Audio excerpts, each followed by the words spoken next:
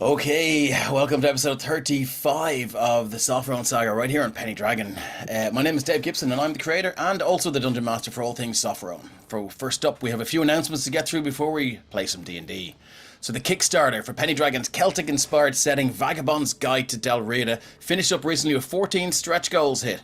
Pledge manager surveys will be winging their way out shortly, and keep an eye on Penny Dragon's socials for the next project. Believe it might be another $1 one-shot, so keep an eye on that. You can usually find the most recent episodes of Sopherone Saga right here on Twitch, while the earlier VODs for this stream and indeed the other streams are on the Penny Dragon YouTube channel and are all sorted nice and neatly into playlists. Please give that channel a like and a sub, and if you've already done that, then you have our eternal gratitude. When he's not streaming with Penny Dragon, you'll find our very own Ryan over on twitch.tv/DrangeRhino. For all kinds of mischief as he plays various games from first-person shooters to platformers. Everyone's welcome, and if you haven't already, please give this wonderful human a follow, and if you can afford it, a sub over on Twitch. Our merch store is back up and running. Click the link in chat on the panel in the bio to get your hands on some epic Penny Dragon merch. Discounts are available for subscribers based on your subscription tier. Now, let's fire up the crystal ball, shall we, and see what the future might hold for the upcoming Penny Dragon streams. So we've a bunch of one-shots up on our Twitch channel. So whether that's me leading players from the Irish and LA gaming scenes down a Elevator, or Keith guiding an all-rogue party on a prison break, there's sure to be something that takes your fancy. And if you want to see some of the older games, such as a visit to Jurassic Park, these can be found in the Penny Dragon Games YouTube channel. That was especially fun. Come join us for part 3 of Ryan's saga, The Reverence. The party, having faced off against an elder brain and some illithid, escaped, but having lost some friends. They returned to town to face the man that sent them on this dreadful quest, Lord Gunzari. Before they could, Tanset had to face himself. Join us on the 21st for part 3, titled Reverential. The Violet Madness is back on Sunday. Last time around, the party managed to defeat the Vicana sisters with the helping hand of an unexpected ally. Things took a turn, however, as Lady Esmeralda had another trick up her sleeve. The party overcame all the obstacles in Leyden, but Esmeralda herself still eludes them. Shadar and Tyrion know that they are bound for Blackbone Barrow, and Mina, she can take them there, but can they trust her? I think so. She seems to have some sort of tie to Esmeralda and the Barrow, and Tyrion has his suspicions. The Fall of Plaguestone continues on Tuesday, and the investigation into Bort's death is ongoing. The party's busy tracking down all the leads they have, and at this stage, all of them point to the Goblin Finnick. But where are they? No one has seen them since that night in the inn, and no one knows where they stay. That sounds interesting. Cloaks of Minehell, when they return on Sunday the 7th of May, the party will be delving deeper to the dark den of the Morlocks, demonic ratfolk who are as devious as they are deadly. In its place on Sunday, 23rd of April, where you can expect another Penny Dragon one-shot with DM Keith. And I do believe he's running one of the Penny Dragon $1 one-shots. That's the latest info we have, so I'm looking forward to see how that works out. Candlekeep Mysteries, the party have tracked down the Ambajune bookstall and have been able to obtain the lost books. But an unwelcome face has just returned. The next chapter hits your streams on May 4th. Journey to the Radiant Citadel continues on Thursday, April 20th. I must get my shit together because that's this Thursday. On the Garthus, the party are searching for the information on the son of the Graven King. But first they need to make it through the caves beneath the cliffs and the hordes of undead. The man who conquered the world is left in his wake. Heirs to the Hand, the VOD for episode 2 of Heirs to the Hand is available now on the Penny Dragon Twitch channel. The party have found their way to safety, but have sustained heavy crew losses and damages to the astral dragonfly along the way. Repairs will have to be made. That means turning around and heading back to the nearby Shan Rishi outpost. Find out how many arms, legs, and other appendages this is going to cost them on April 27th in episode 3, Outpost Delta. So, it's all of our streams, they're all up to date, and that's what you can watch if you stick around from Penny Dragon. Let's give a big thanks and, of course, much love to our Technomancer Christian, who is the Lord and Master of the Tech Dungeon, for keeping us on the air and looking sharp. Of course, fireballing the trolls and goblins that sometimes find their way into Jesus, I cannot talk tonight. Into chat to bother us. I mean, in fairness, the trolls are totally different anyway. well, that's a totally different stream. Same thing. Our appreciation also goes out to our wonderful Twitch mods, who are the fastest fingers in the West when the banhammer is required. We love you all. My eternal thanks to Kate from Itzama for her killer cartography. She's responsible for all of the amazing maps you see here, and is a literal saint for transmuting my unintelligible squills into the works of art I import into Roll20 and murder my players upon. I actually gave her a beer mat with her eyeliner pencil and she made this amazing map from it. That's how bad I am, and that's how good she is. So all of the music I use on the Sopherone Saga is courtesy of Tabletop Audio. You can find them on their website, and they're up there in the jukebox if you're running your own campaign. And you can influence the game yourselves directly from chat.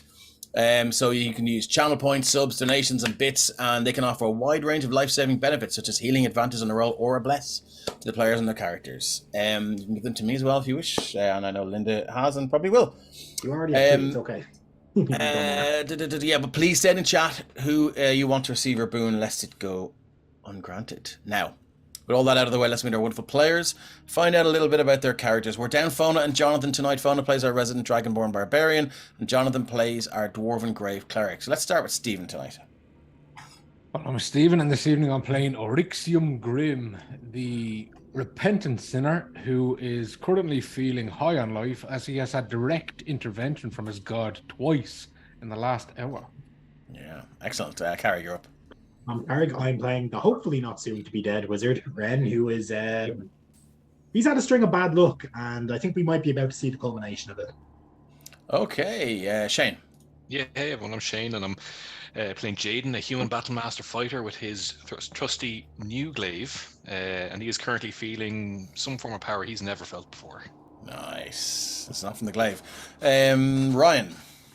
Hi guys, I'm Ryan, aka Deranged Rhino, and tonight I am playing Mizelu Grimm, the other half of the Brothers Grimm with Oryxium, and I am a half-elf life domain cleric, trying to keep everyone alive, trying to keep my brother on the straight and narrow, and hopefully trying to keep Jaden on the straight and narrow soon as well. Oh, really? Okay, that's good to know.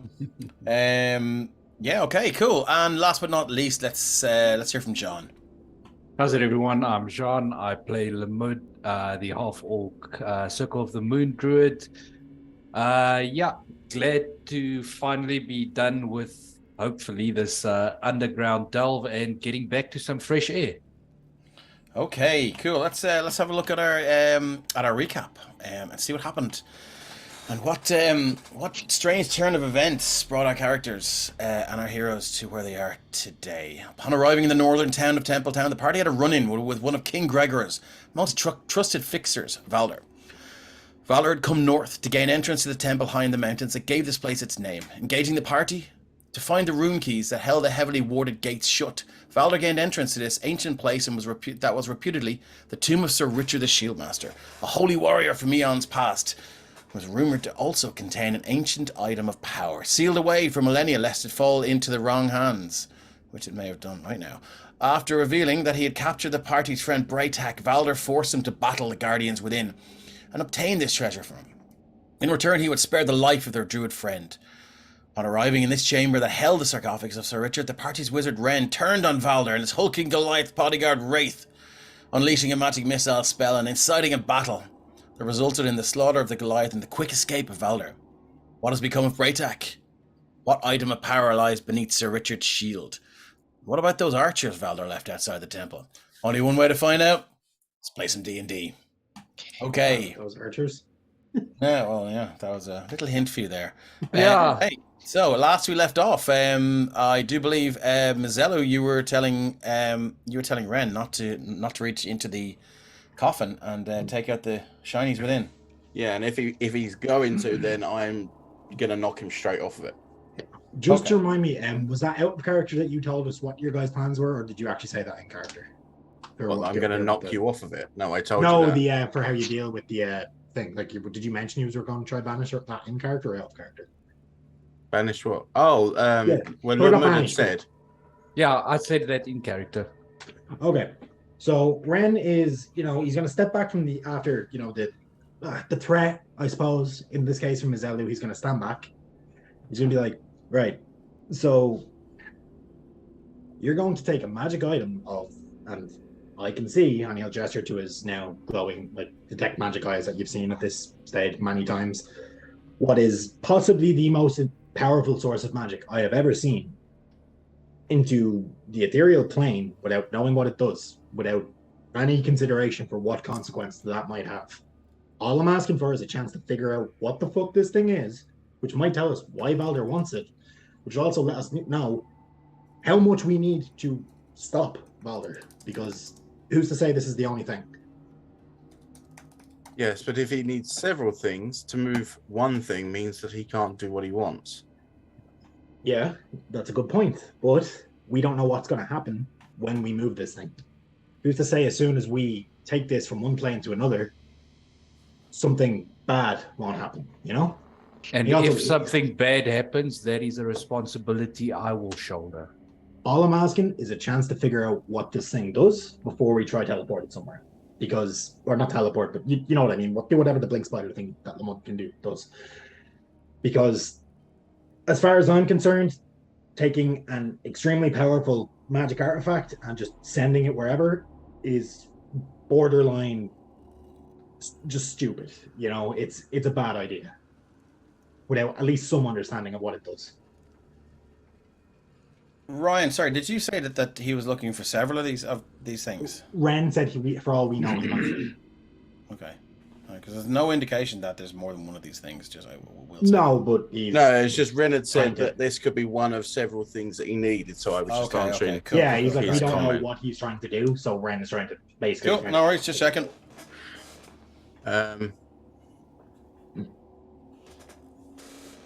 Well, if you are to inspect it, I will take it out, or my Go for it. brother, and I will hold it. How are you able to inspect it? I have magic that can tell me the nature of magical objects. The identify spell. Take about 10 minutes. Or I could do it immediately, but it will take more energy to do so. Whichever works best for you. Well, how about you do it without even taking it out? I do need to touch it to do that. I think. Let me check that actually. Actually, DMs, do you guys know what do you need to like physically hold something to identify? You need to, in D&D terms, manipulate it. Yes, so you need to touch it. Yeah, so I'm gonna need to like you can hold it if you want while I do that, but it has to be done. I mean, just to make sure that we're not Okay. sending something that could lead like what Richard here he killed Galazar, right? For all we know, this is the Okay. object that did what the Shane told us that Galazar used to murder people indiscriminately. You know, we don't want to put that in the sea where we don't know what's going to get done. And you've checked to see there's no other traps on this. As far as I'm aware, I did. Okay, so correct me if I'm wrong. I'm gonna reach in. I think you did. You did, yeah, I think so, yeah. Yeah, I dispelled magic to Okay. Because you got blasted by the first one, Yeah. and then there was a second one you dispelled, if I remember rightly. Yeah. Okay, I'm gonna reach in, Dave, and I'm gonna take the item out, disturbing Okay. the body as least amount as possible. Yeah. I'll step back to give him the space to do so. Okay. As you reach in there, you do feel your hand begin to sort of pass through not some sort of barrier, but as your hands reach, you know, through the into the coffin, let's say into the sarcophagus, you do feel a sort of an icy cold aura in there, and you know, not necessarily one associated with evil. It's just a noticeable change in temperature, and almost as if the air is slightly thicker. Your hands, it's they meet some sort of resistance. It's mild, but it's noticeable. You can see it's underneath his heavy shield, and it seems to be clutched in one skeletal hand. As you sort of manipulate the shield and you look around, you know, peer under and stuff like that, you can see it looks like a large, jagged, broken ruby. Probably about the size of my friend here.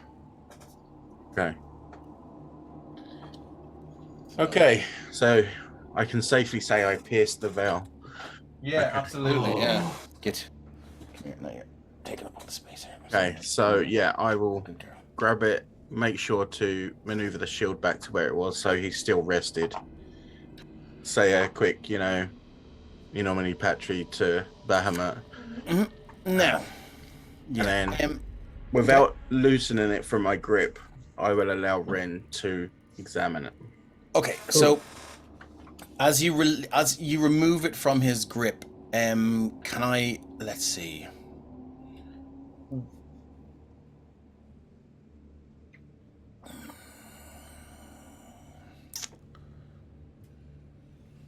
Orixium, do you have an aura of protection?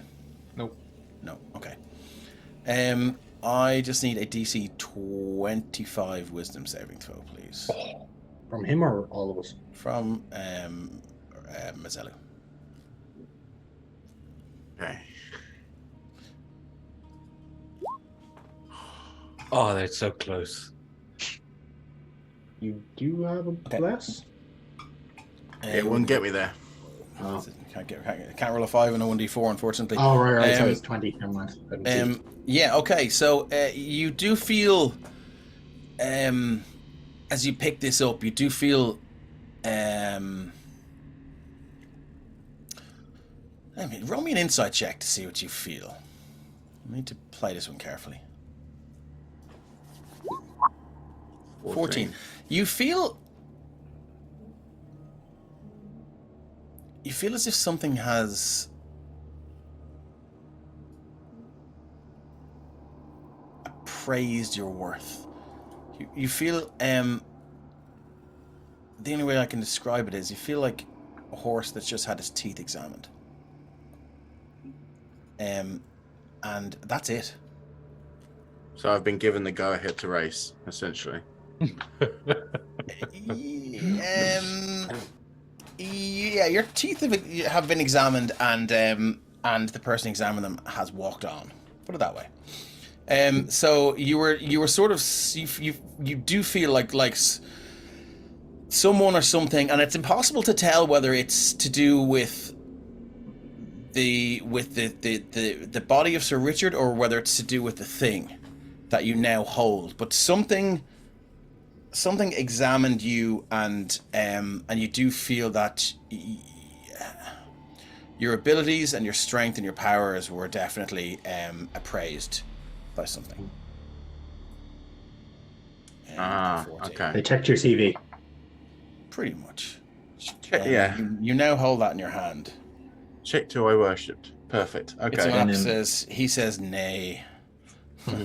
Looking around at the others, Ryan will carefully pull out his spellbook, flick to the correct page, put his finger under the line, and then he's gonna look up at Mazellu, be like, "Okay, I'm gonna do it," and then he's gonna hand down on top of this thing, and he's gonna start casting Identify as a ritual, and that'll take about 10 minutes while he's trying to figure out. So you're gonna hold this thing for 10 minutes, Mazellu, are you? Oh yeah. Yeah, I feel like we would actually know about those archers outside, so Ren would try to conserve as much energy as he can. Okay, no worries. Okay, so after 10 minutes, you cast your Identify spell, and the raw power from this thing is huge. It's massive. But all you get from this is that it's a very, very powerful spell focus. It will increase the spell save of for wizards only. It will. Look at Lamud, he's back in the book. I know, Lamud has got to sit down if it's going to take 10 minutes. Yeah, cool. It is a very, very, very powerful spell focus that will work for wizards only. Right now, the abilities that you can glean from it are that it adds +2 to your spell attack roll and +2 to your spell save DC.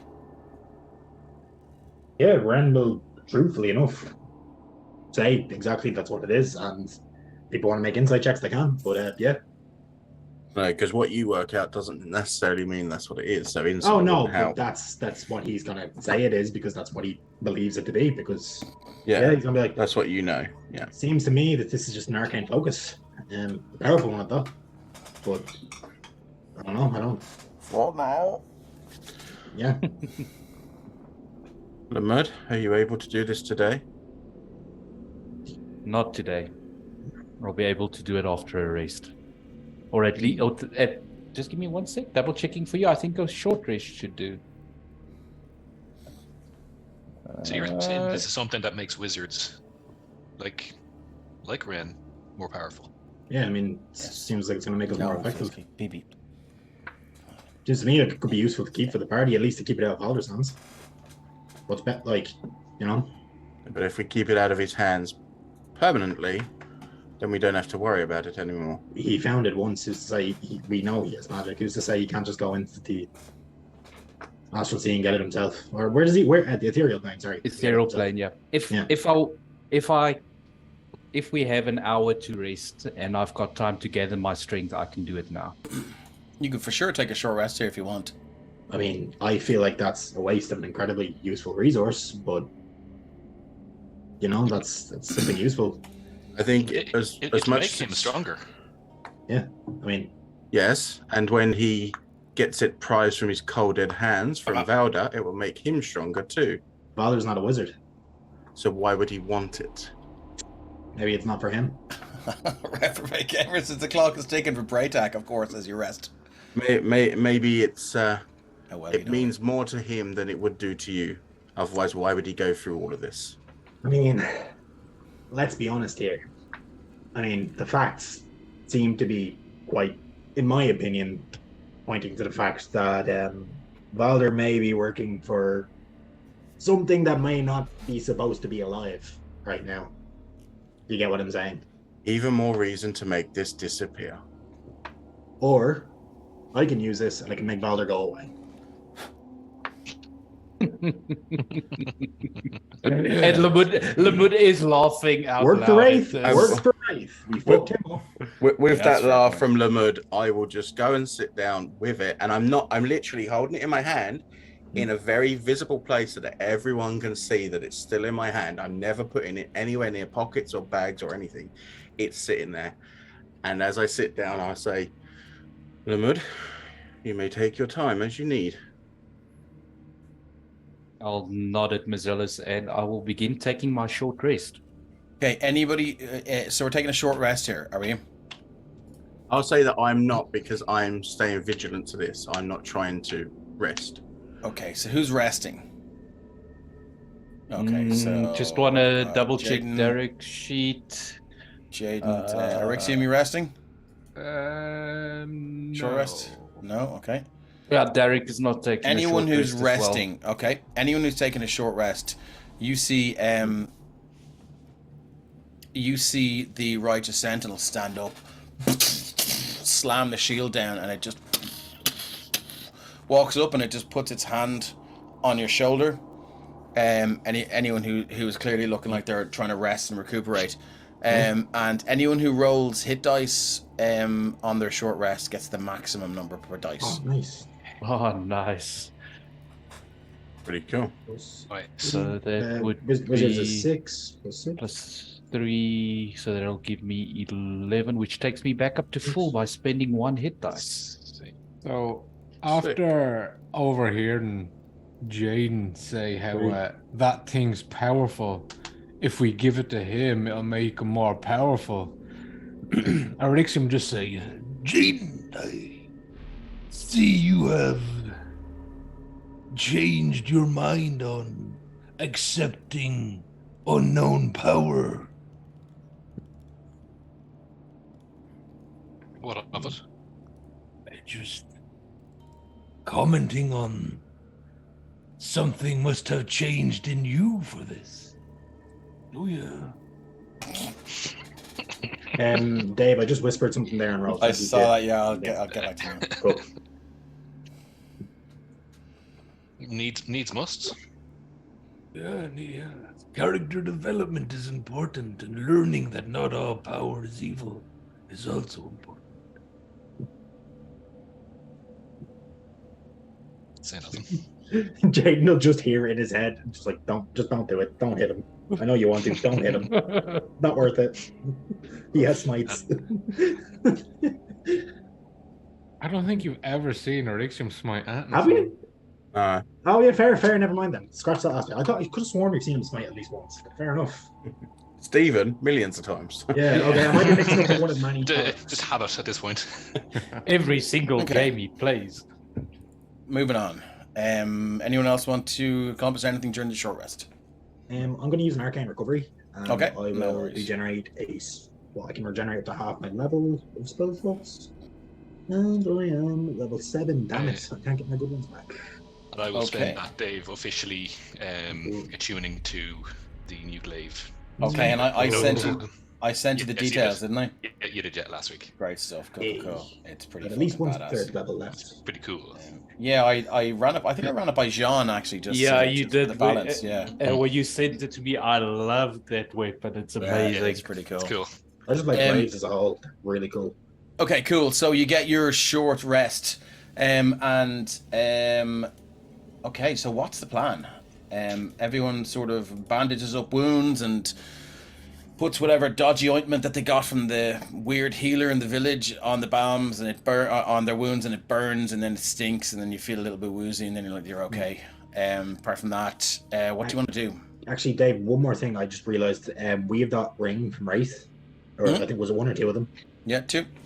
Yeah, can I have identified those during the short rest? Yeah. Okay, so there is a very, very thin silver one, if you can imagine, like it's kind of silver and pewter, and it's wrapped almost looks like a rope, and it is a ring of free action. Which does, I think I remember. Good. Basically, you can't be grappled and stuff, I think. You can always, or no, it's not. It's difficult terrain means nothing to you. I will drop it into chat. Cool. Is that a require attunement or no? While you wear this ring, difficult terrain doesn't cost you extra movement. In addition, magic can neither reduce your speed nor cause you to be paralyzed or restrained. I'm going to toss that to Jaden. Okay. And the other one is a ring of protection. You've got them now at this stage. I might keep that one for myself. Okay, lovely. First ring of protection, -2 to all stats. ring of protection, but it protects everyone around you and not you. It That's protects still everyone good. from you. It splits it takes your AC to 0 and splits it between all your enemies. You know what? I'd take it. It'll be cool. I'll Ren, if he's identified that, I'll actually slip that on. Cool. Right. He's So yeah, I beat up mean, lately. if the short rest is complete, Lamud will get up and walk over to Mazelis and just hold out his hand and say, if I may, I'm ready to attempt this. They'll think this could end badly. I will give him the ruby. Okay, as you do that, can I get everyone but Carrie to take their headphones off for 1 second?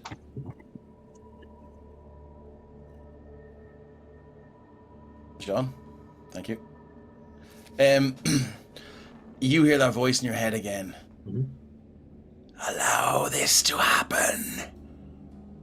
I have ways and means of finding my way back.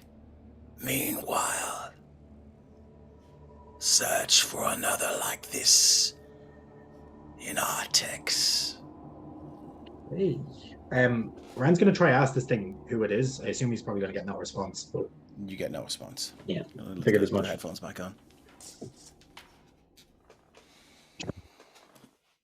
Headphones back on. Yep. Okay, cool. So yeah, I'll hand it over to him, and then I will. Yeah, I'm not going to do that one. For me and him, I will do my last 3rd level, Beacon of Hope,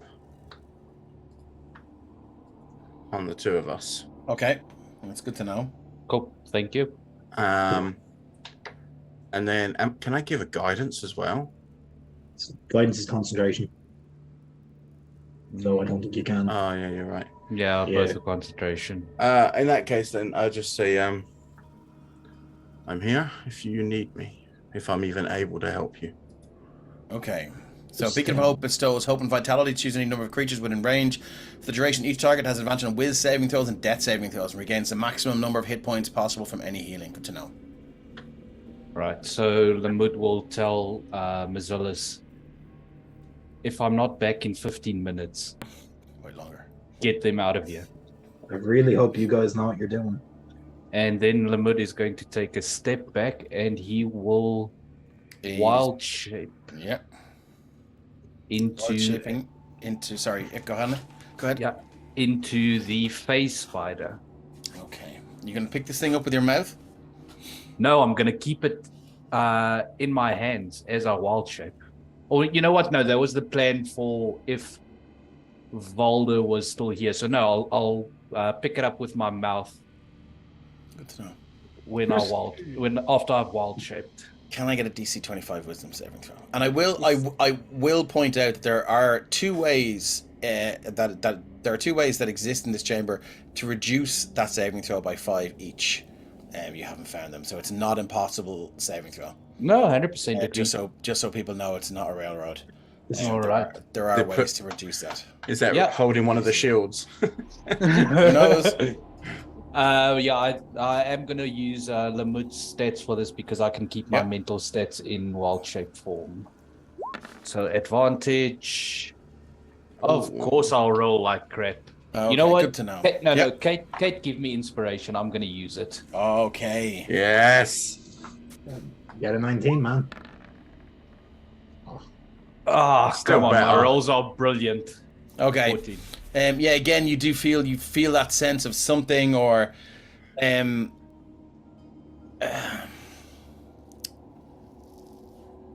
don't know. It's different to what Mazzello experienced, but you don't know what they experienced. You just feel.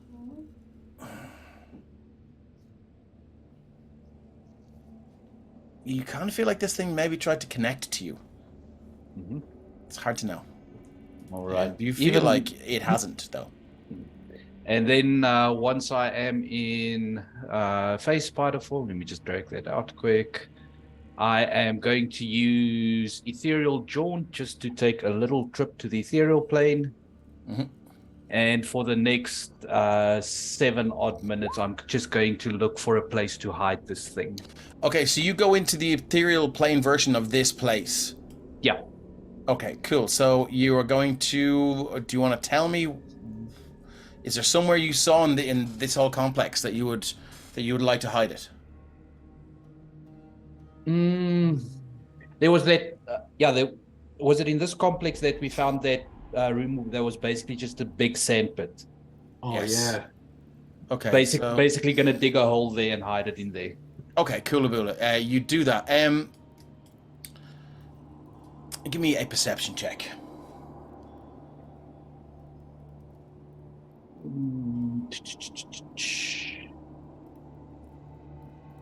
It shouldn't be advantage, so we will 18. take 18. Yeah, it's hard to. You don't necessarily feel you're being watched, but the phase spiders used to traveling through the ethereal plane. You do see these other strange ethereal beings sort of, drifting by and, maybe stop and kind of float in the corner of the room, and not necessarily, it's hard to tell if they're observing, but, there is activity around here. I will say you wait until you're as alone as possible, and then you use all your little scraggly arms to dig a hole and plop it in, and then use your back legs to scrape it over like a dog, and I mean, you've seen those desert spiders dig. Oh man, yeah, the things are fucking terrifying. Okay, yeah, and cool. So, do you want to come back, or? Making my way back to where I disappeared from, and then popping back into the material plane. Yeah, Jesus. Question: when is my birthday? We don't know if this is really the mud. He's not going to be able to answer you as a spider, is he? We don't know that. He has 8 legs. Okay, so what's the plan now? Are you guys going to stick around for a bit, or are you going to make your way back out? Just as a point of clarity, the gem was a large, broken, jagged ruby about that size. Yeah. Was it shaped like a heart? Hard to tell. It's no. Okay. Make an investigation check. This part of it does not look like it, but I mean, depending on what you roll, we'll see. Okay, 10. Yeah, no, it's hard to tell. It doesn't look like a heart to you. Now, like, are you talking about like a traditional greeting card heart, or like an actual shape of, say, a human's heart or humanoid's heart? Both. I'd say Rixium's more actual heart, not Hallmark. Actual heart, Charlie Buff. Cool. No, it doesn't. It doesn't seem to be shaped like that. No. Cool. No worries. Yeah, good to know. Good guess. Yeah, could be. So, what's the plan? I mean, shit, Braytax in trouble. Okay. Let me copy you all out. Are you heading out? Are we? Yep. Okay. You've got nothing else to do in here. Cool. Well, I don't say that. I can't say that. Yeah. A couple of clicks and fizzes from the phase spider. As you make your way back up through the heavily trapped compound, most of which you have disarmed, and you make your way up to the outside of the. Now let me just remove Valor and Wraith because they're no longer there. Fucking Wraith sure as hell is not there. Ashes to ashes, bitch. Keep taunting me, buddy. You keep taunting me. Not you, him. Yeah, and you guys emerge on the outside of the temple. Let me drag you up to the. Why is this not diarrhea? Can I add that Ren would have said to everyone to be really careful when leaving the temple because archers. Yeah. Yeah. Okay. We are back outside. You guys see that? Yes. Mhm. Okay. You emerge to drizzly, late evening. It's hard to tell, how time sort of may have gotten tweaked or whatever. You would have been sure it was maybe early morning, late afternoon. The cloud cover is thick here. Let me just tweak the music because I don't like that music. We shouldn't be playing Mummy's Tomb. We're outside of here. Yeah, so the cloud cover is thick, especially this high up in the mountains. It's almost like there's like you're right in the middle of the clouds, and there's this heavy drizzle, just falling on your head and your shoulders, and it's cold. There's a faint breeze, and it carries with it the promise of snow. So, Question for you there, Dave. yeah. When we went in here, Valder threatened that if anyone picked up anything from the ground outside, we'd be prosecuted because it's property of the crown. Is it all still there, or to what I can tell? No, it seems to be gone. Bastard. I was hoping for some money. Oh well. How long did that entire trip take, Dave? Back from the bottom up to the top. Oh, maybe 40 minutes. All right, cool. It wasn't this tomb that had all the caves we had to climb through, was it? It was the No. nature, yeah. That was the other one. So yeah, it's a dark, drizzly, late afternoon as you find yourself outside the temple that gave the town of Templetown its name. No sign of these elven archers that were accompanying Valder, and yeah, the field is yours. So do we head to Artex or back to Templeton? Where is your friend? I would assume in the church in Templetown. Is not that where you want to go then? I mean, yeah, I'm down to try save him, but our father's gone. We don't know what's happened. Any of you have the sending spell? You seem to have a lot of knowledge on Valder. You knew he wasn't a wizard and the capabilities he had. He was casting cleric spells. Same guiding bolt thing that I've seen them two use. I know I'm not capable of doing that. Doesn't seem like arcane magic to me.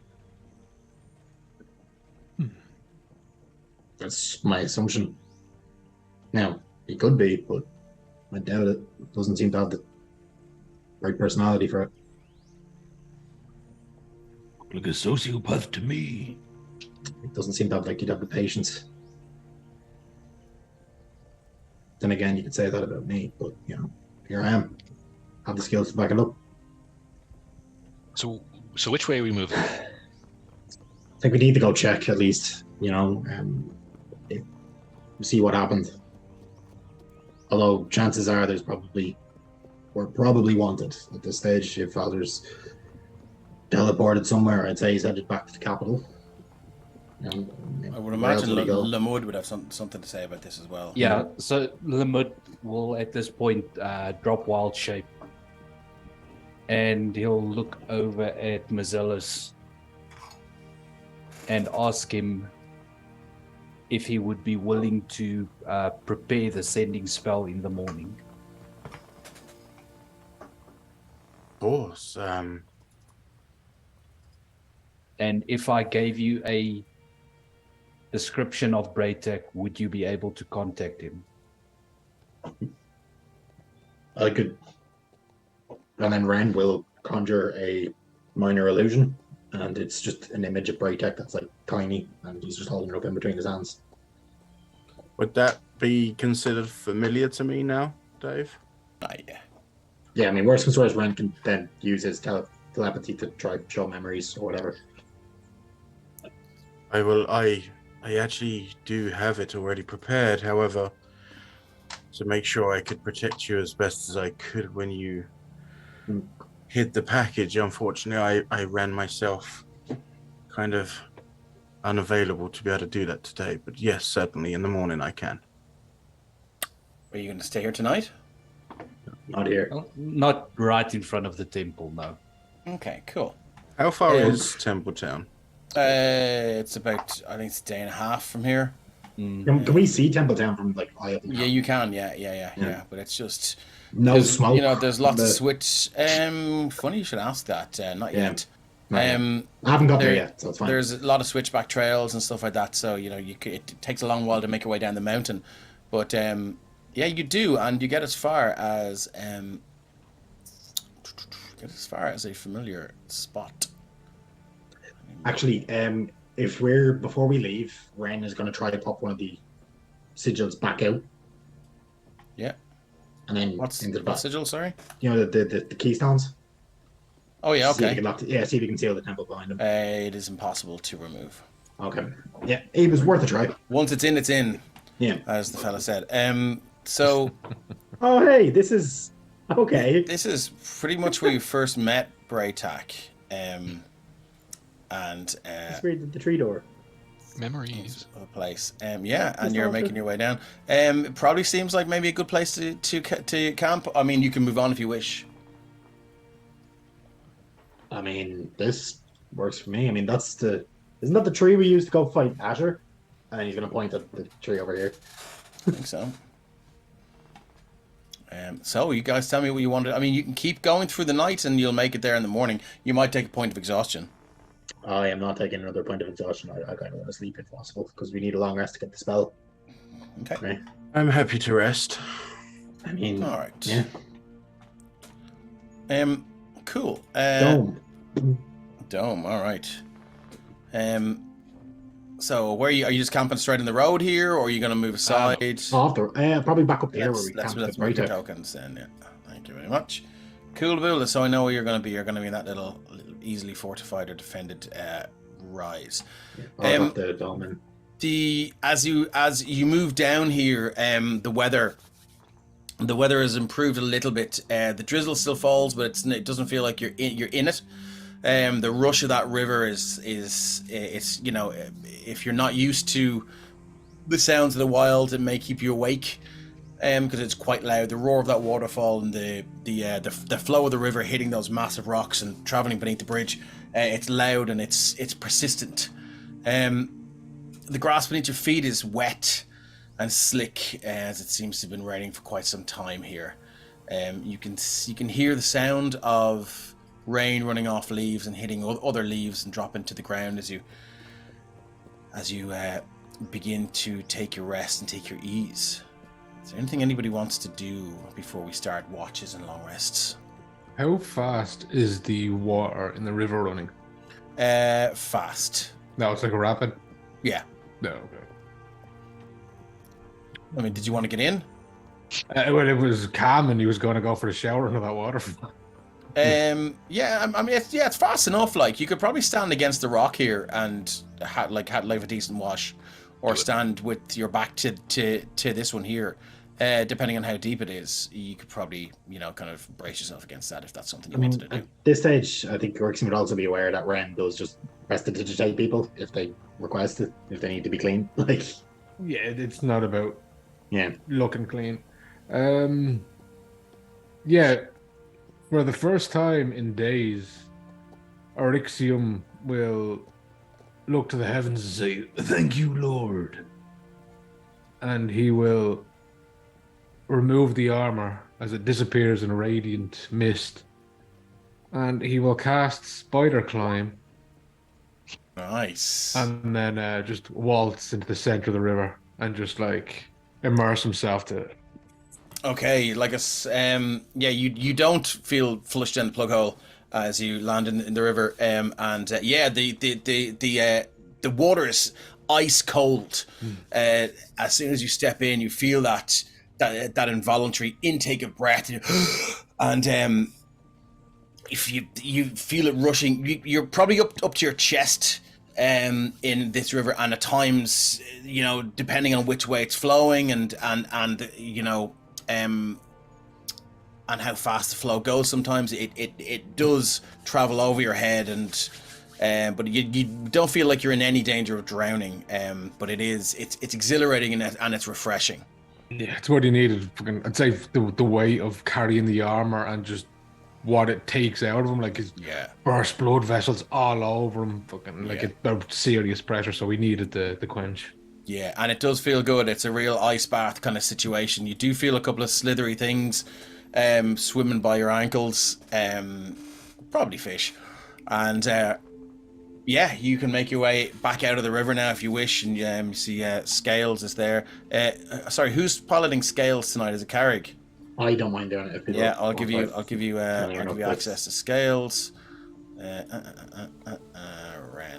and I will. That's in your journal. Can be edited. Sorry. Go. Ren, save changes. There you go. And do you want to do Derek, John? Yep, I've still got him. Still have access there. Cool. All right. Okay. So first up with the watches, unless somebody wants to do something before the watches. Randall actually, despite his tiredness, will offer to kind of stay up, and he wants time to think himself. So if someone else wants to do it, he doesn't mind. But yeah, he's going to offer to take the first one. I want to make sure I get on a watch with Jean. Oh, sorry, with Lemud. But other than that, there wouldn't be anything Mazzeli would want to do. Yeah, Lemud would probably take his normal watch, which is second or third watch in the middle of the night. Yeah, Ren usually takes cool. the first ones when he can watch those come up right. So do you want to move straight to the watches? Yeah. There's nothing I'd want to do. So okay, cool. All right, cool. So first watch then. Who's going to take that? I'll take it if someone wants to take it with me. It's up to them. Yeah, Rixium will take them.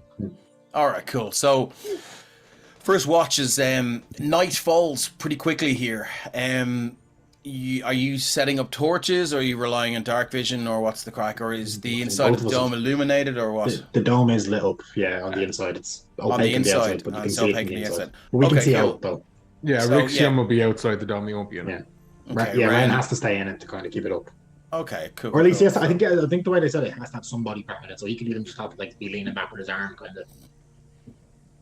Yeah, sure. I don't know whatever, about yeah. Okay, cool. So anything you guys want to do or say?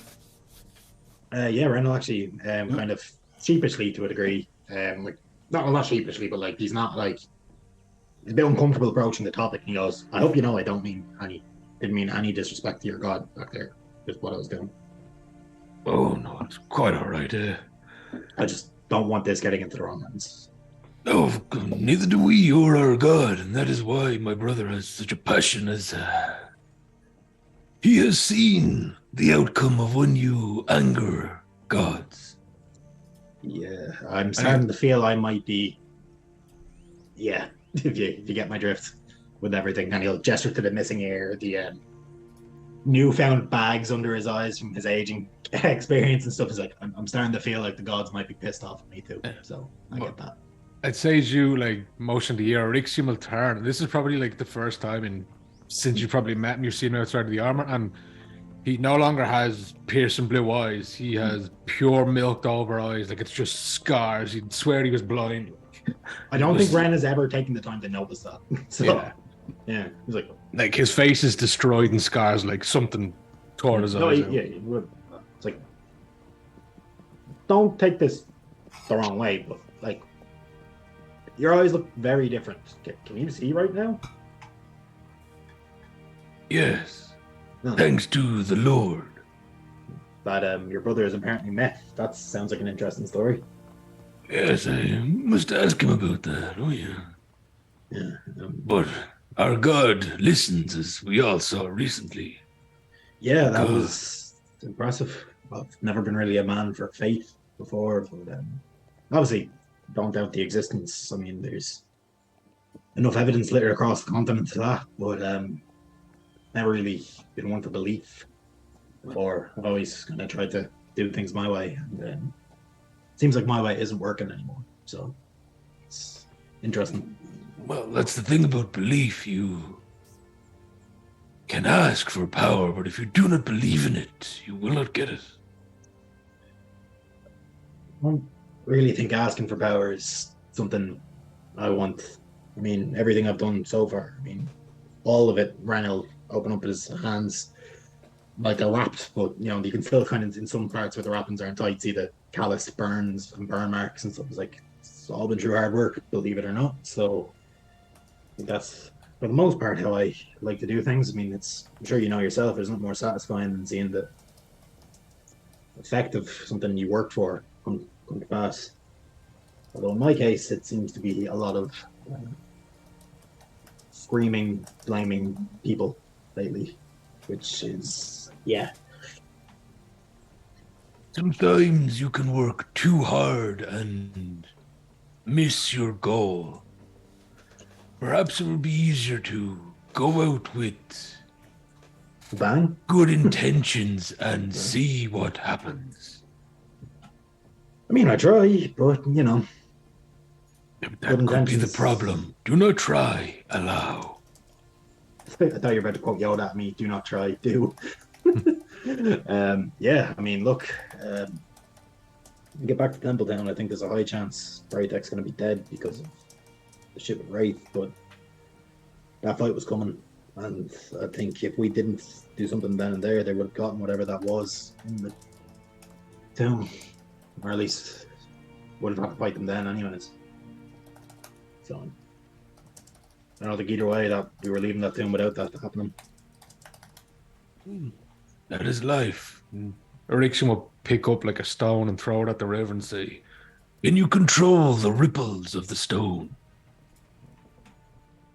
Yes, actually.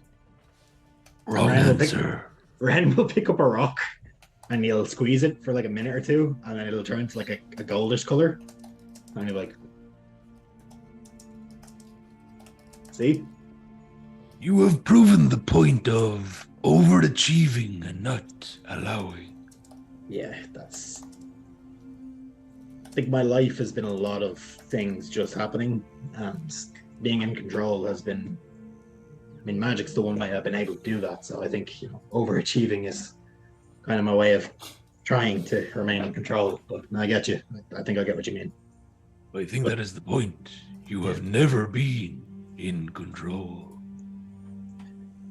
Yeah, maybe. It is not easy, trust me. I know how mistakes are made. I suggest you stop trying to control and... Just allow things to happen? Yes. I'll try it. We'll see what happens. All you can do is try. Yeah. So, you Don't guys... turn your back on Jaden. Yeah. No, I'm not gonna... He needs help. There's something going on there. Starting to wonder if that walk was more than just a walk. I hope so. So, I mean, you shouldn't probably turn your back on Jaden either. You might find a glaive in it. Seems something's definitely bubbling under the surface there. I think we're gonna need to figure out what that is soon.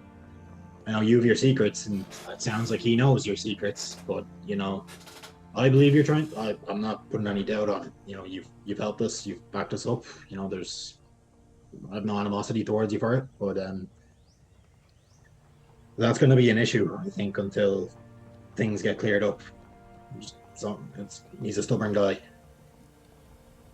If he believes the best thing for his friends is to plant that glaive in my spine, He'll do it. that is the destiny of me, and I shall allow it.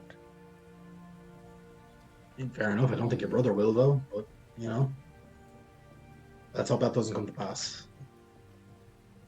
We will see.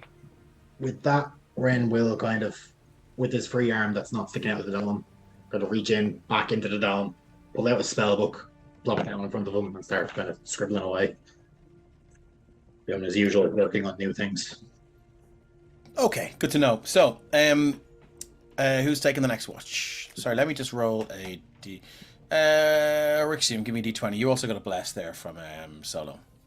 Well, I got one too, I think. Thinking you. D20. Did I? Yeah, I did. Nice. Okay.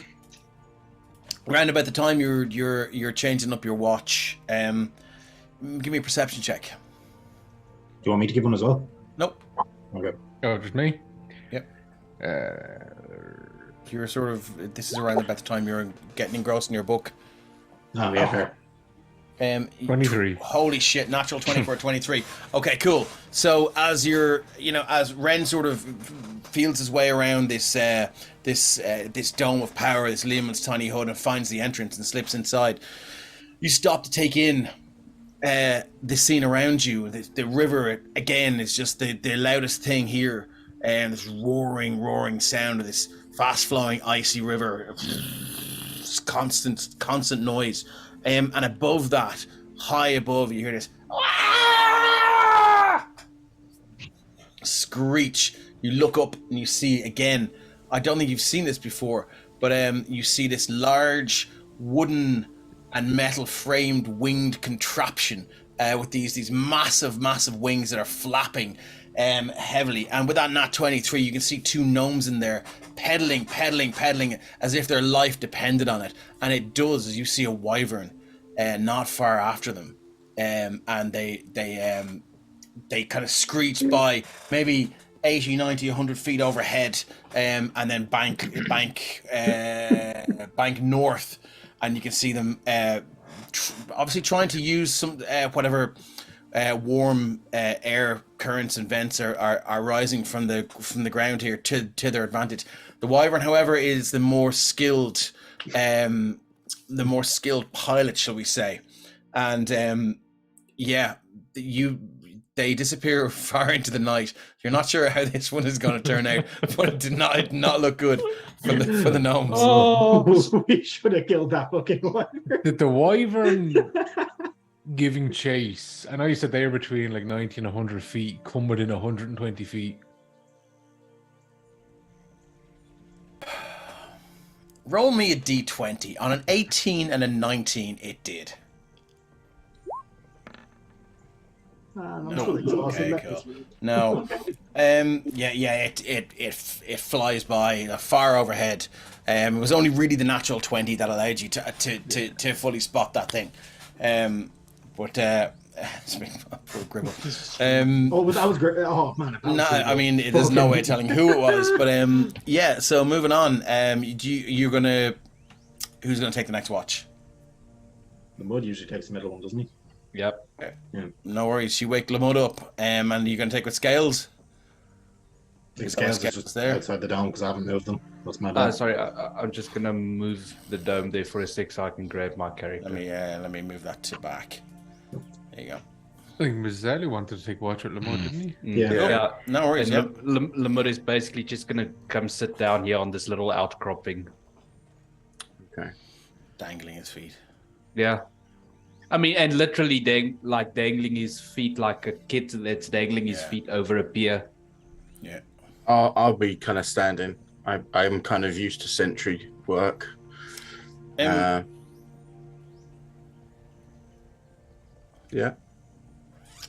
That's all right, Grant. Go ahead. Just had something in mind. I'll whisper you, Lamud. All good. Lumad, I wanted to say to you, thank you for having some faith in me.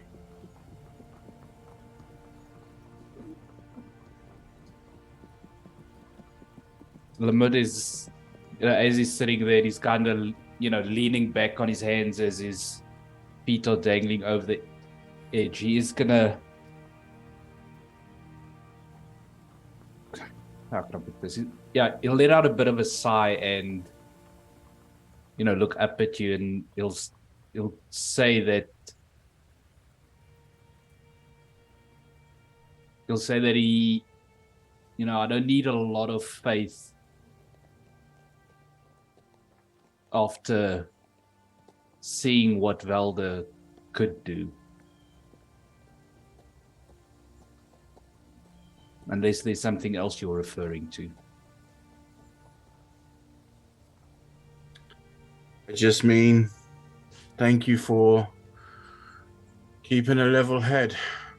You've obviously been with your group for some time, and I know mine and my brother's arrival hasn't been the easiest for your group. But I suppose I should really say I appreciate and I'm grateful for your wisdom to know what is a good idea and what isn't. I wouldn't consider myself the wisest. Nor should any of us.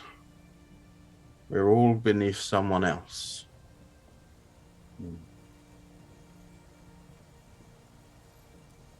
I swear I swore an oath to preserve life. I would do that to my very last breath, as I always have. Whether difficult opponents or not, if there is some salvation for them, I will always try that first. With that, I do want to make you aware that your friend needs help. I am here and I have offered him the help, and I will continue to be available to help him if he needs, just as I have done for my brother, just as I would do for any of you. Isn't that up to him to decide? Oh, it is indeed.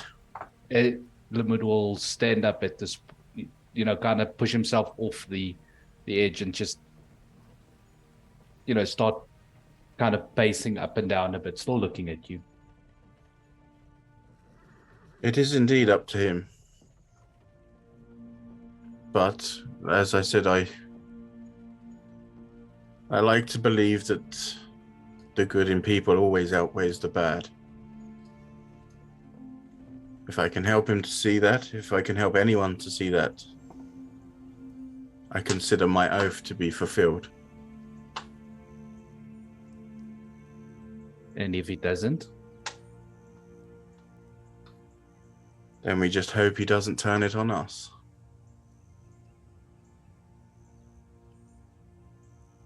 I know very well, if I hadn't have stopped my brother,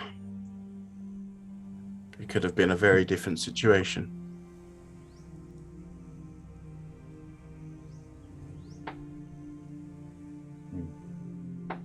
Well, at least he has someone looking out for him then.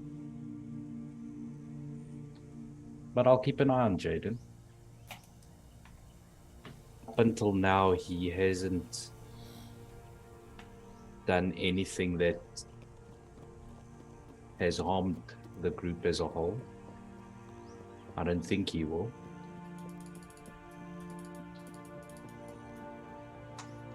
I don't necessarily believe so either. I just know that the darkness tends to follow those that live in the shadow.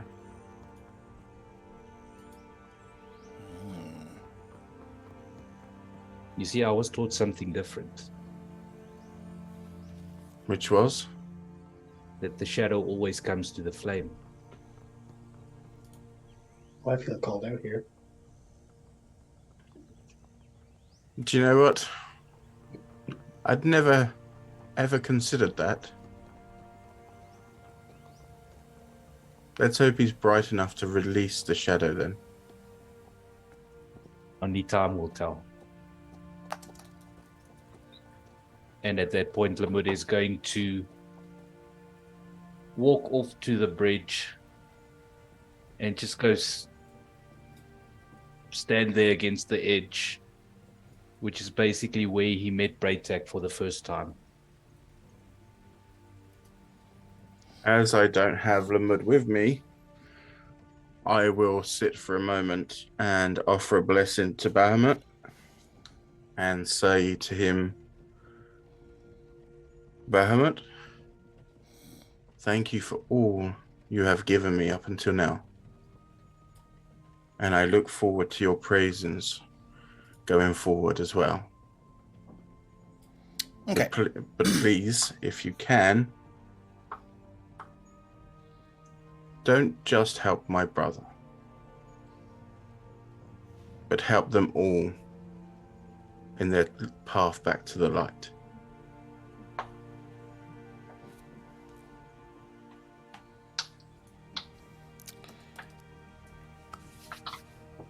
Okay. That's it. You say that you hear the rush of the river, the noise of this fast flowing body of water just seems to subside for a minute, which is odd to you, and given it's not there's no tidal action involved here, but it does seem to quieten down for a little bit, and almost in response to what you just said, and then the roar of the river begins anew. Lamud, Perfect. as you stand there on the river, on the bridge overlooking this river, being alone and being separated from these people feels good. Being out of the confines of that subterranean complex feels good. Hearing the rush of this fast-flowing river and feeling the drizzle on your shoulders feels good. The thought of returning to that town feels bad. You feel this is where you should be. This is home. And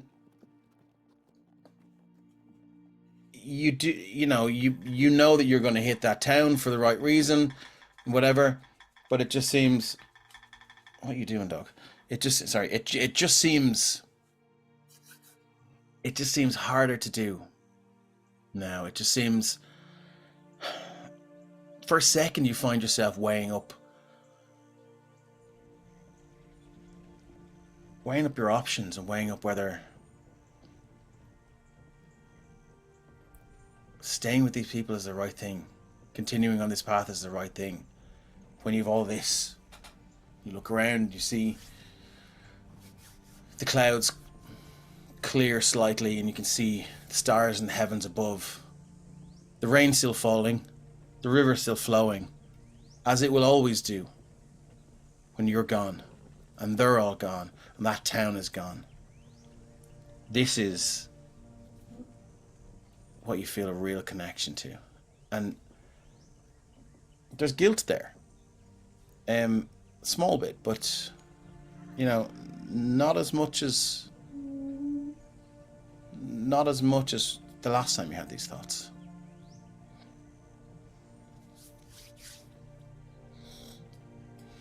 Thinking on that, Lamud is going to remind himself that the only reason going back to that town is an option is because Braytak is there. Yeah. But first thing he needs to do is tomorrow morning make sure that Braytak is actually there. He doesn't even want to think of the possibility that Braytak might be dead. Yeah. in his heart, he's still hoping that Valden knows that they have what it is that he wants. With a passive perception of 13, Lamud, your neck kind of cranes down from looking at that brief and welcome glimpse that you got of the stars through the grey and through the cloud cover. You sort of rest your head on your arms on the side of the bridge, and you look down and you see one of the many jangly little star pendants that Braytak used to carry. Obviously cheap and tacky, that he got from some vendor somewhere, maybe on a long journey, or on one of his many journeys from this area back to Templetown. You see, it's also got it's a very, very thin kind of tin moon and stars, and must have fallen off his armor and robes. You do notice it there. It kind of glints. It glints at you in that one brief flash of moonlight that you got when those clouds separated. Is it on the bridge or is it in the water? It's on the floor. It's on the stones of the bridge here. Yeah. I mean, Lamud's definitely picking that up. Yeah. I mean, he'll take a piece of leather from where he can find it, and he'll just loop it through and kind of tie it on the back of his shield's handle. Okay. Back of the shield's handle. That's good to know. Okay.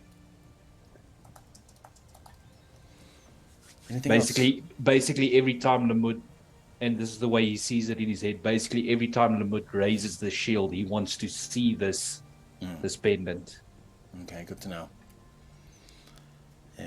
Anything else you'd like to do? Do you want to roll me a perception check while you're out there? Sure. That sheet. Perception. A 10. You do hear over the rushing river, you do hear a faint screech of some sort of dragonkin or some sort of flying beast. Not in Templetown's direction.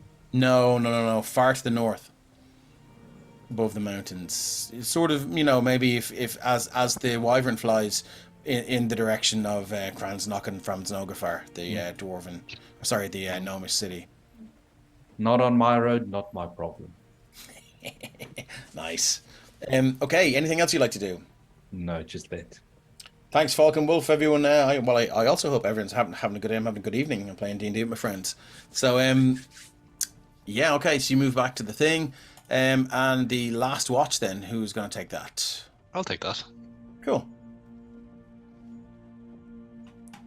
No worries. Anyone else taking that with him? Or is it just Jaden? Okay, looks like it's just Jaden. Yeah. Rixium, are you still out there? Sort of. Yeah, Rixium has never once gone into the dome. Okay, cool. So you're there snoozing away in the buff, or are you wearing your robes again? I'd probably put the robe on just for it's a little bit everyone chilly. else's benefit. A little bit chilly. Yeah.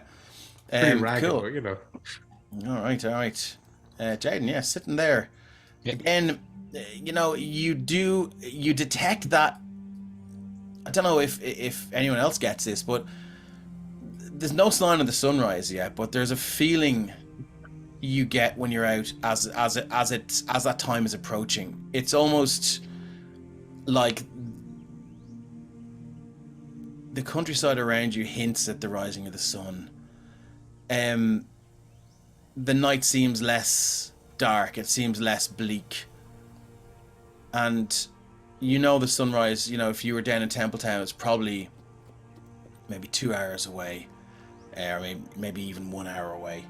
And you hear that roaring in the river, and the drizzle has eased off now. You look to the sky and you can see stars poking through, and is there anything you want to do?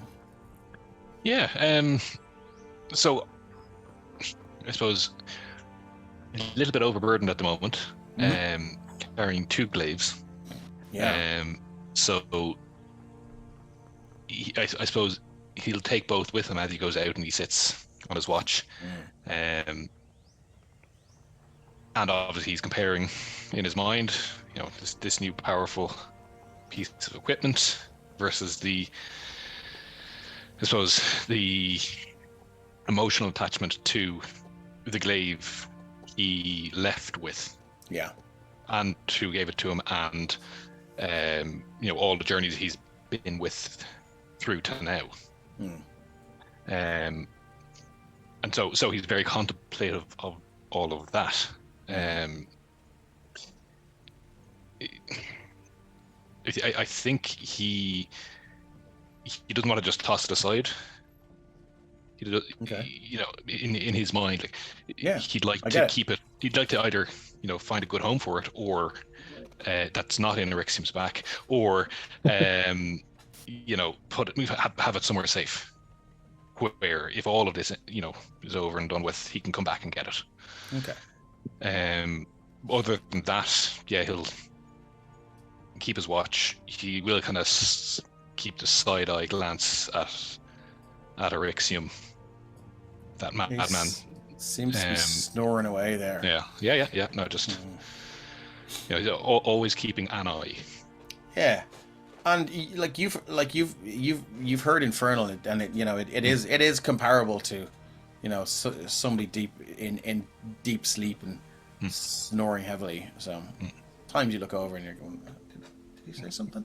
Well, it just reaffirms what he thinks, which is something not right there in his mind. Okay. A lot of things not right with that poor guy. So are you planning to bury the glaive here, or are you going to carry it down with you, or? I think in his initial intention would be get it to the blacksmiths. Okay. Then we can see if he could, pay a price to have them store it in the back somewhere, for X amount of time, for X amount of money, and sure, if he returns. If he doesn't, sell it to somebody who would make use of it. Mr. Jarberger says keep it. He has. That would mean he's kind of walking around with 2 glaives. You can shove it in the bag of holding. Worst comes worst. We do have one of those. Become a proper helicopter. Yeah. Just cut them both in half, and you could just be like, Yeah, nice. Hello, General Kenobi. Or you take the blade off that one, and then you weld it to the hook on the end of the other one. I think the other one will be fine as is. I think so too. Jaden, as you sit there with now holding the glaive of the Wailing Widow beside you, again that plume of bright white hair drifting, sort of flowing the opposite way to whatever way the wind is kind of drifting here. You do hear an old woman's voice.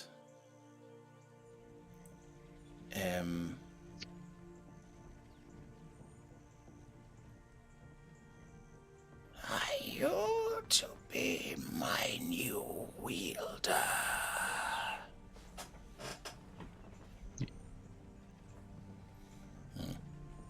No, but You felt a pulse from the glaive as that happened.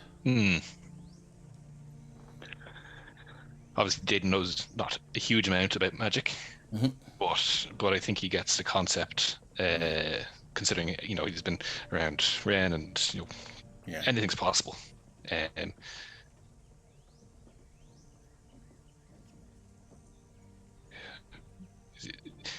Is it? He's looking at the glaives. Is this you talking? Yes. Are you saying this out loud? It is I.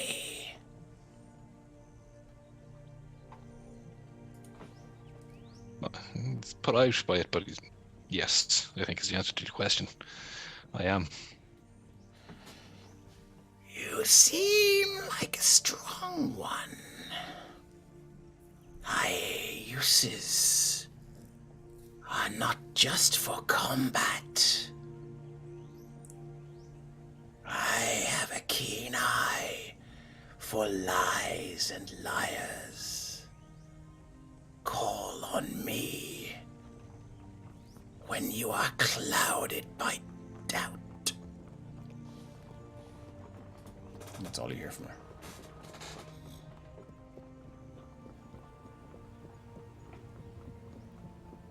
Sorry.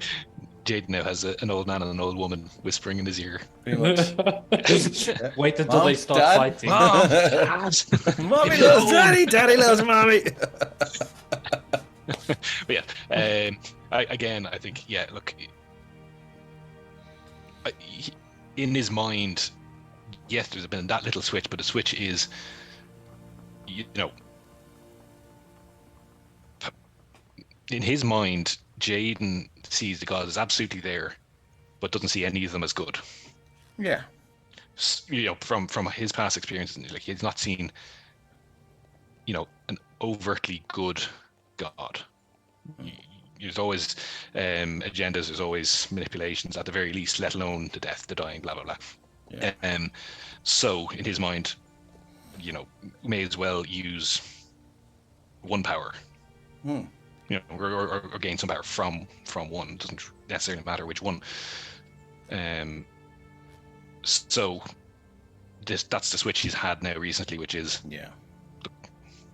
you know, I'm certain to not be able to do what I need to do,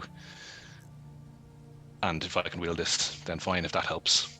Yeah, and it's the same with the Gotcha. power. I mean, and Yeah. that was spelled out very clearly to you in the forest. Yeah. You know. So and that's for both. Yeah. Yeah. Okay. Yeah. Good to know. Okay, roll me a d20.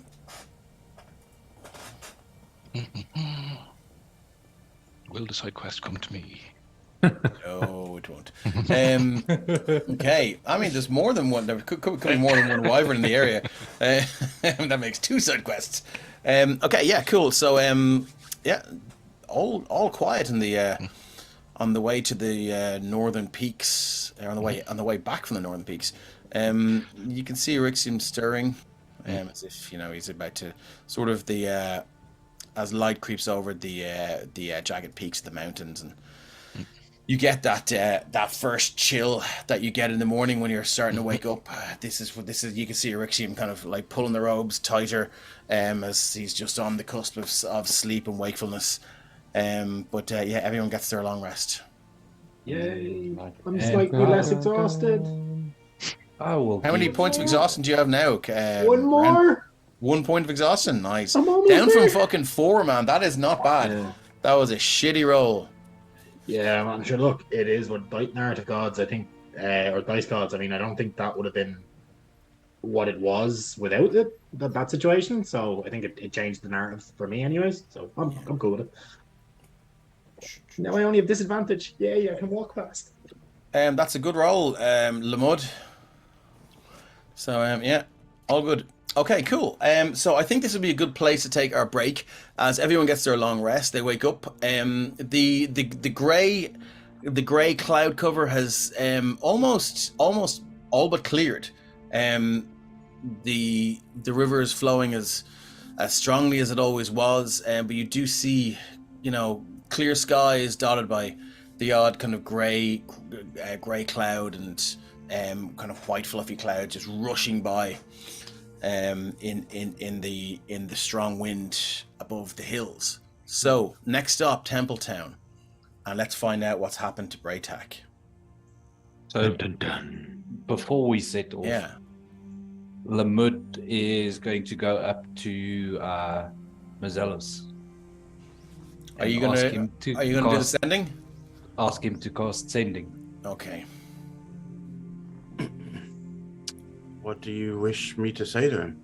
All right, so I've worked it out. It is exactly 25 words. Okay. I hope you've mentioned who I am in that, just so he doesn't get freaked out.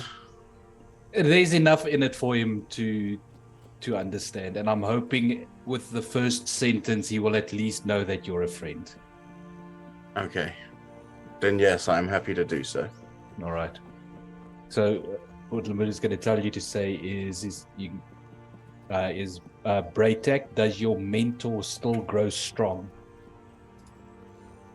If you are still alive, know that Lamud and the rest are coming to help. Where are you?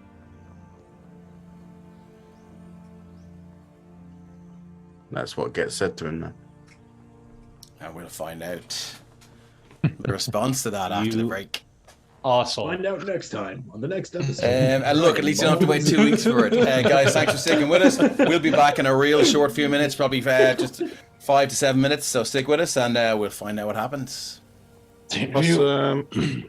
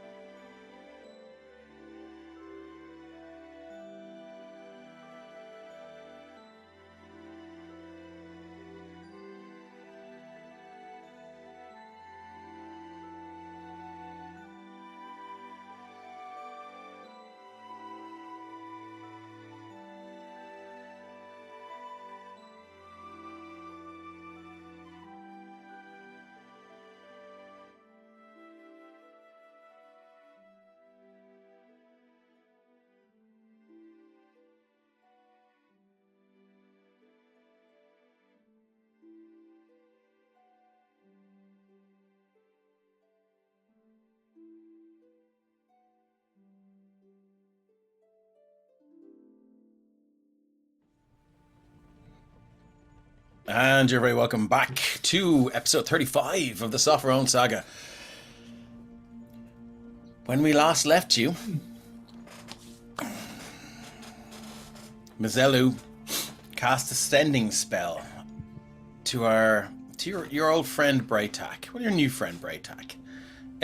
Saying what you said, can I get you to make me a religion check? Me? It should really be Arcana, but because it's going with clerical magic, I'll give you the religion. Ascending from beyond the dead. Okay. Can I guide myself on this? Sure. Is there any way I can assist with this check? I'm trading religion. Yeah. You've Okay, but got the first one's 23. You've got roll again. advantage. yeah. I got very lucky with that first roll. Yeah, I know. I'm just fishing for the net 20. Oh yeah, no, I And appreciate I mean, it. like we've seen them before in this campaign, so I mean, you I was never one know. off of it, so Yeah. 5. Okay, cool. You cast a spell and you don't reach anyone,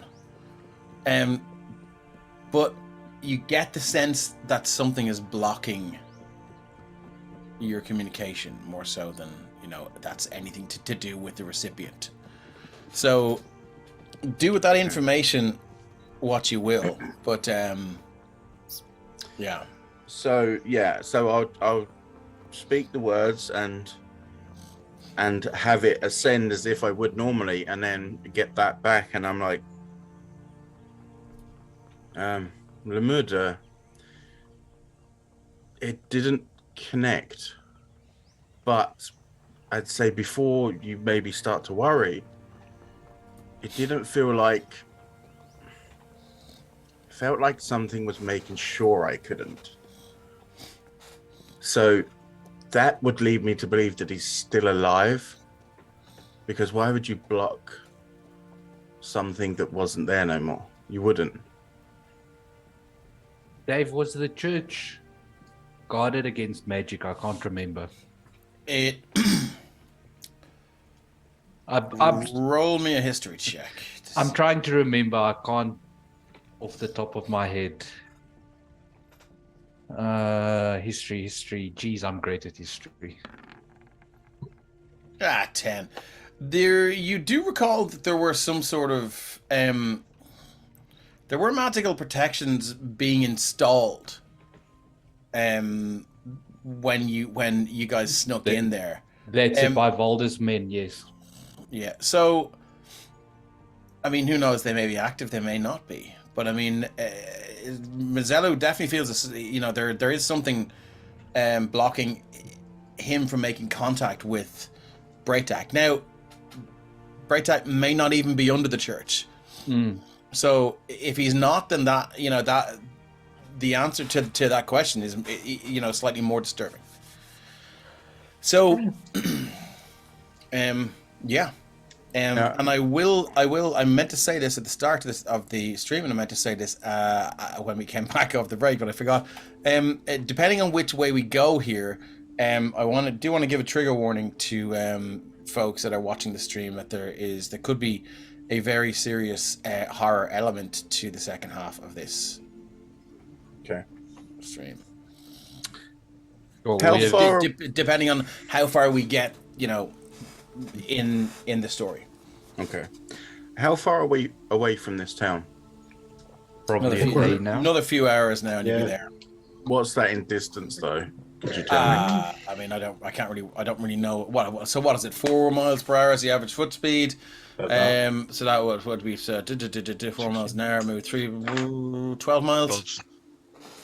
Only 12 miles. Oh, okay, no problem then. In that case, Mizelu will say Jawbreaker to Lemud, I can try a different spell. It may not work if he is within a protection, but I'm very happy to try if you want. I would appreciate that. Also, where is he being held? You have no idea. You're guessing beneath the church in Templetown. Yeah, that's exactly. You don't know. I mean, we could always ask Balder. Okay, so that's what you think then. Okay. And what church is it for? It did not currently. It had been deconsecrated, and when you were there, it was in the process of being, shall we say, bleached, spiritually bleached. I get you. Before they could sort of reconsecrate it. So it's hard to tell.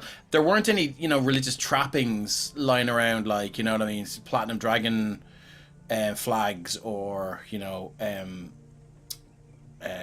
paper cups with Bahamas symbol on them, or whatever. Yeah. So no insignia. Okay. No. Okay. Let me see if I can do this then. Okay. So I've seen what Braytech looks like. I haven't actually spoken to him though, and I haven't seen him in person. However, I'd like to try and use the locate creature spell. Okay, creature. Okay, cool. Drop it into the chat there.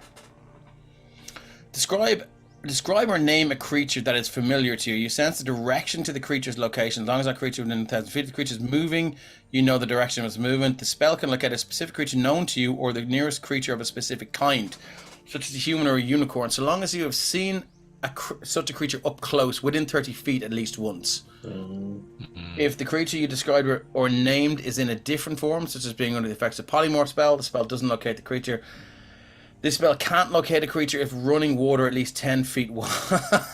Yeah, I mean, maybe we should move across the river first. I wouldn't have done it this side of the river.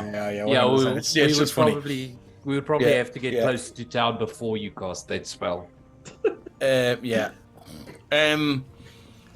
You can't locate that creature for two reasons in that spell description. I think there's more rivers between here and Templetown as well. I think there's the one by the bandit where we killed the bandits. Yeah. So the spell works, but you just don't locate the creature. It doesn't feel like the magic doesn't work. It just feels like you can't locate that creature. Yeah. I mean, it was a bit of a long shot, but I suppose it was always worth a try. I appreciate that. Are we heading off? Yeah, I mean, we have to find out what happened either way. Okay, another couple of hours travel, and you make your way back to Templetown. The familiar smells of the bakery, Gronk and his gnome companion making their donuts, the sound of the mill wheel turning in the river, the smell of the food from the thirsty troll, and the familiar clank of the guards walking around. Ren, make a perception check. Cool. Is this with disadvantage because it's hearing, or is it? It is hearing, yeah. Yeah, cool. Disadvantage. I have disadvantage anyways from the exhaustion still, so perception.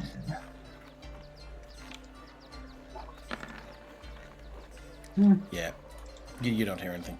Okay, so we're over on the Templetown map. Feel free to go wherever you wish in this strange little town. Yeah, Dave, feel free to shoot this idea down if you want. Can I try use minor illusion to make it look like I still have an ear? Sure. How long does the spell last? It's like, I think it's concentration. Okay, so you can concentrate on pretending to have an ear. Good. I'll put it in chat just in case. 30 feet. It lasts a minute. Yeah, just a minute, and every time I feel like it's about to run out of it. Miss Jawbreaker wants to know, where is Shane? Shane is Prince Shane, the plant, is still there. He's still in the careful and caring grasp of your Dragonborn barbarian scales. So it's possibly we don't know whether he's back alive yet or not, do we? I don't think we do. I mean, you guys can certainly investigate. I mean, Scales has been checking every now and again. So if Scales, just give me an investigation check for Scales then. Yeah, a day or two since the explosion, I think at this stage. And the mud did. Scales investigation.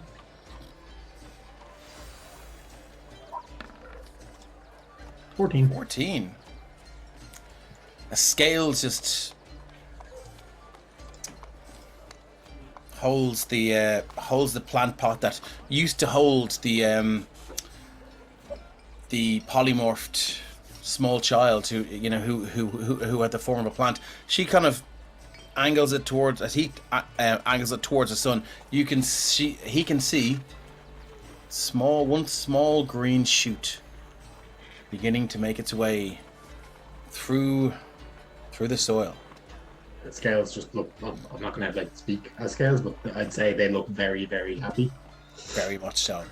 If Scales does tell Lamud about that, Lamud is probably going to smile for the first time in a day and a half. Yeah, and you do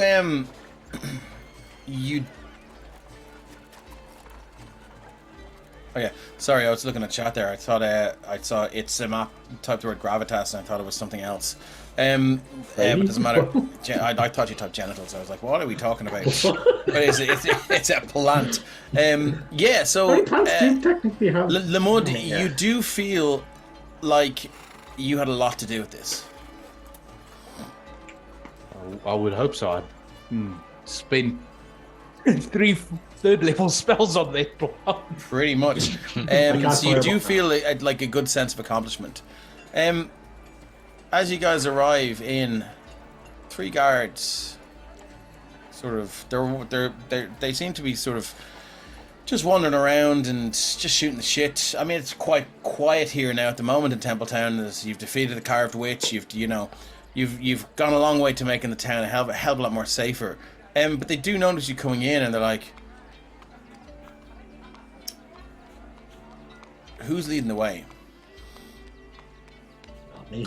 Well, if the guys had said about they've had some issues in this town, I think I probably would have been that they're kind of held He would have back. told you, yeah. Okay, Yeah. I don't know that they did, but yeah, that's fine.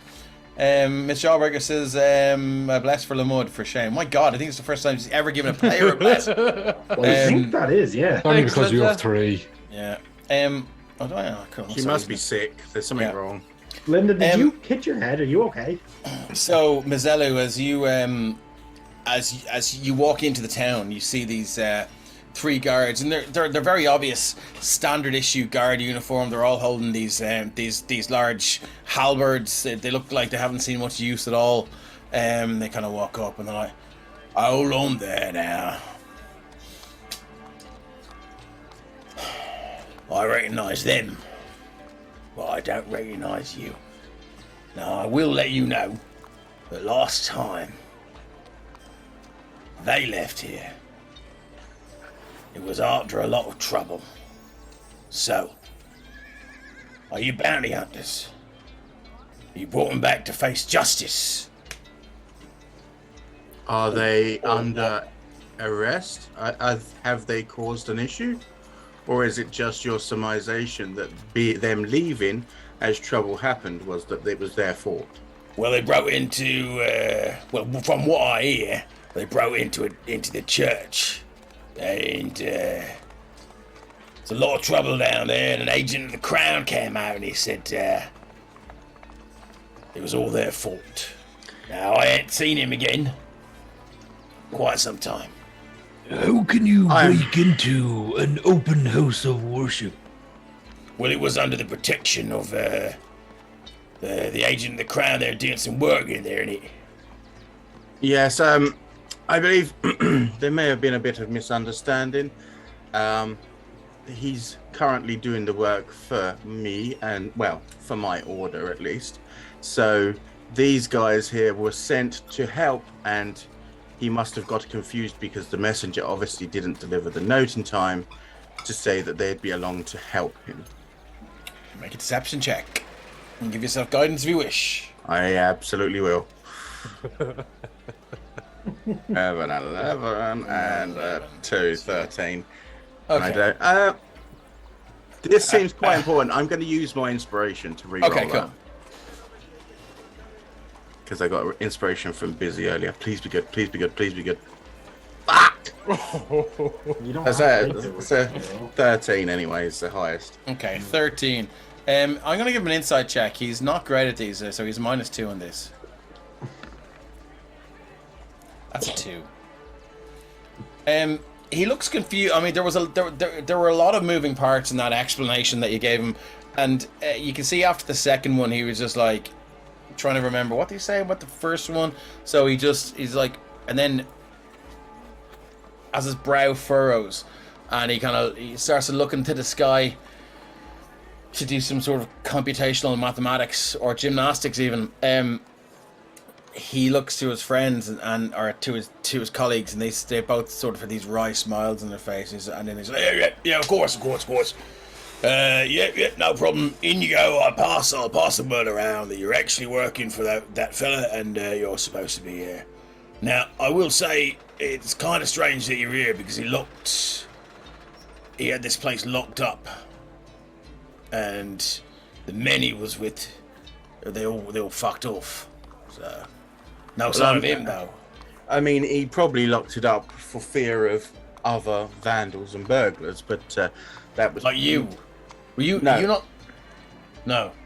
What I mean is who were the other vandals and burglars? Well, you said that the guys behind me tried to break into it, and I'm saying that he obviously got confused, and because he thought they were trying to break into it, maybe that's why he locked it up. Right. It makes a lot of sense. But it's okay. We're here to consecrate the church. All right then. Right. That's that sorted then. And there's come on, you scum fuckers, and they head off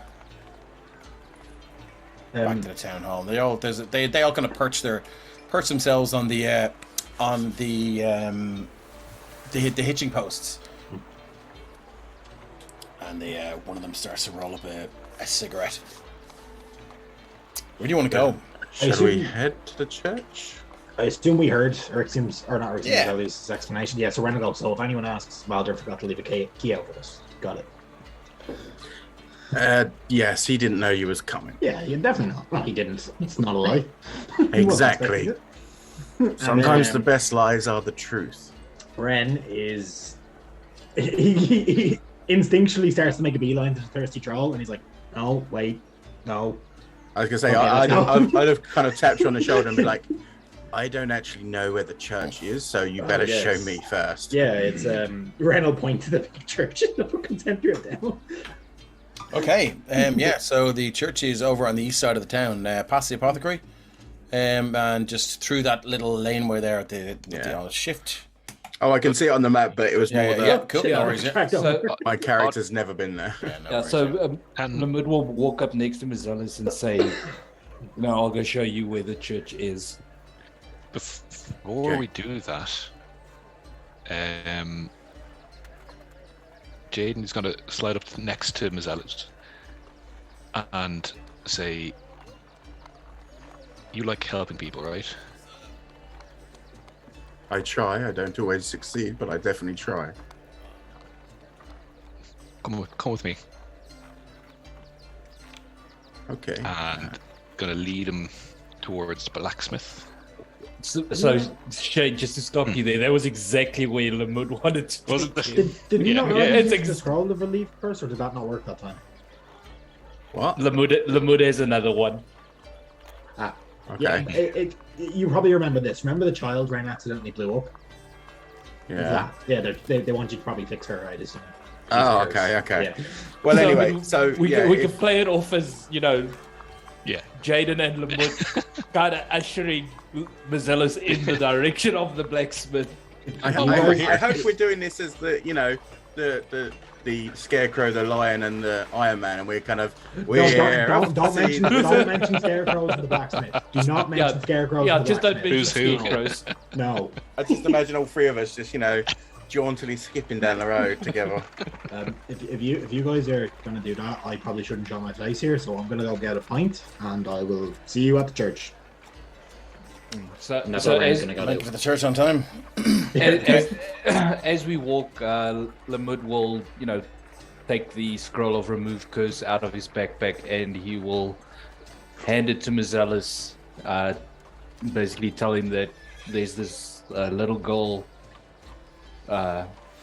the blacksmith's daughter, and she appears to be cursed by some witch or that lived in the woods, and we dealt with the witch, and go through the whole story of what happened with the carved witch. Mm-hmm. And he'll say that through his own magic he tried to help the girl, but he wasn't able to do it. I just wish you'd have told me before I prepared my spells this morning. I could have had that ready. And that's that's when he'll produce the scroll of remove curse. Ah, yes. This should do the trick. And if not, I can always prepare it ready for tomorrow. Thank you. Yes. Okay, making lead your the way way. to the blacksmith. Blacksmith is over here. Yeah. Mazelu, as you approach the blacksmith, you can see no smoke rising from the chimney. As you arrive at what should be a very, very busy and bustling blacksmith, the door is closed and the windows have wooden boards, wooden planks nailed over them. The door has been boarded up, and no light comes from within. And again, no smoke from the fire that used to perpetually burn. Can I scrag a passerby? Yeah. Just go. Sorry, we're just passing through. Valera and Autumn, are they in? Oh, right, it's terrible sad. Terrible sad, so it is. The little girl, she's walked out of the front door, down the street, her eyes milky and white like glass, her head turned back at a horrifically horrid angle, and she almost just walked out of the town. So they couldn't stop her. No one in the town had the strength to stop her, and she just kept whispering, Artex, Artex, Artex. The sisters. The sisters. So, all it could do was Autumn and Valera just pack their bags and follow her. They're gone 2 nights now. Okay. Thank you. Okay. What is happening, Jaden? What indeed. Oh, Jesus, I forgot there was Well, multiple of them. It sounds like there's a bit of development, and they're no longer here. They're on their way to Artex. It seems like some of that power has re-emerged, or at least enough to control her, and pointed her in that direction. And the parents followed. There's a... Twisted Sisters, are you gonna take this?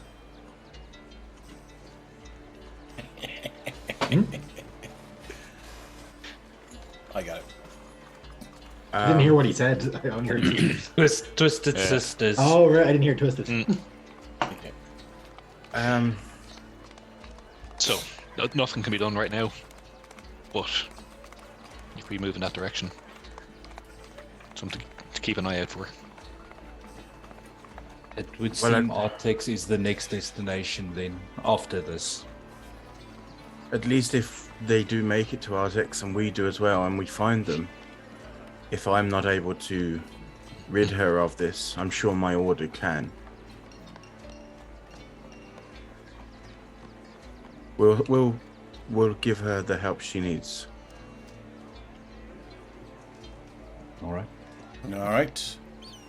Where to? That's a real bummer for me because I'm still walking around Bruce Willis style. Like, I have no boots. I haven't had no boots for like 6 sessions now.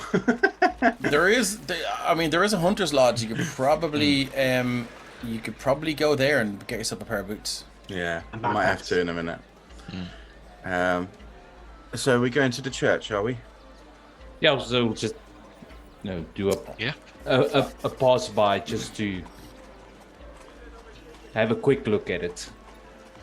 As you walk by, you can see it is the doors are shut, and there's a strong steel chain with a heavy padlock around the front door.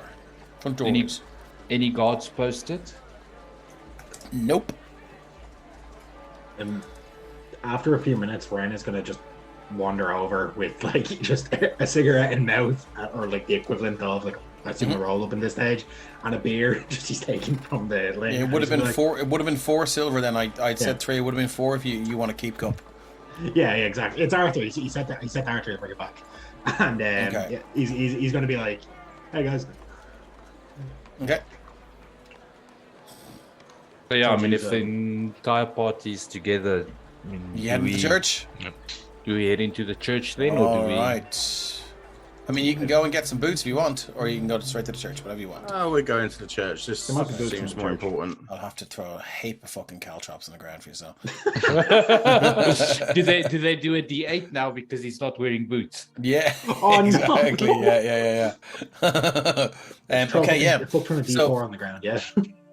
As you arrive here at the church again, you see, in fairness to them, in fairness to Valder and the gang of helpers and workers, I've removed the dynamic lighting from the doors. They are shut. There's no surprises that you're not. Well, maybe there are down below.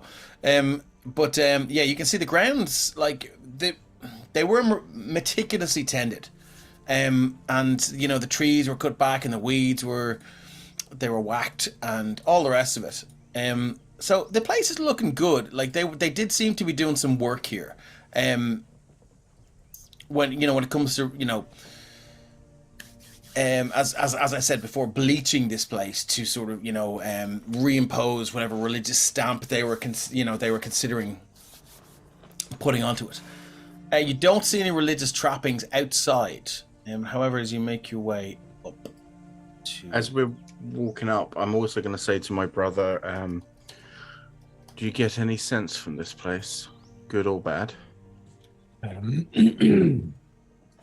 As he approaches the door, he will take an old lungful and see if the place smells. as you drop your divine sense, nothing really pings. Just neutral, is it? Yeah, neutral for now. Okay. For now.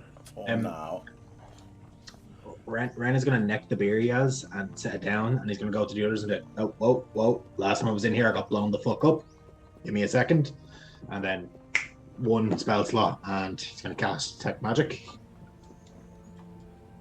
So he's going to keep an eye out So you're going to cast Detect Magic. Okay. He's going to keep an eye out for rounds of Bliss Warding for the next Okay. 10 minutes. Yeah, that's good to know. As you walk into as you're just outside the temple, yeah, the doors are there's a heavy padlock there. But as you can see now, if you've ever locked the gates of the place you work in and just put the padlock hung off the chain and not locked it, so it looks like it's in the locked position. You can see this is the case here. It's just been placed around the or in between the chains, but it hasn't been slammed shut. Looks pretty easy to take off. Very easy, in fact. Orixium will take off the lock. Okay. Good heavy steel lock. You don't see a key for it, but the chain is there. As you separate the padlock from the chain, they kind of tinkle and rattle against the door. When he does that, Ren opens the bag of holding. He's like, could come in useful. Okay. Oh, we'll drop it in the bag. All right. Never know when you need to lock a door. Indeed. Plus you have mithril chains, so The doors are still shut. Who's pushing them open? Do you see any magical means on these doors? I don't see any runes. I mean, I assume they'd light up like a Christmas tree if with Tech Magic. So I'll open one door then, as I assume my brother will open the other. Mm-hmm. I'm just gonna stick an aura Okay. on myself, Dave. Yeah, no worries.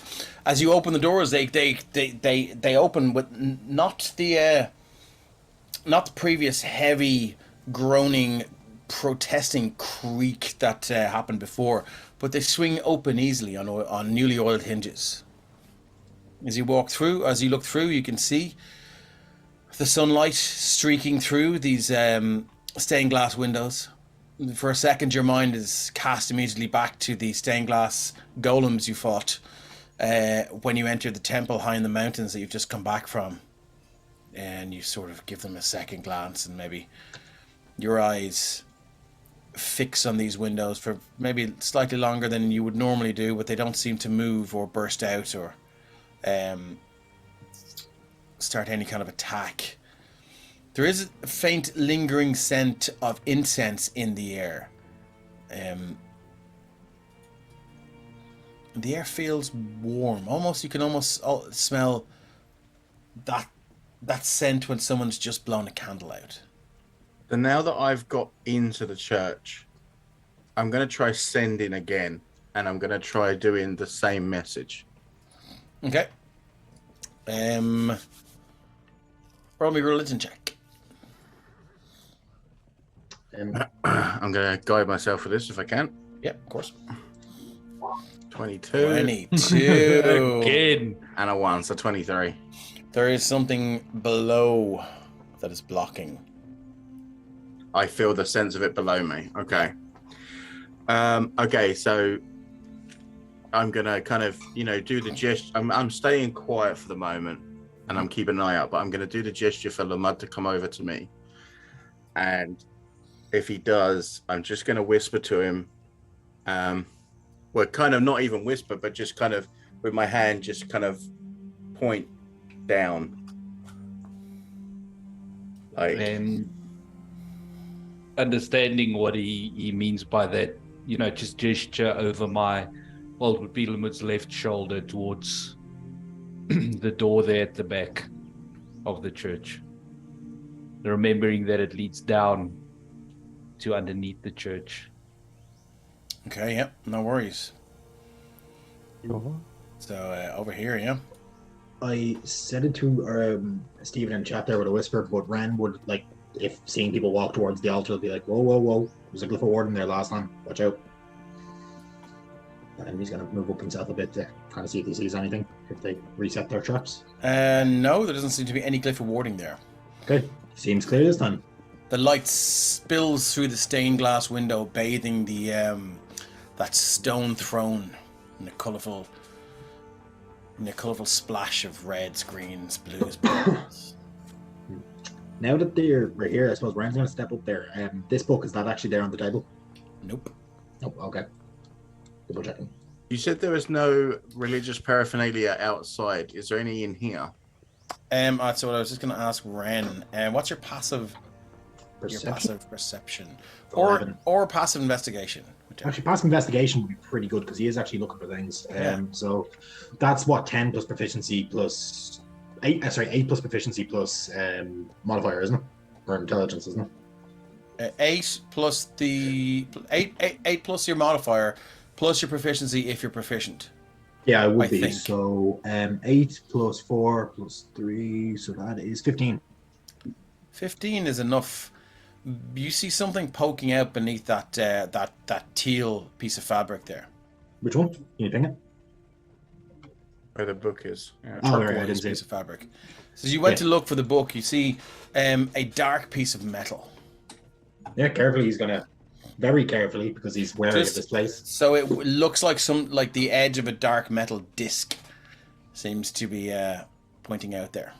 Yeah, he's gonna he's gonna carefully lift up the fabric if he can, and then he's gonna look at it. Does any signature of magic or anything come off it?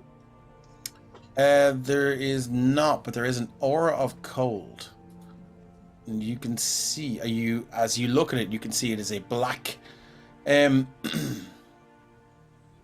It's a black, heavy iron disc with an even blacker single gauntleted hand on it. Ren will call, like, kind of head nod for Eryxium and Medell to come over. Either of you recognize this as a symbol of anything? Because I don't recognize. I don't know too much about the gods. I'd say Mazzeli probably wouldn't be. He's concentrating with Lamudas to this way because this is what we've been doing, kind of thing. Eryxium, you can have a look if you want to give us a religion check even. I'm assuming. but- Derek was close by. So Oh, he yeah, can- Oh yeah, sure, Derek yeah. can do a religion check as well. Yeah. Let's hope he is proficient in it. Yes, Just so he you know, is. Dave, my PP is 16. Okay, good to know. Pee-pee. With a 14 is more than enough. This is a token of the god Bane. Oh. Oh, that's not good. Oh, That- shit. It's not. He's not friendly. He's not What's a Bane nice the god guy. So it does look like this was left behind. Not purposefully. It's not in any position to be, placed as a trap or anything like that. But it does look like somebody left it behind accidentally. So, and this is coming from Derek now. So, looking at this piece of metal, it doesn't have a thick layer of dust on it, suggesting that it's been laying here for months or years. Absolutely not. It's clean. It's pristine. Yeah. Well, it's not clean. There's dirt on it. It actually looks like it's been dug up. But when when Derek leans close and blows, the dirt, it blows off it, but once you blink, the dirt you've blown off it's on the altar, but it's still it's almost as if it's reappeared. It's very strange. Well, seeing that, I'll cast Prestidigitation. See if I can clean it. Yeah. I didn't happen. You clean the dirt off it, yeah. Does it come back? No? Or Okay. you blink, or you look away. Yeah, it's back. So, I'm assuming they mentioned Bane's, like, what's Bane's, excuse the rhyme, Bane's domain? Derek, do you want In essence, Bane is the god of oppression, terror, hate. That kind of tracks with knowing what Baldur's about. Derek remembers a line from the mythos. It's one that stuck with him for a while. I choose to rule for all eternity as the ultimate tyrant. I can induce hatred and strife at my whim, and all will bow down before me while in my kingdom.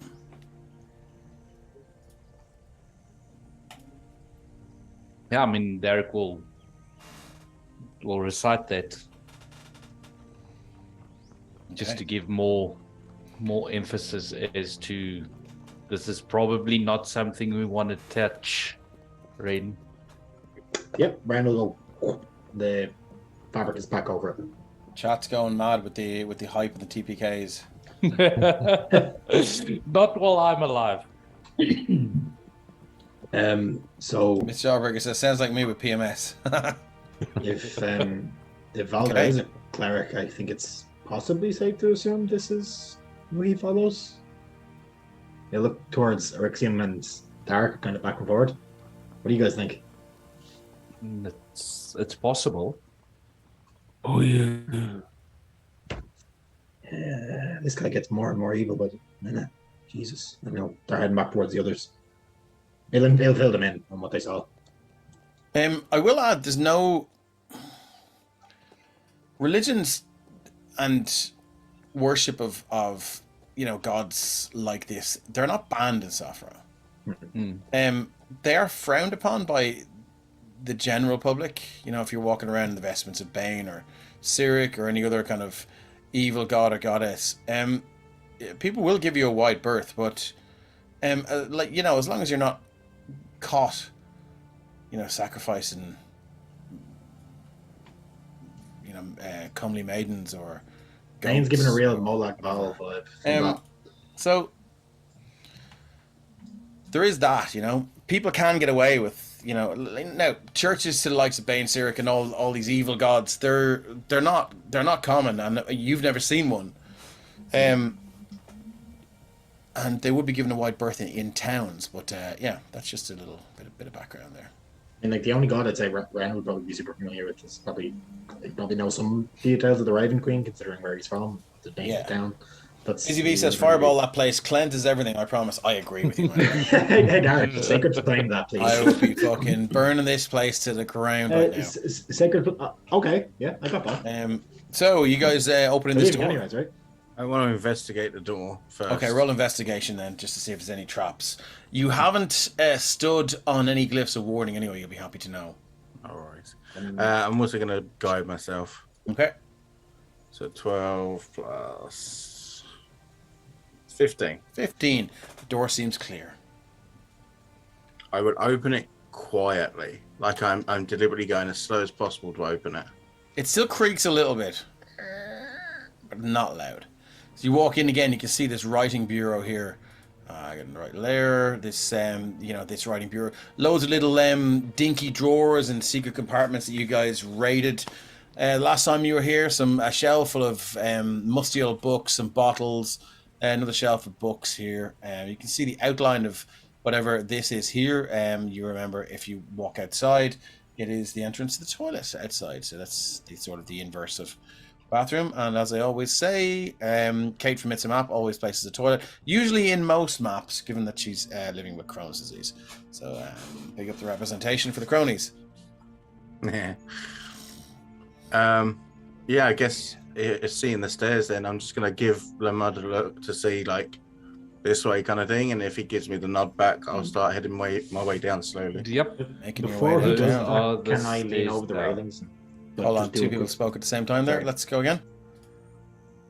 I was just going to say, can I just do a quick look down the railings just to see if I see any magic sigils on the stairs? Okay, make a perception check. Cool. Now, can I, since I'm looking for magic and I'm using detect magic, can I haggle for your straight detect roll? magic would show up any glyphs of warding down there, and you don't see any. Okay, cool. I'll still roll the perception check since I'm looking down there anyways, but it's at disadvantage. Yeah, it's a 9. No, you don't see anything. Looks clear. So I'm deliberately going at half speed down the stairs to be as quiet as possible. Okay. As you make your way, give me a stealth check then. For the crack. You in heavy armor? I am. Okay, so it should be disadvantage, I think. No, it's medium armor. It's not Okay, heavy. cool. Then you're fine. You're less clanky than I thought you were. Wait, let me just check just to make sure. Actually, What are you wearing? that's what I'm trying to find. Oh, right, isn't it? I am. Where the freaking hell is it? Chainmail. Chainmail's disadvantage on stealth. Okay. So stealth disadvantage. Okay. Jawbreaker says, someone shove him. Oh. Okay, yeah. It's just... It's the not wearing the boots thing that's getting you. You know, you place your foot down, and that inch of sole is, it's missing, and your foot goes down a little bit heavier. Like when you walk out and you miss a step, and you just kind of, you're just like I said, that little bit more clanky, and it's unfortunate. You do make a bit of noise going down here. I'm gonna move you guys down. Does somebody else want to do something before we left? No, I'm following down. Okay. Here we go. Back to the church caves. Oh, I hate this place. Bad memories. As you walk down these long stairs, you see beneath your feet shattered glass, broken stones, a couple of snuffed out torches. Again, you see that long, winding trail through the caves here. You can hear the rushing of water as this whatever river is beneath the town of Templetown rushes by. You can see broken chairs and tables, smashed brazier, goblets, all sorts of odds and ends. There's no real rhyme or reason to what's broken and smashed down here. They're not all, trappings of churches and stuff like that. There's some weird things, child's doll, and there's all sorts of other strange items littered around the This floor. in here now to let you know it's He's done. banging the old mage armor on. Do you not trust me? Okay, No. You're the DM, no. so you're moving through Mazellu, yeah. 14 AC, 15 AC now, thanks to that ring. Yay. Mazellu with a 16 passive perception. Yeah. As we're walking down and Lamud's next to me, because I'm assuming he's leading me rather than me leading him. Yeah. Because he knows the way. I am gonna say, that trick you did with the item. Would you be able to sneak around down here and maybe see what we're up against before we get there? Let me. If I can remember now. No, I would not be able to. If we cast True Sight on you, then we would, but Yeah. none of us have True Sight, I don't imagine. So you can't see what's here when you disappear somewhere else. Okay. Christian, I don't know if you were there, just the map just seems a little bit off center from the characters. Okay, lead the way then. All right, and I will see if I can even remember. Okay, I'm going to stop you there, Mazellu and Lamud. Just pop back to there if you don't mind. Mazellu, as you walk by, with your passive perception of 16, you do detect something like a secret door here. Looks like some sort of pretty well made. And Derek, when he's walking by as well, once he sees you looking, he's like, it's cunning stonework. It looks good. You still probably have, I'd say, about 5 more minutes, I guess, on that detect magic. Okay. I don't know how long we spent up there, so you know. Alright. Doesn't seem to be any magic on the secret door. I know, just for in general, just because. Is it like a push open door or? It is. You would look with some investigation. You don't need a roll. You would have to push it in and then slide it. Okay. To the Well, side. as I've got a stone dwarf with me, I guess we'd be able to do it between us. Okay, you're just gonna do it? Yeah. Lovely. It opens, and inside you can see what looks like an old study. You guys can see in there now? Yep. Yeah, it looks like broken chairs and tables, some old vials here and there, a chest that's open, nothing in it. I'm gonna go through, but put my hand out behind me to the other guys to just stay back a second, just in case, kind of thing. Now Lamud will then stop in the entranceway. Scales very confusedly asks, "Was that here the last time?" It was. You just didn't see it. Yeah. Does it seem like there's any life recently here? There would have been, yeah. It looks to have been recently stripped, and you would imagine that had you been here the last time, you would have found quite a bit. Okay. Is there tracks? Can I work out if there's tracks, and if so, maybe what creatures? Give me a survival check. I'm gonna kind of point out any footprints I see as well to them. Feel free to use. Yeah, I can give you advantage on the survival. Yeah, you can roll again and use your guidance if you wish. Perfect, I will. Yeah. So 8 plus 1, 9. 9. Hard to tell, just given your companions have pretty much trodden all over whatever tracks may have been there. Okay, it seems like it's kind of relatively safe. I'm going to call for Ren to come in and just give the whole place a once over to make sure there's nothing else. Okay, when you say a Ren once over, do you mean it with detect magic or fire? Two different meanings. No, have a look around and investigate the room. Yeah. Okay, as you walk in, Ren, you do detect magic from beneath the table. Which type? This one here? The one at the back. The room here. Yeah. Ren kind of crouches down, but he doesn't get close to it, and he's trying to see what aura of magic it is, what school. Would be enchantment, I think. I'm terrible at this. Okay, so click of his fingers and a rock just levitates up and kind of shifts to a piece, kind of transmutes into metal. And another click and it flings towards whatever is over there. After backing up just to test whether it explodes. Okay, it doesn't explode.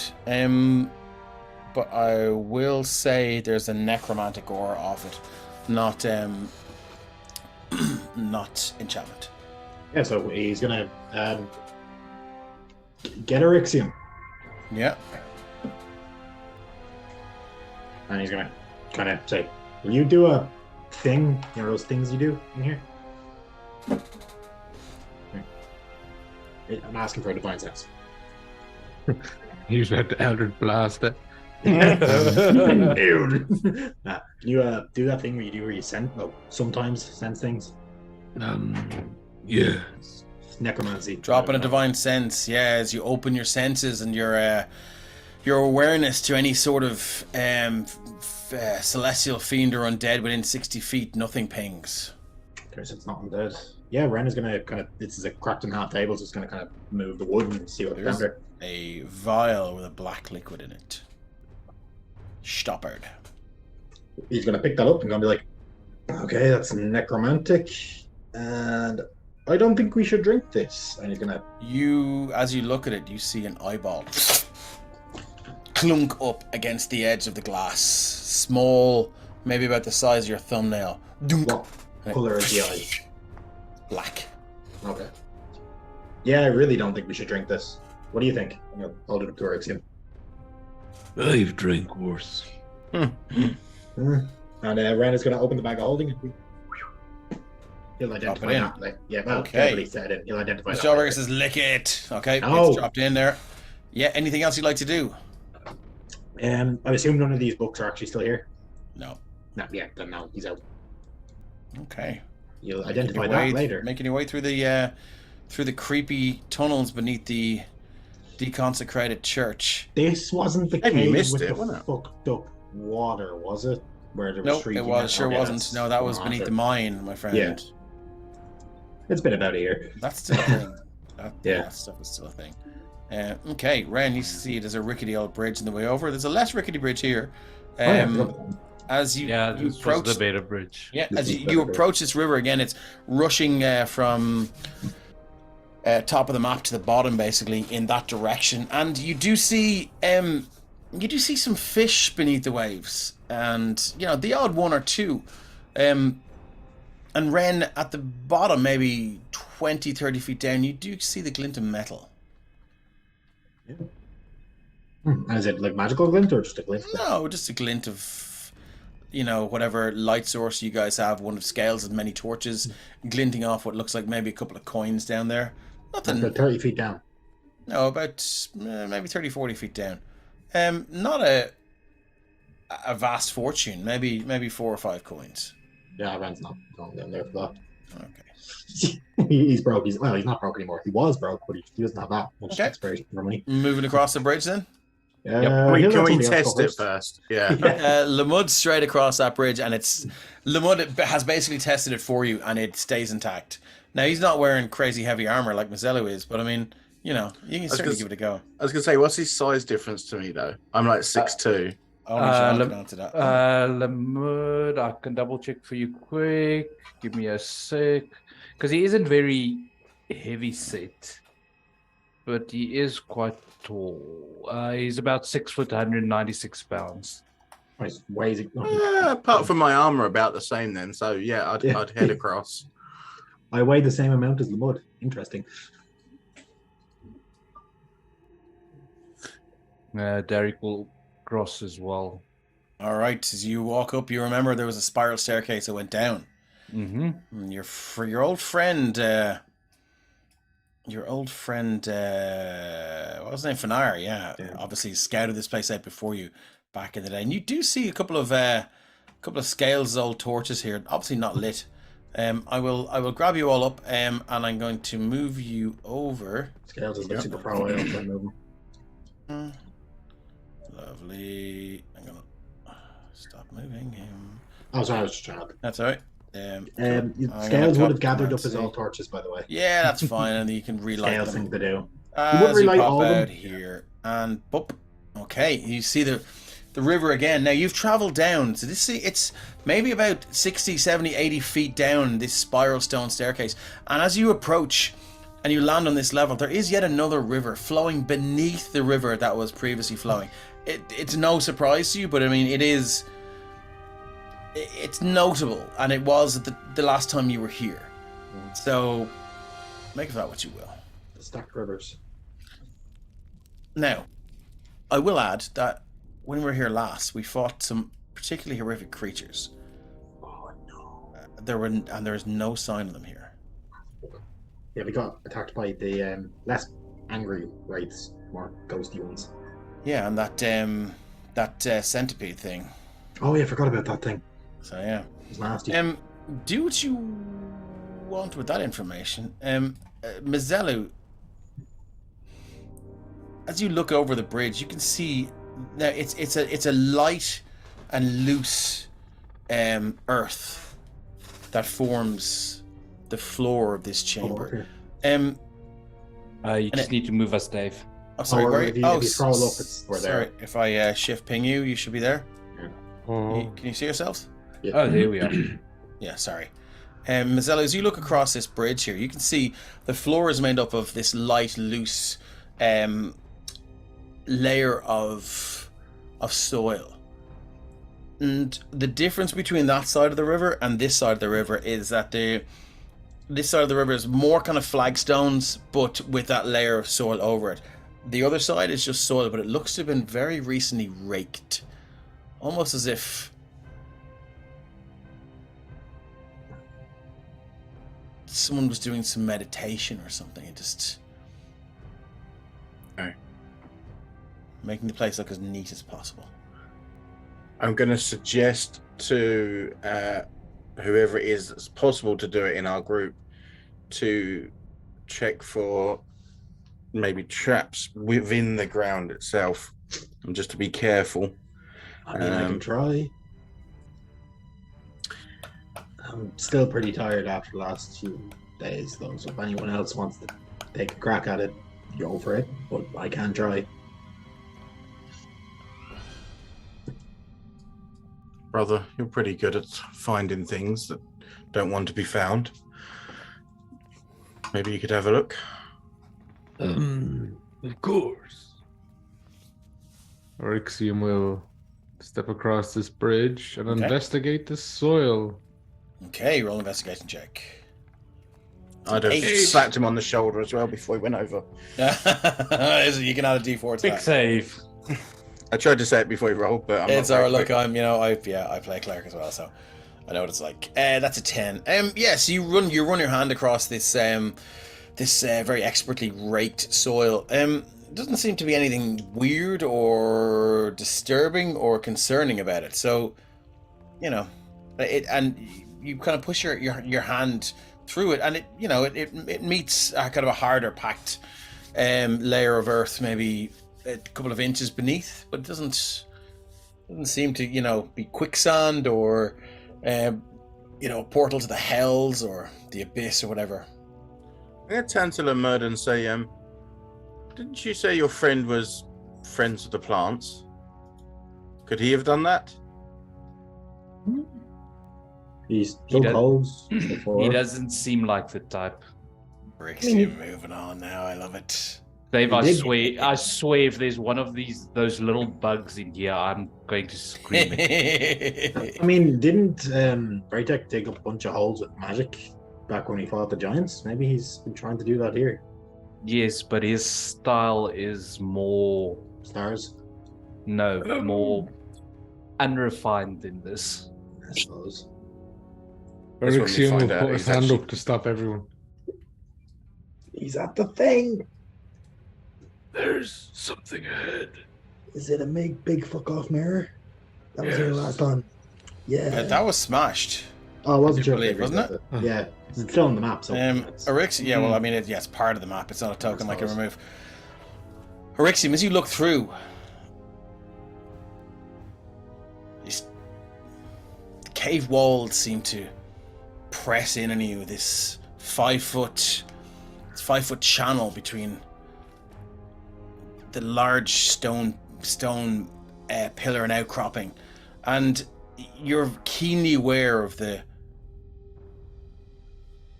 60, 70, 80, 90, 120 foot of stone and rock that are above you. And for a second, this place feels almost like a tomb. As you look through, you can see what looks like the description you've got from Braytak, that he is face down on the ground within this, looks like a scuffed and broken and from where you are, almost, heavily damaged magical circle. One hand lies on the ground. I think. Roll me a perception check. Okie dokie. No pressure.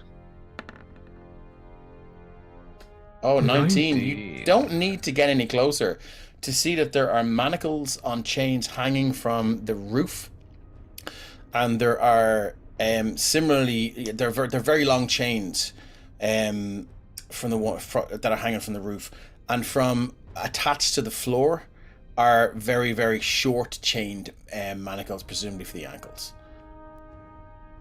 I think. He is not in them. He's lying face down on the floor. Brother, stay here for a moment. And Erixium will start stepping closer. I'm just going to go where I can see him, that's all. Okay. Okay, so as you move in, I need to know, are you... Yeah, you can still... So, yeah. He's face down, his hair is matted, his clothes are ruined. You can see whip marks on his back. I need another perception check. Okie dokie. I was gonna... perception. 19 again. So how far away are you now? 30 feet? 25 feet. 25 feet. Erixium, you can see the body of Braytak is completely ruined. As with your 19 perception, standing where you are, you can see bites and lumps of skin missing from all over his body. You would imagine that what happened to this poor unfortunate soul was he was chained up and eaten alive. You can see large chunks missing from his flanks. Half his head has been torn off. You can see the white of skull. How tall is this chamber? Would be maybe 60 feet. So 60 foot of chain. Maybe 50 foot of chain or 55 feet of chain. And manacles hanging off them. And they do seem to drift eerily in whatever breeze is running through this place. He's going to be looking up, checking the corners of the dark corners of the ceiling. Check those corners. Give me a perception check. Okie dokie. Scales was here before, Mr. Albrecht. They all were 8. It's hard to tell. Just it's hard to. You don't see anything. Anyway, you can see. You can see pretty clearly up into those corners with your dark vision, but it's hard to tell. I think he's gonna sense divine sense one more time, this close to Braytak, just because he's seen necromancy in the chamber before, just in case this circle has something to do with Braytak's end. From what we know, it's a circle of power, according to my notes. So, I don't know. As you extend your senses, Erixium. I'm going to leave it there for 1 second. Mizelu.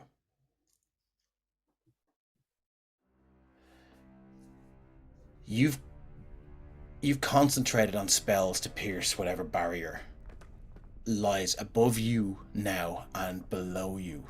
So you do detect it. And in this split second, it drops.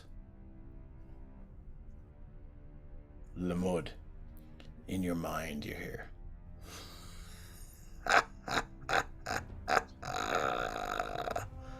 We had a deal, didn't we? Oh, such a pity. Why don't you go and see how he died? My gift to you, my friend.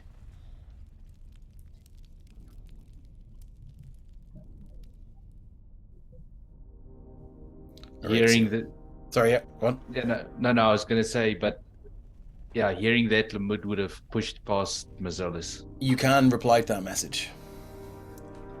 Lamud is not replying. Okay. As Lamud pushes through Orixium. Well, I was going to say, Yeah. as he tries to push through me, can I try and hold him back just for a second and just say, because I mean, I can see from here as well.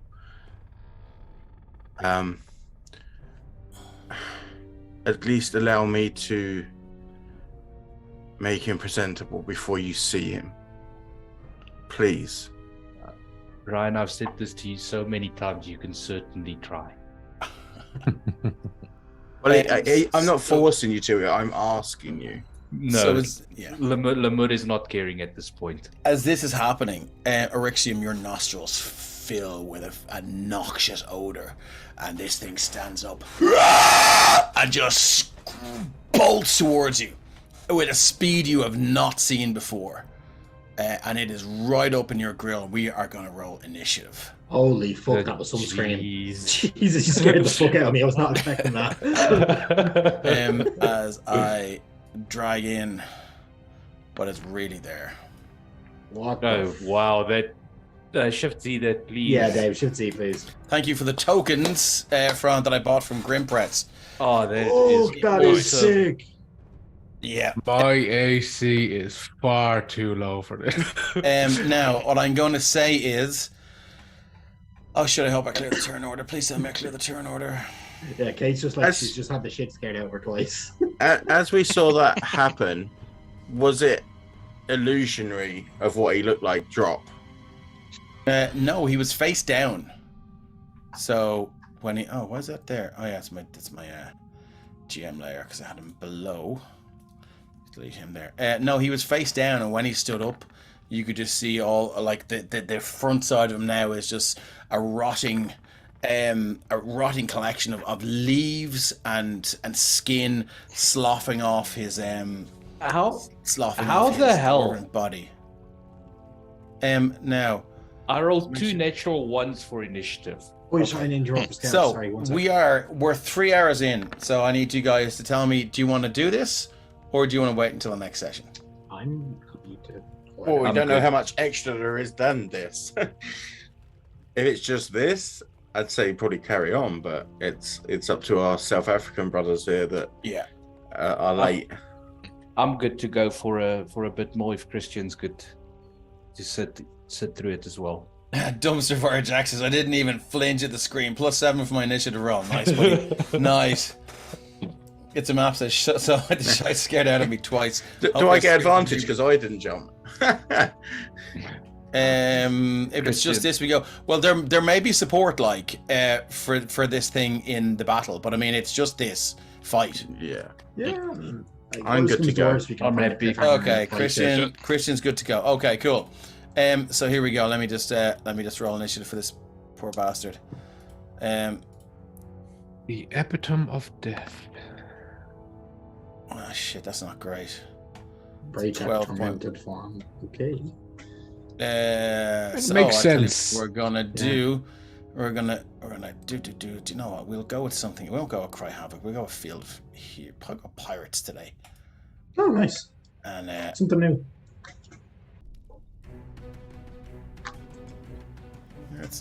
we've used it before. Okay, cool. So we're in. Everything is about to begin.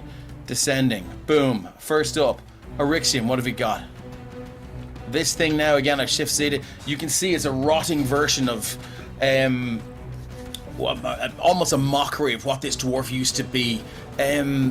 Covered in these blackened twigs and vines and leaves, almost as if someone took their time to dress him, or had time to think about how best to make a mockery of what he used to be in this form. So it's up to you. What do you want to do? It's Braytak, Mr. Allbreaker. It's an undead. He's been corrupted. He was basically eaten alive by several things down here.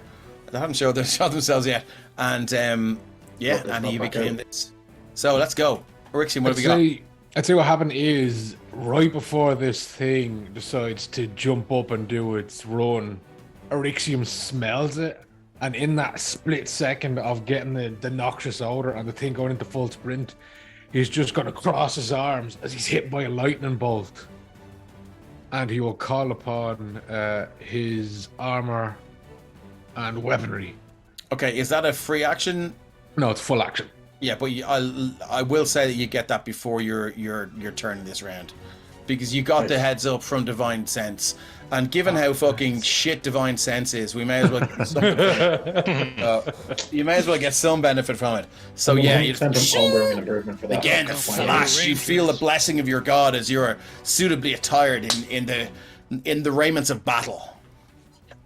Oh well, I mean, he's the first in the room, so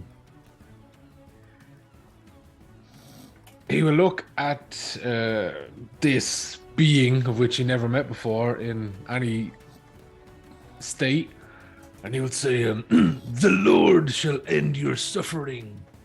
as he, as a bonus action, casts his Hexblade's Curse Okay.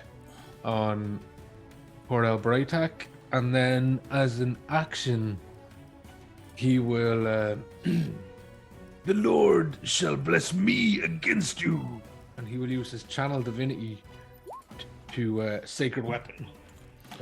Okay, as an action, you can be one weapon that you're holding with positive energy for it to use your Channel Divinity. 1 minute, you can add a Charisma modifier to attack rolls made with that weapon. The weapon also emits a bright light in 20-foot radius and dim light in 20 feet beyond. The weapon is not already magical, it becomes magical for the duration.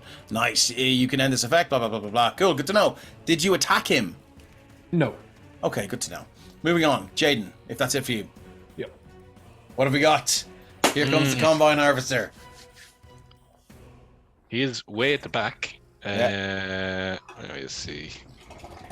Gonna see what he can see as he moves up. So he's gonna go 1, 2, 3, 4, 5, 6. Get that far.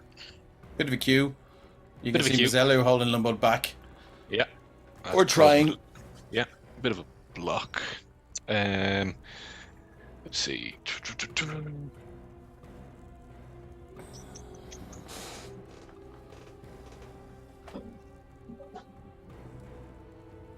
I think. Does he have, I'm trying to think. He wouldn't have that angle yet because of the wall, but he knows things are going wrong in there. So yeah, he's just going to dash. 1, 2, 3. Oh my god. 4, 5, 6. And that's him.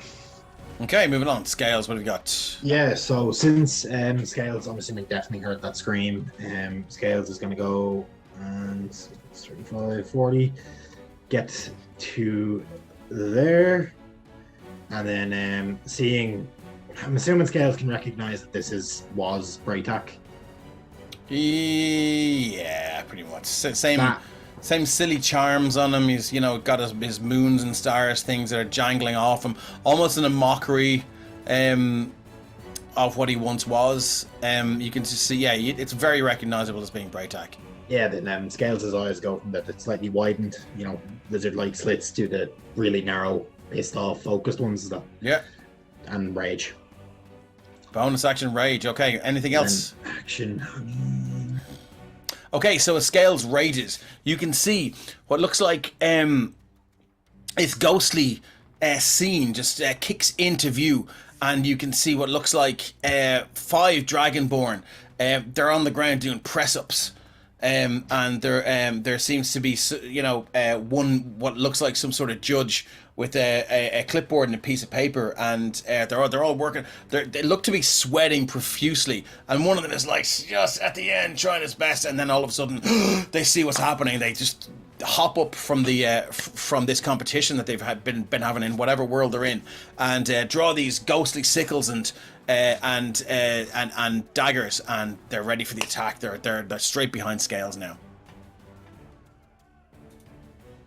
Doesn't Scales have that instinctive pounce or something? Oh, it does, yeah. Shit, that's a big show. I forgot about that.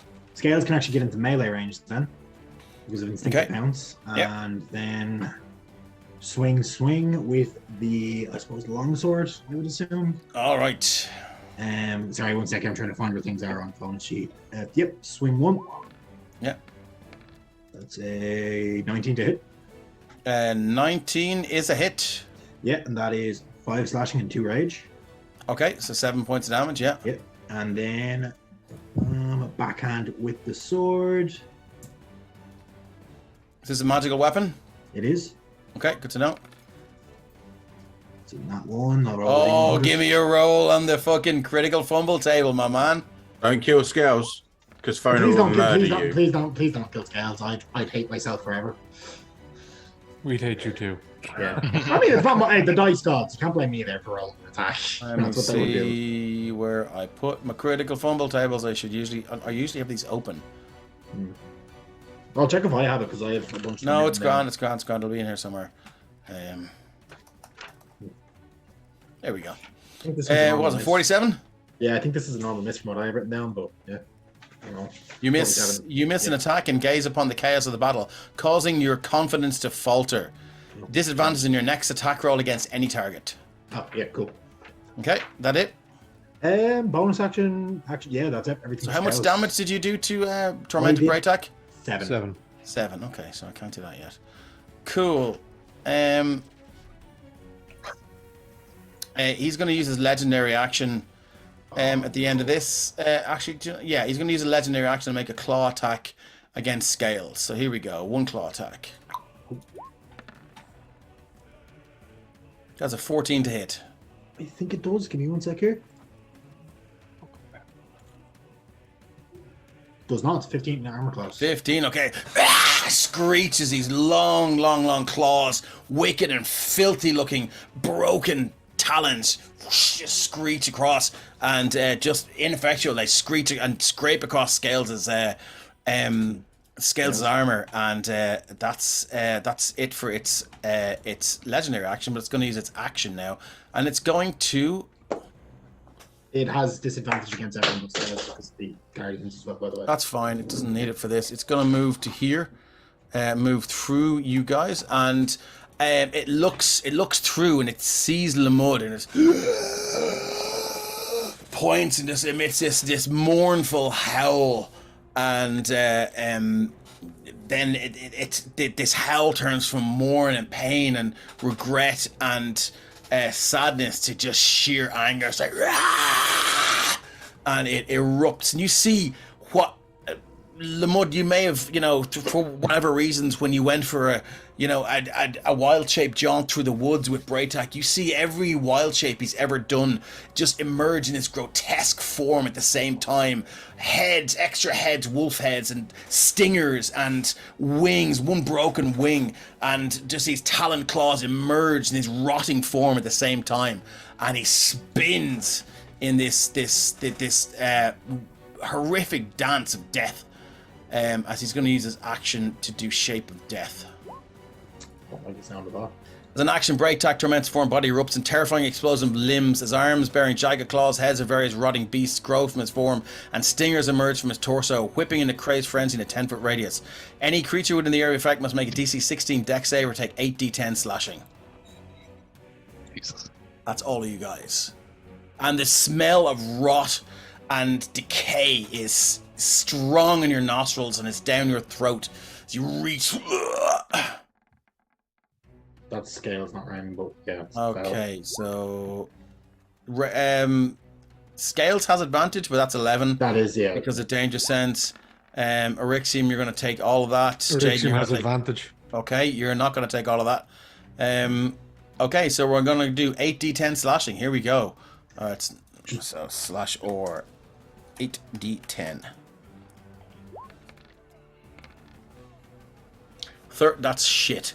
31 points of damage for anyone that failed it, slashing, and 15 if you made it. Did not like that. Dumpster Forest Jack says, I'm out of blesses. I hope these guys are out of blesses too, because I'm gonna fuck them up. Okay. Quick question, Dave. For Yeah. the for the purposes of Sentinel, that doesn't count as attack, does it? I don't think so. Yeah, no, I assume not. It's an AoE. Yeah. Fair. I've never played a character with Sentinel before, so I wasn't fully sure.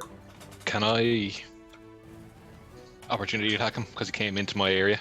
You Obviously sure can't. can, yeah. You sure can. Happy ends there, but I would like to attack with the glaive. 25 to hit. 26 is a hit. Sorry, I don't have. I'm still wearing the bag, so it would be so 25. 25, yeah. For 10 points of slashing damage, Yep. and I would like to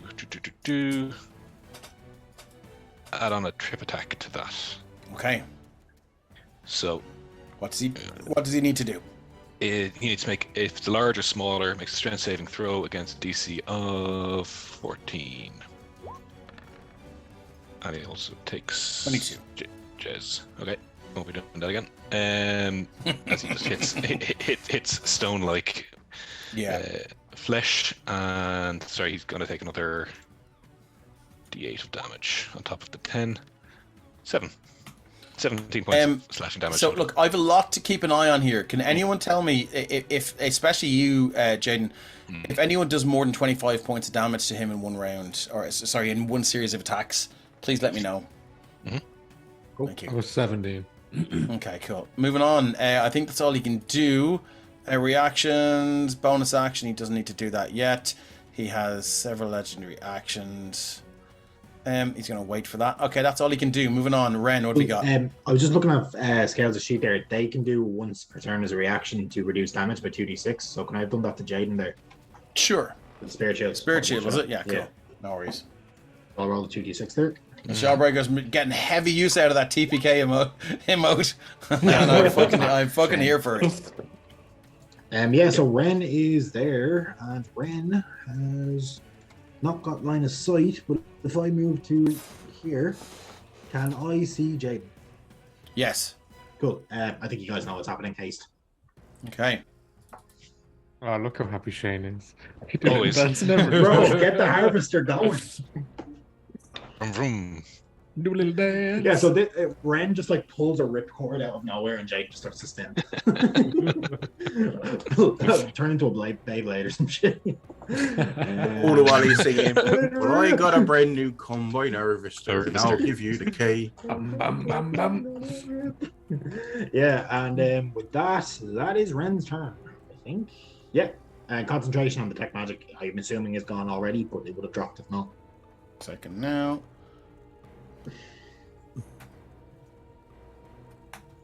Cool. All right, good to know. Is that it for Ren? Yeah, that's it for me. Okay, moving on. Derek, sorry, Mizelu. I'm glad you love it, Miss Jawbreaker. I like that you're measuring. Okay, I'm gonna come in right next to it, and I'm gonna do the main thing I can do at this stage, which is turn undead. Okay, so how does this work? It needs to make a saving throw?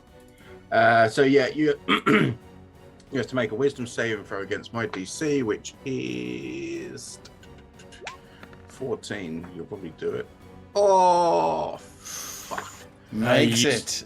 He used to be a druid. He's gonna have a good wisdom. Yeah, that was a 4 plus 10 for the save. That's where his brains got eaten out his ears. Yeah, as you present, so describe how you present your holy symbol and what form this takes. So as I run up, I essentially do the, where you try to put the holy symbol out towards them, and I guess he just literally swats it away. So like you present the holy symbol, he grabs your wrist and he looks at it, he licks the holy symbol, and vomits this thick green liquid all over it and down your arm, and just looks nice. Yeah, that's all I can do because I'm a cleric. Okay, Lamud, what have you got, my friend? Good man. Big guns coming out now, I'd say. Yeah, I'm trying to think what Lamud will do. This is a bit... Mm-hmm. Get your ass to Mars. Get your ass to Mars. Lamud will... See, you guys haven't given me much room to work with. Lamud will move to there. Yeah, I need a 20-foot straight line to the target. Yeah, true. He's going to move to there. Yeah. You could get it from this if you went to here. I don't know if you can though. No, I don't have enough movement. Yeah, fair. He is going to. Well, he looks down at Braytek, and in Orcish, he will say to Braytek, well, translated, it translates into, "I have no more enemies," which is basically, for anyone who understands the culture or the meaning behind it, it's an Orcish lament that's normally spoken at the deathbed of an orc that died not in battle. Yeah, and in reaction to that, you hear a garbled, mangled voice in that stony accent that he had. I thought you were coming for me. And his eyes roll back. For a second, there's a glimpse of the tormented soul in there. But it's, you can tell any remnants of that man are now long gone now. Yeah, that's basically what Limit was. Yeah. Honestly hoping to see, that there is nothing left. Yeah, for a second there was a, and it was not betrayal, but just a deep sense of abandonment. In as much as you from that interaction, you do glean that, like, he, before his death, he genuinely he held out as long as he could because he thought you guys were coming for him. Limud is going to wild shape, bonus action. Mm-hmm. And Mishka is coming out. Oh shit, here we go. So grab the sheet quick, and Mishka is going to make 2 attacks. One with the claw. 16 to hit. Is a miss. And then going for the bite. 21 is a hit. 11 points of magical piercing damage. Okay, good to know. Let me go. 11 points of damage. Sorry, I'm after selecting the wrong token here because there's so many around. 11 points of damage. Okay, yeah, as Mishka's huge jaws clamp down on the shoulder of this poor unfortunate bastard, you get the taste of this black, poisonous liquid just seems to seep past your gums. And if you've ever been at that point right before you're about to get sick and your mouth waters just before it kicks off, well, that's exactly what Mishka feels, and it's just horrible. You're not poisoned, you don't take any damage, it's just for flavor, and it's a bad flavor. Yeah, it's very unpleasant. Anything else? That is my entire turn. Derek is going to go on his short dwarven legs. 5, 10, 15, 20... 25 is going to get him there. And then he is going to cast... Firstly, he is going to cast Spirit Guardians. Okay, oh, nice, okay. So we will get that up. It's going to be 9 points of damage when it's up. Okay, good to know. Anything else? I believe Spirit Guardians is an action. Yeah, it's 1 action, so that'll be it for his turn. Yeah. Okay, cool. Good to know. Top of the round, we've got Eryxium, but first, the ground begins to become disturbed as the first thing you see is these sickly white hands with these black these blackened sort of tears in the skin, and you can see bone and green sort of gangrenous lumps. These hands break the surface of the soil, and out from the soil crawls these bloated, disgusting undead creatures, screeching as they climb out. Oh, whites, are they? No. Oh, You can see these long tongues just You've thrown these at flicking us before, around, haven't you? and these red glowing eyes. Their action is to climb out. I'm going to add them to the initiative order now. Thank you, Cobalt Press, for all the lovely. It's albino slimers. Pretty much. Okay. I'm going to re-sort the turn order, and we are at Eryxium. And if you don't mind, give me 1 second. Step away for just 30 seconds. No problem. John, look in the Discord there if you can. Got a good reference for you. That's what I thought you were referencing in yours. Seen it?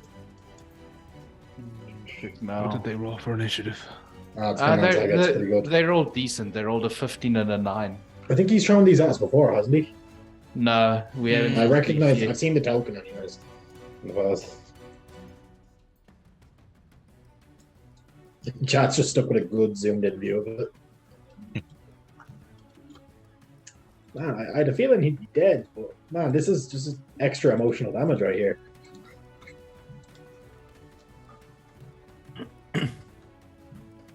I feel like Dave's getting some payback for last Friday. Yeah. Probably. Thanks very much, guys. Sorry about that. Moving on. So we have, these things. So we're on to Eryxium. What have you got, my friend? Well, I know both Mizalu and Mishka have interacted with Tormented, formerly Braytak. Mhm. Which way is Braytak facing? He is currently facing Jaden. Fuck.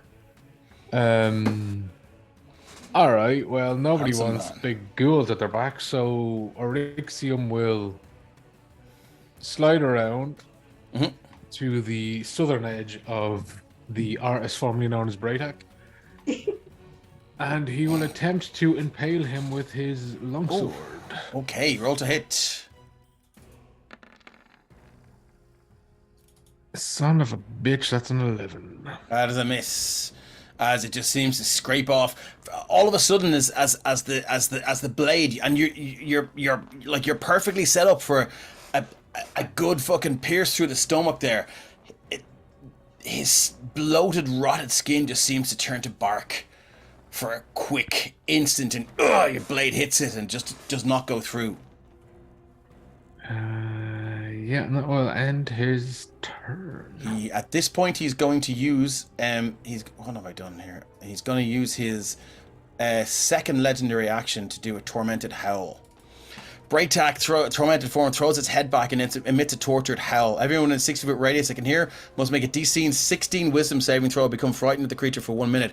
Additionally, anyone concentrating on a spell must make a DC 16 con save, or lose concentration.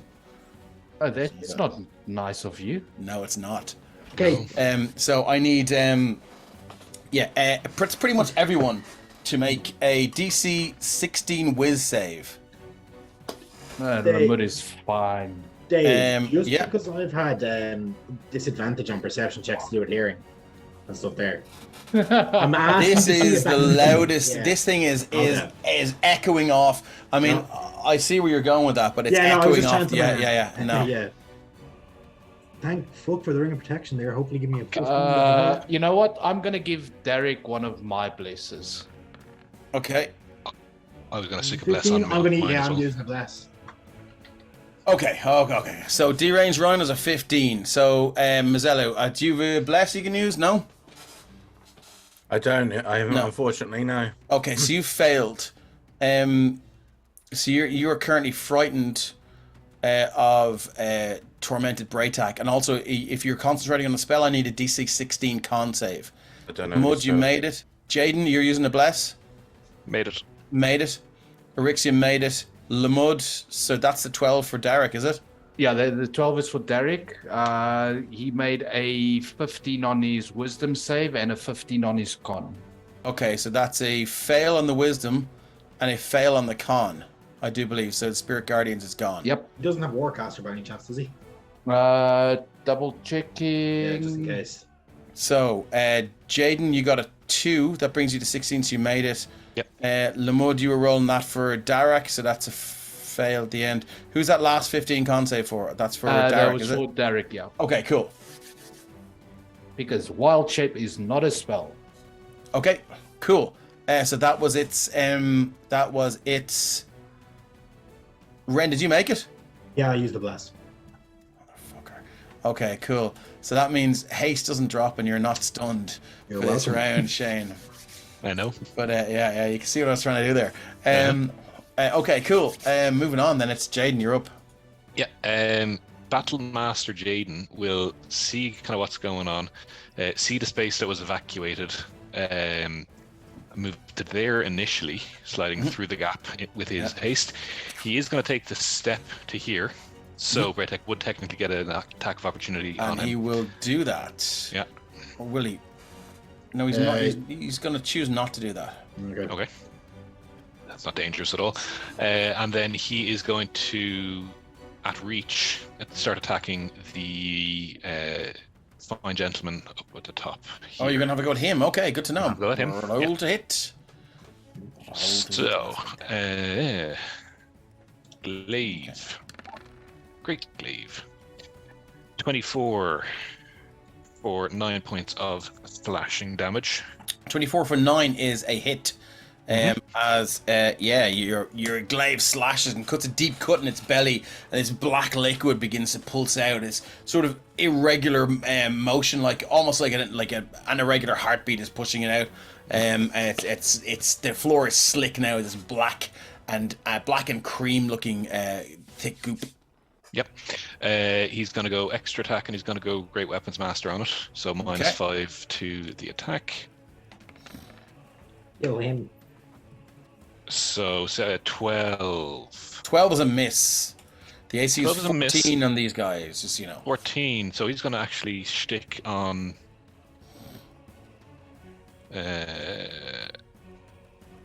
You've got no bless there if you want First- to. No, I use my bless to. Oh, sorry. Yeah, it's You have pretty an extra fast. But I'm going to use my precision attack Okay. on that to. As long as I don't roll a 1. You don't need to say And- that. You shouldn't say that. You're asking for a one. No, when no, you say So that. that second miss is now a hit. Now a hit, Yep. and I can re-roll the 1d10. So instead of 5, it's 6. 6. Give me 1 second. I just need to make room for the dog. Who was just come on. No problem. Become Thanks, involved. Busy B, for the gifted sub. Who are you giving your inspiration Here you to? go. Sit. Lie down. Thank you very much, Mazelu. Busy B. That Mizelu. Oh, your boy has you. Busy's looking after me. Lie Good down. man, Busy. Busy, lie down. Okay, cool. So that was that's 6 plus the 10 for the great weapons, so 16 points of slashing damage. okay. Lovely. Okay. Yeah, hasted attack, The accountant over there, I love it. non-white great weapons master, 18 for 12. 18 for 12. Yeah, wow, okay. Nice work. Yeah, as you're cutting these deep slashes in, you see this like glimpses of bone, but these things are like they're just full of blubber and folds and flaps of skin. You just there's this Okay. milky liquid leaking out from it now. Pole arm butt, don't you? Hmm? The pole arm butt still, don't you? I do have a polearm butt. Sorry, I'm just thinking here. Does that have to reach as well? The polearm butt? Yeah, it should, yeah. Oh, Okay, yeah. cool. But instead, I'm actually, and he doesn't know where he. Oh yeah. I'm just thinking. Let me just check something. Yeah. He doesn't know where it comes from, but he is going to. Oh, it's an action, not a bonus action. Disaster. That's all right. We're learning. That's all right. Yeah. Did the music cut out for anyone else, or is it just me? No, it's left. For you. Okay, I'll Yep, refresh. still going. Okay, that's all I'm going to do for now, Yeah. except step back into the There we go. into the melee. Still facing the Okay. same direction. Good to know. That's it for you. Mhm. So he's used. I think he's used 2 legendary actions. Isn't that right? He's used to, Yes. Correct. He could only take 2. I thought he had 3. Shit. That's legendary resistance. Okay, cool. So moving on to this one here, and this bloated ghoul is going to move up to Jaden, and it's Well, going to have he's a going go. to take a step and enter his reach. Yes. And he's got yeah. a new reaction. Hit his sentinel, and if he hits, drops to 0. So speed drops to 0. Excuse me. So let's see if it hits. 10. 10. Fortunately, Which You doesn't. still have bless. no. So he's moving Oh, in. I don't have the bless. You do on Twitch. That's No, probably just delayed. It's Yeah. gone. Christian's doing the best he can. He's busy. Alright. Working away. Okay, so this thing is going to move in, and it is going to use multi-attack. So it goes 1 bite and 1 claw attack. It's going to go in with the bite first. Mhm. That is a 9 to hit. 9 is a miss. I'm going to riposte. Oh, have you not used your reaction? You have. I did. I missed it. Yeah. Sorry. Yeah. Yeah. Yeah, Guys, that's no, in- overeager. Doesn't so can't scales use Yeah. the reaction? No, because Jaden has sent. No, because I have that. Yeah. So it's going to make a second attack with its claw. Mhm. That's a 21 to hit. 21 will hit. Okay, so we're going to go with 19 slashing. If the target is a creature other than the undead, it must succeed in a DC 14 con save, or have its speed halved, and have disadvantage on dexterity-based checks for saving throws for 1 minute. Target can repeat the save at the end of each of its turns. So I need a DC 14 con save, please. Yeah, coming up. Or Jaden's not undead. And hits hard. Oh, he's not undead yet. So you want a con save? Yeah. DC 14 con, yeah. No. That is a 12. Okay, so you have now, as this thing just screeches, its long wicked claws just catch you on the neck, and you feel this filth and this poison just seep into your veins, your heart pumping it around your body, and you begin to just slow down. You feel this intense tiredness rack your body, almost counteracting the effect you have with the haste spell, but not quite. You feel this sort of this confliction of effects on you, and it's confusing to say the least. But it's not comfortable. So 19 points of slashing damage. That's all it can do. I do No, believe.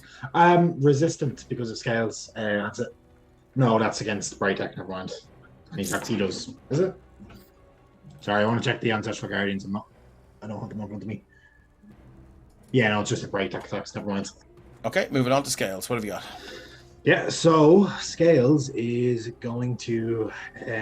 Scales is offended by this. He thought Braytech was a friend, so he's going to keep wailing away on this. He was. Thing. Yeah, he liked Braytech, so that is going to keep hitting him with a long sword, 2-handed, reckless attack to outweigh the disadvantage he has. Wouldn't have needed it, but that's 12 points of slashing. And then on the backswing, it's going to be reckless.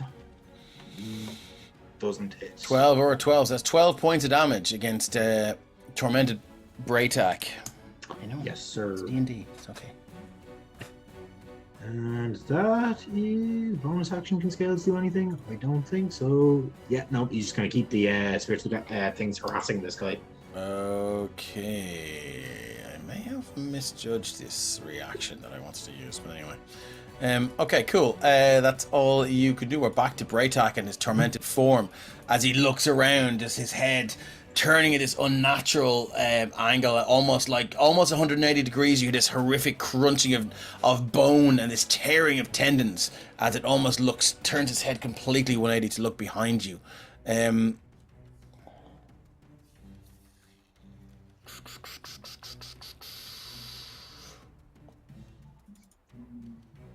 How's he looking? Let's see. So,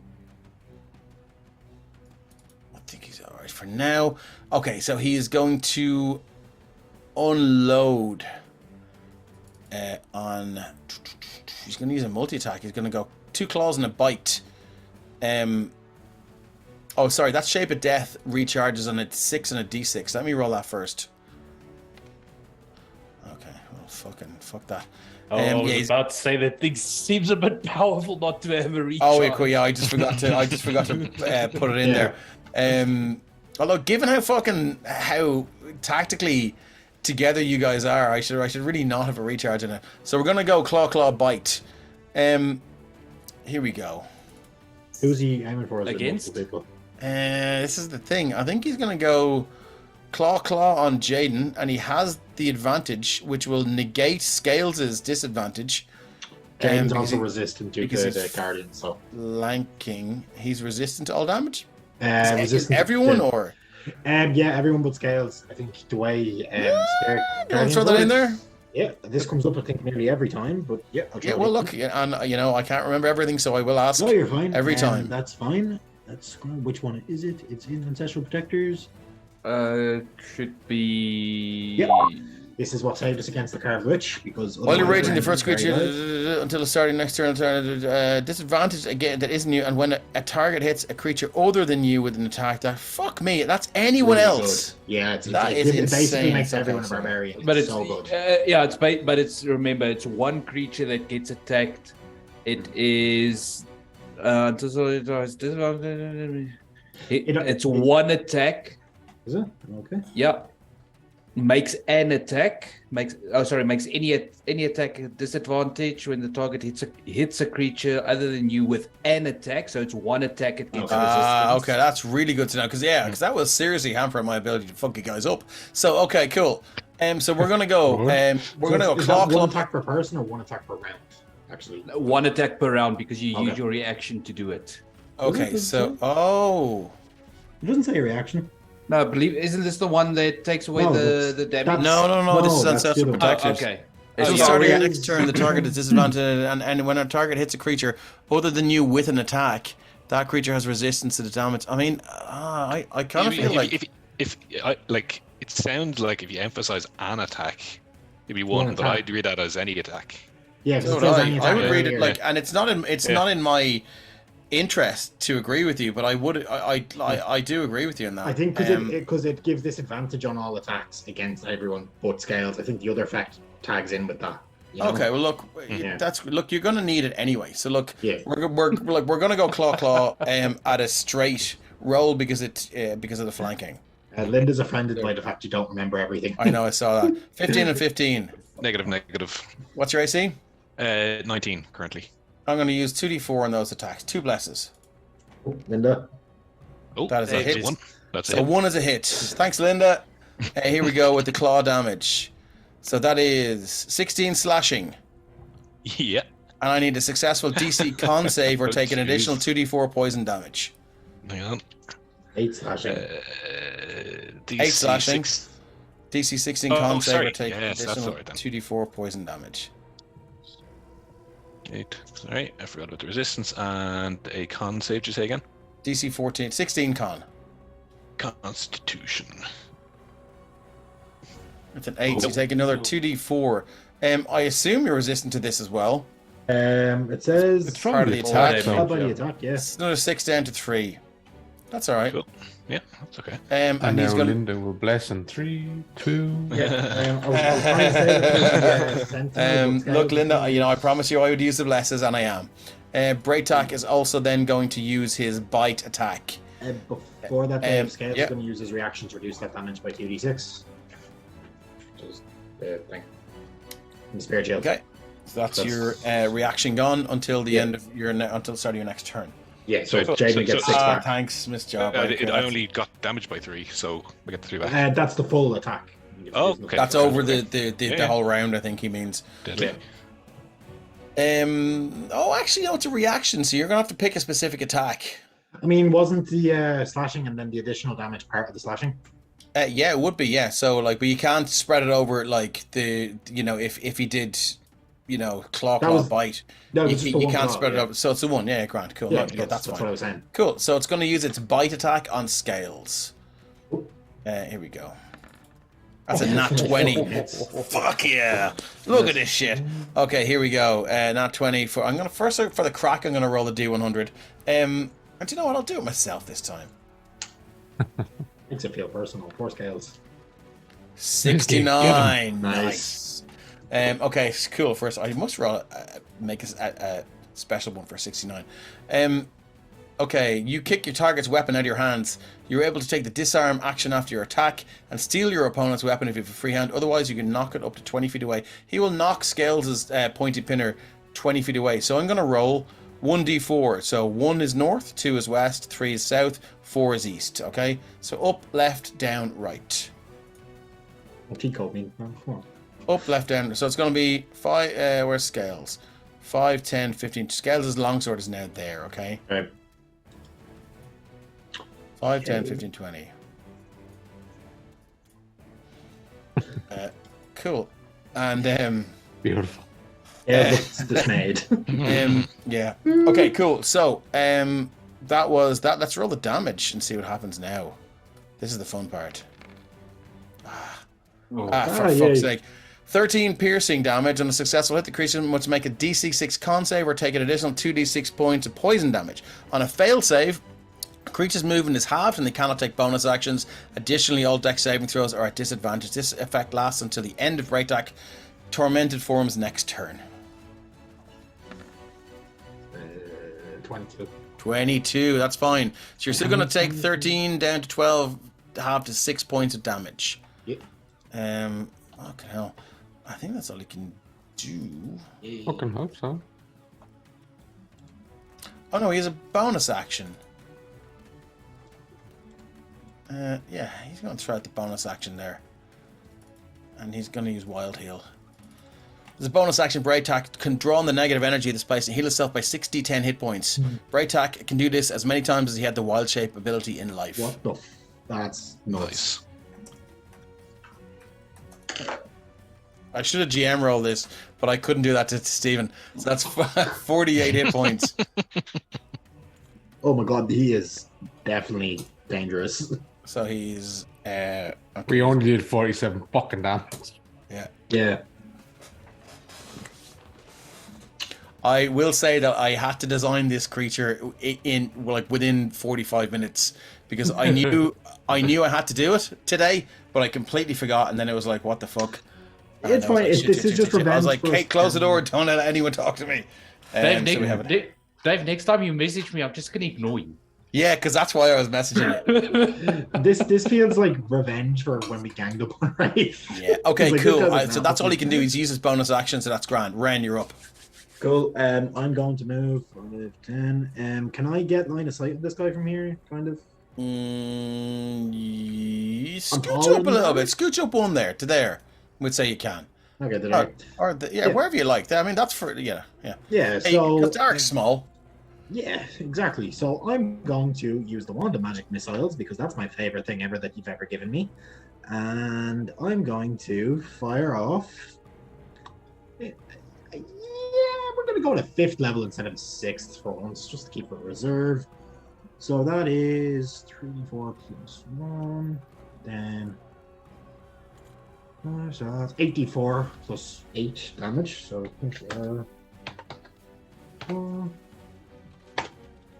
because while you've said it out loud, we don't know about it. So that's 32 points of damage. I think, if my maths is right. 84. Yeah, it would be 32. Yeah, then it's what it's 3 and then plus 5 for each. Sorry, it would be minus 1d4 from that, so it would be 28. That's 27 points of damage. To add an extra d4 one mistake. I think.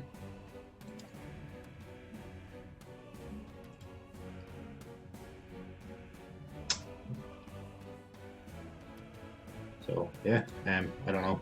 Sorry, I was muted. That's 24 points of damage.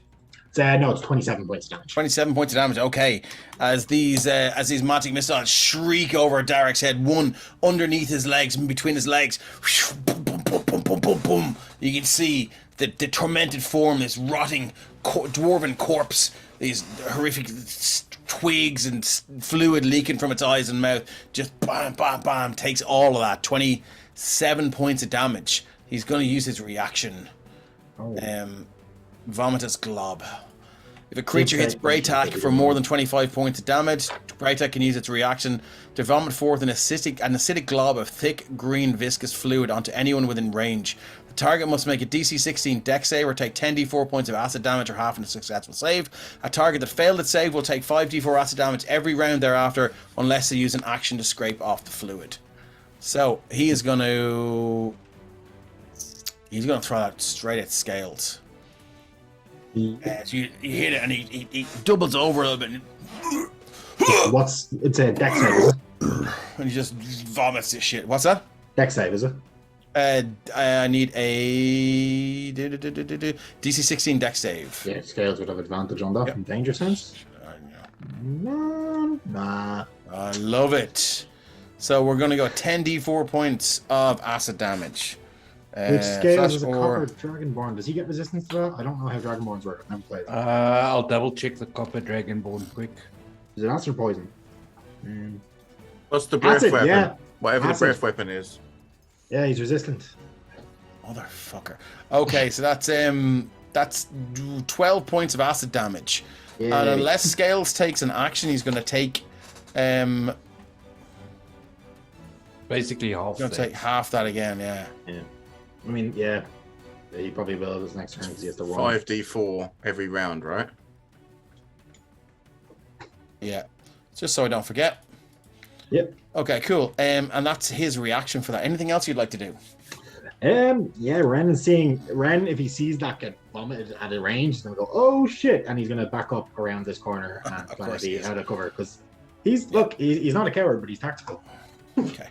No worries, moving on. This bloated ghoul here. Yeah, exactly. Tactical retreat. Orixium, you were fighting Braytak, weren't you?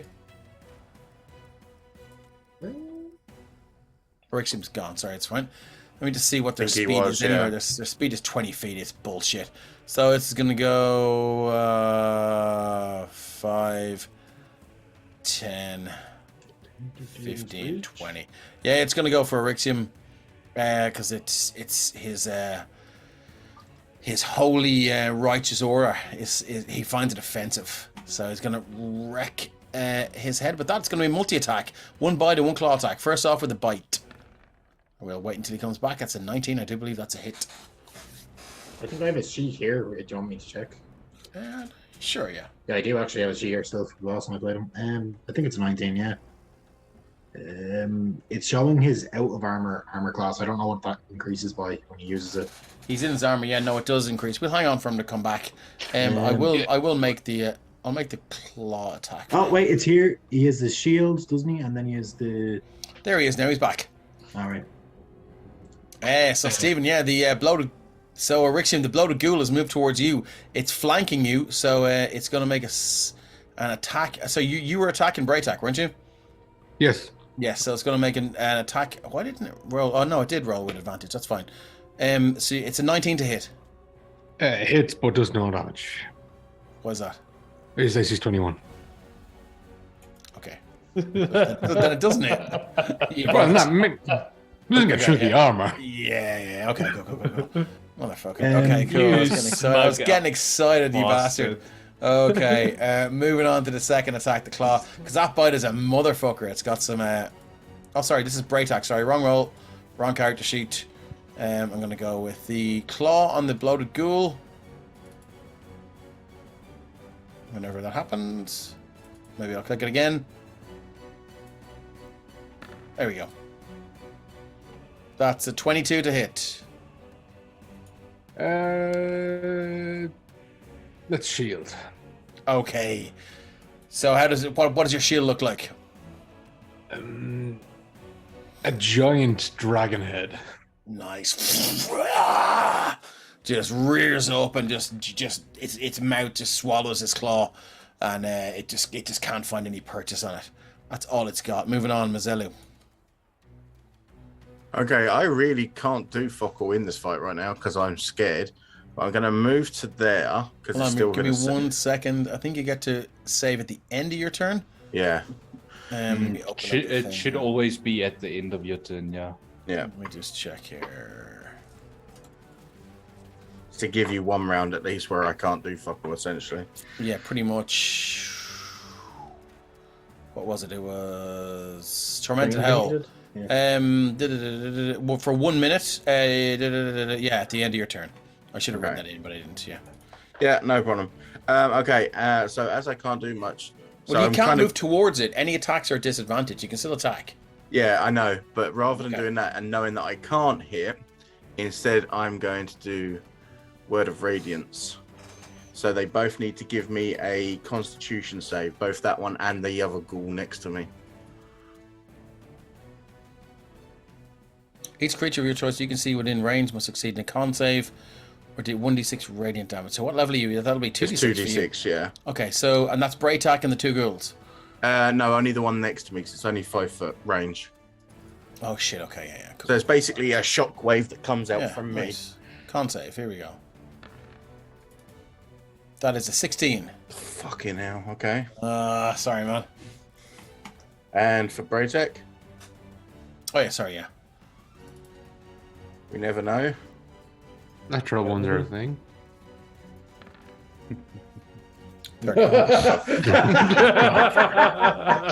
I think he still would have saved with it. Please tell me that saves at least. Yes, it does. Now, and you are immune to this effect now for the next 24 hours. Sweet. So, yeah, he's a hefty con. Plus 12 on that. Yeah, that's okay. me. Lamud, you're up. Is this ghoul over here the one that's taken a bit of damage? No, it's this one here. You told him the dead? No, so it's Lamud, so Okay. he's just All gonna multi-attack Braytek again. Okay. Roll to hit. You see, I don't know whether Ren would have allocated that the loads of damage equals the barf, so I don't know whether I would have called that out or not. So You would have liked it. You wouldn't have seen that. yeah, exactly. 20 and an 18 to hit. 20 and an 18. Braytak's AC is 19, so that's 20 is a hit. All right, so that's 18 points of slashing damage. Ooh, okay, that's magical slashing. Mm-hmm. Okay, cool. No worries. Your huge claws rake across, and just an unnatural and a disturbing amount of skin and tendons come away with that, almost as if you've almost as if you just plucked the skin off a chicken leg, Southern fried chicken leg, and it's this milky black fluid just begins to drip down again. It's pouring with some force now. All Anything right, else good you'd to like know. to do? That's my turn. Darak, what have you got? Derek is hoping that charisma was Braytek's. Actually, do you know what? He's going to use the legendary action, and he's going to go because he still has 3 to use before we get back to him. Sorry, 2. Is it 2? It was 2 reactions. Yeah, he is. Yeah, you said earlier. Legendary actions, 2 legendary actions. Yeah, so he's gonna go claw against. You've reach here, do you? Oh no, sorry, you're right beside him. Cool. Yeah, so he's gonna go for you, and he's gonna go claw. It's a 23. Mm-hmm. For 11 slashing and DC 16 con save, or take 2d4 poison damage. You should be good at these. The Wild Guardian big con. He's not that good at con saves. It's an Okay, there's 11. another 2d4 poison damage. There's 8. All right, so 19 total. Actually, do you know what? He should have disadvantage against you because of the spirit, shouldn't he? Yeah. So that's a 13 to hit. 13 will miss. Ah, Will that Okay, do cool. double sentinel then, will it? Um, If they have reactions? I think they both use their reactions. Use as far as their I'm aware. reactions, yeah. Oh, Yeah. okay. I get to throw it out. Oh, yeah, Okay, you're so fine. cool. Derek's up. He has 1 more legendary action here. What can I Derek is going to save that spell for later because I need that for later. So he is going to cast. We will start with we'll go. That won't work. We'll do a Sacred Flame at Braytek. Okay, so it's a dex save. Yep. What's the DC? DC 15. 12. He's going to take all of that. So All that 10. is 10 radiant damage. And And then he, he will. Any That is specific based. radiant for him? What's that? Any specific reaction to radiant? No, he's not. He's not vulnerable to it. Anyway. Oh, right, okay. Then I'll make a wisdom save for Derek as well. Yeah. Yeah, that's I'll do it. Lovely stuff. Okay. Moving on, Orixium, you're up. So, the artist formerly known as Braytak attacked Mishka, correct? Yes. So, Orixium is now in a flanking position. Correct. So, Load. he will attempt to shish kebab Braytak. Okay. Come on, dice. God damn it. A 25 So 25 is a hit. for 15 points of damage. Okay, yeah, that hits. And it hurts him again. Oh shit. Fuck. What did you have him on the hit points wise? After that attack, that is 70. 70 hit points. Of Well, damage. I don't have his total. That's what That's what what you've done. damage Yeah, you've done, sorry. so Yeah, it's cool. Yeah, negative that's 70 about right. Yeah, total, yeah, that looks good to me. Sorry, because I did the old thing where you don't do the minus and you just type in the new hit points on the thing. It's a pain in the hole. Okay, cool. So that blade just rakes down his back and it cuts open his skin. The skin in the back is taut, wound together with whatever tendons and muscles remain, and it's almost just like carving open a turkey. That's fully cool. I don't know, I'm going with the poultry references here, but yeah, the skin just rips back as soon as the barest tip of a blade hits it, and this black gushing, sort of almost like snakes and tadpoles and whatever, it just drop out from it and just wriggle on the floor. So it's last year's turkey. Got it. Mm-hmm. You put everyone off of Thanksgiving and Christmas. I from hope now so. on. I hope so. I Richard, don't want a turkey anyways. anything else for you? Seeing his glowed best friend Jaden look a bit shaky, the spectral dragon head will move from Orixium's back and shield Jaden as the shield of fate surrounds him. Nice. Does he know this is happening? It doesn't Do you- say willing He can creature. see it, but Yeah, he'll just see don't- like a dragon appear over him, I suppose. How does Jaden feel about that? Not best pleased. Not best Okay. pleased at all. Do you want to attempt? Do you want to? There is a spell save. Do you see? Do you want to attempt a saving throw? I think that's just because I have. I think that's just on every It's spell, automatically isn't on it? all spells. It doesn't say willing creature, so I don't think he really gets a choice no matter. Yeah. Okay, no worries. Good to know. Yeah. All right. So you see this thing hovering over you, And that'd be make him for more it- powerful. that- You will take it. You will take the help, and you will like it. That's it for you. 21 yeah, AC, that's man. it, That's good shit. Okay. All right, moving on. Jaden.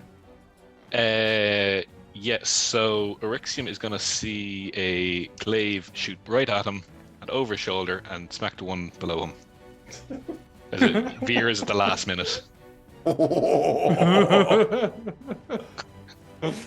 For a 16, but I get to reroll the slashing damage, which is a That's D10. 9. So instead of 6, it's 8 plus 4, so 12 points of slashing damage This one here. to this one here. Yeah, Sorry, this no, one no, here. 12. below Yeah, that. cool. Yeah, 12. Goes Right, yeah. straight Okay. past Orixium. Yeah, that does it. Uh, Yeah. Again, and because he's hasted, Rickson really can't react. But this stuff is coming real close to his head. Nice. But it's all aimed at friendly. Okay. And the bottom. So that's the first one. Second one.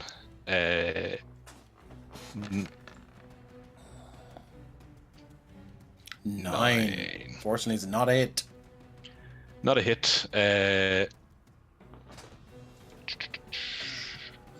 Yeah, no, I'm gonna leave that, and then hasted attack for 18 for 8 points of slashing damage. 18. Yeah, that's gonna. I think their AC is 14. 14, It's yeah. 14. Yeah. Yeah, you said 18 for what is it? 13. 8 Eight. points. Yeah. Points of damage. Okay, yeah. Let me get this thing. Cool, -8.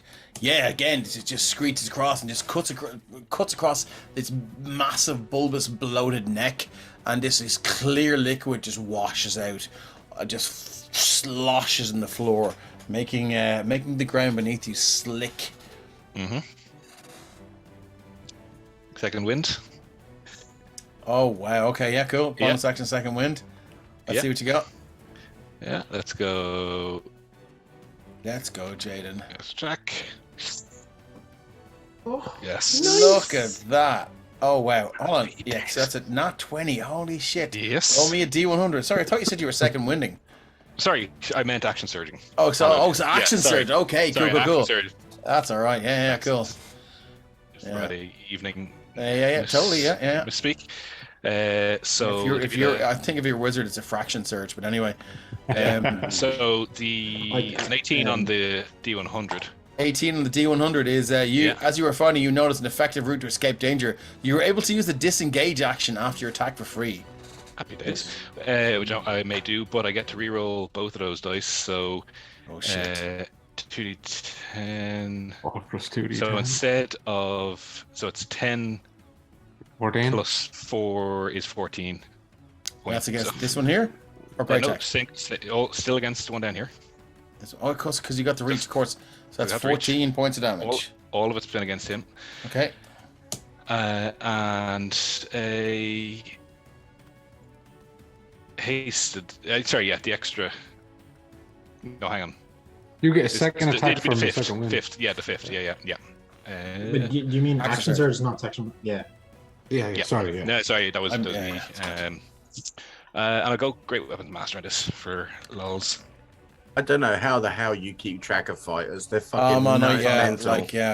I play a fighter barbarian combo. It's hard. So 13 minus 5 is 8, but I'm going to stick on an old precision attack. So you need to get a 14. Yeah. You could do it. Yeah, that's it. That's what I'm thinking. I cannot. Wait, did you say it was reckless? That's 20, isn't it? It's not reckless. No. Reckless. No. So I do not hit with that last one, but I do get to use my bonus action. What the Daisy? Oh wait, great weapon. Never mind. Great weapon, yeah. But I do get to use my bonus action to butt end that, and I am going to great weapons that as well. You cannot action since you crit. You have great weapon master. You can do a full straight attack. That is very true. 14. This one is a hit. Yeah, call Great Weapons Master, so I... Oh, sorry, of course, 5, 9, but... is that Great Weapons Master, is that like, it's just a free attack, it's not a bonus action thing? So my bonus action, because I critted on Great Weapons Master, gives me the option to use full attack. Yeah. Right, yeah. But I call Great Weapons Master, so it's 14 minus 5 is 9. I'm going to use Precision again to try and bring that back up on this attack. Okay, yeah. That's a big no as well. Okay, cool. Is that it for you?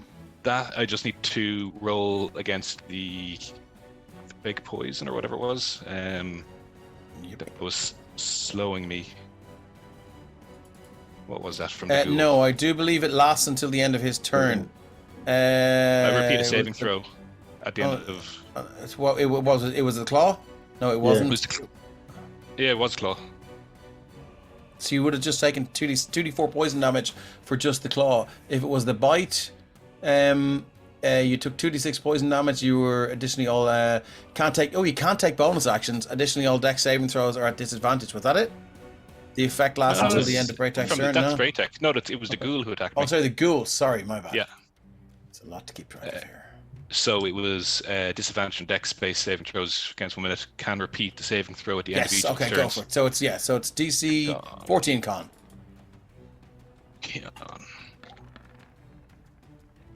22. Yes, you made it. Cool. All right. I do believe... I will just move there using the disengage free from the... Yeah. Nice. Okay, Braytek is going to use his He's going to use one more legendary action, and he's going to go with another claw attack against Scales. With advantage this time because Scales use reckless attack. 27 to hit. Yeah. For 13 slashing, I need a DC 16 con save. So that's 6 slashing. 6 slashing, then a con save. Sorry, I clicked my sheet by mistake. It's alright. Yeah, Scales is pretty good at con. Yeah. I'll take the 6 slashing. Okay. Alright, lovely. It's it. Coolaboola. So that's it. So we're on to the bloated ghoul, which is going to move up against... it's going to move up to Jaden, and it's going to have a go at you. Cool. Here we go. Multi-attack. First with the bite. 21 to hit. 21 is my armor class. Okay, that's a hit. 20 piercing. If the target is a humanoid, it must make a DC 14 con save or contract Darkcool Fever. Oh, jeez. Okay, well... Got a fever! Scales doesn't get any resistance from the ghoul, does he? No, What? it's only from what's his face? Right deck. Yeah. So then Jaden goes down. Spirit cool. Shields? No, That's what I was wait. asking. I don't think. I don't think. No, I we're- think he's used his reaction. Reaction, yeah, sorry. Yep. Damn it. Okay, cool. Give me the DC 14 thing anyway, and just see if you contract a fever. For the hell of it, we can say that you can make this before you go down. Okay, that's good. That's a really good thing. Cool. So you're down. So that was the bite. It's going to go again on you with the claw. Has advantage this time. That is a hit. So you're down 2 death saves. Yep. And that's all it can do. Moving on. Scales. Hey, does Scales have any healing potions on them?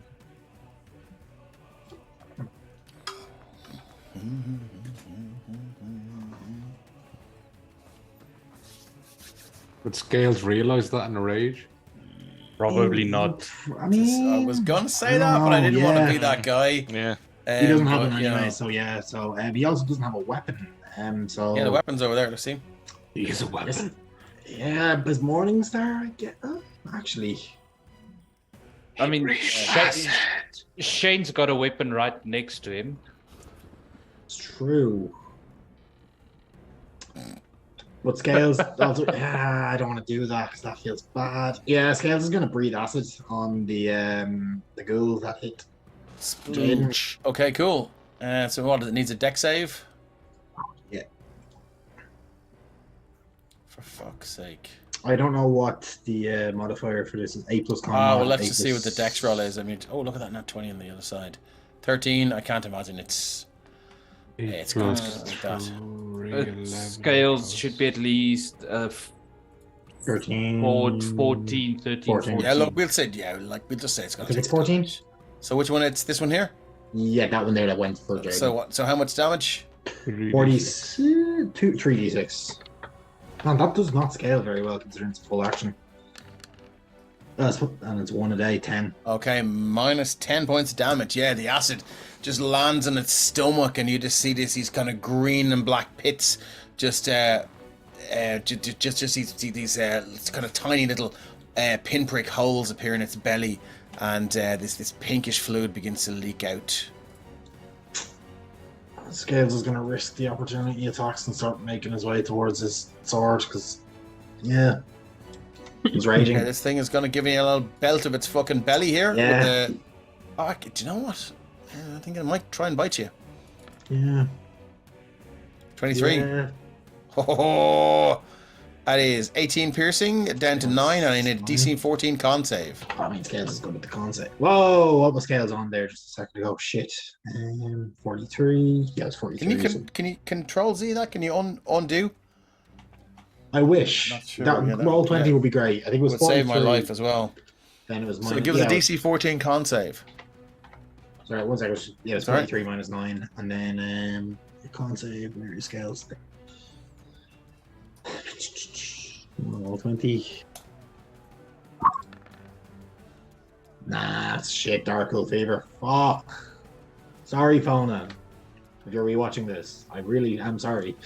That is my turn as scales. Okay, I'm going to drop in what that does. Spread mainly through bite wounds, this rare disease makes itself known within 24 hours by swiftly debilitating the infected. A creature so affected must make a DC 17 con saving throw after every long rest, and a failed save. The victim takes 4d6 necrotic damage, and his hit point maximum is reduced by an amount equal to the damage taken. This reduction can't be removed until the victim recovers from Dark Old Fever, and even then only by a greater restoration or similar magic. The victim recovers from disease when making successful saving throws on 2 consecutive days. Greater restoration cures the disease. Lesser restoration allows the victim to make a daily con check with advantage. Primarily spread among humanoids, this disease can affect ogres, and therefore other giants may be susceptible. If the infected creature dies while infected, they may become a ghoul. Or a Darkghoul. Very uncool. So there we go. Yeah, that's nasty. Yeah, so now you're infected. Braytag is up. Put a thing on Scales as token for that. Okay, cool. Let's roll a d6 and see if we can recharge that little bad boy.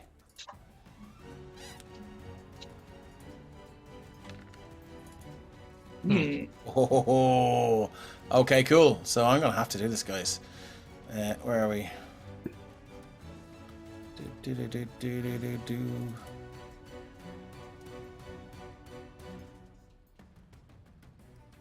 Where's it gone? Shape of death. 10-foot radius. Right, Jaden, you're gonna hit the deck here. Yep. Fuck. I'm gonna do it though. Mm-hmm. Cool. So, Jaden, you're gonna die, as this is gonna take off your last death save. But I'm gonna roll 6d10 / or 6d10. 43 points of damage, or I need a save. A DC 16 dex save for anyone within 10 feet of Corrupted Braytag. Oof. 18. Okay. 21. Jaden, what's the last thing that goes through your mind? A blade.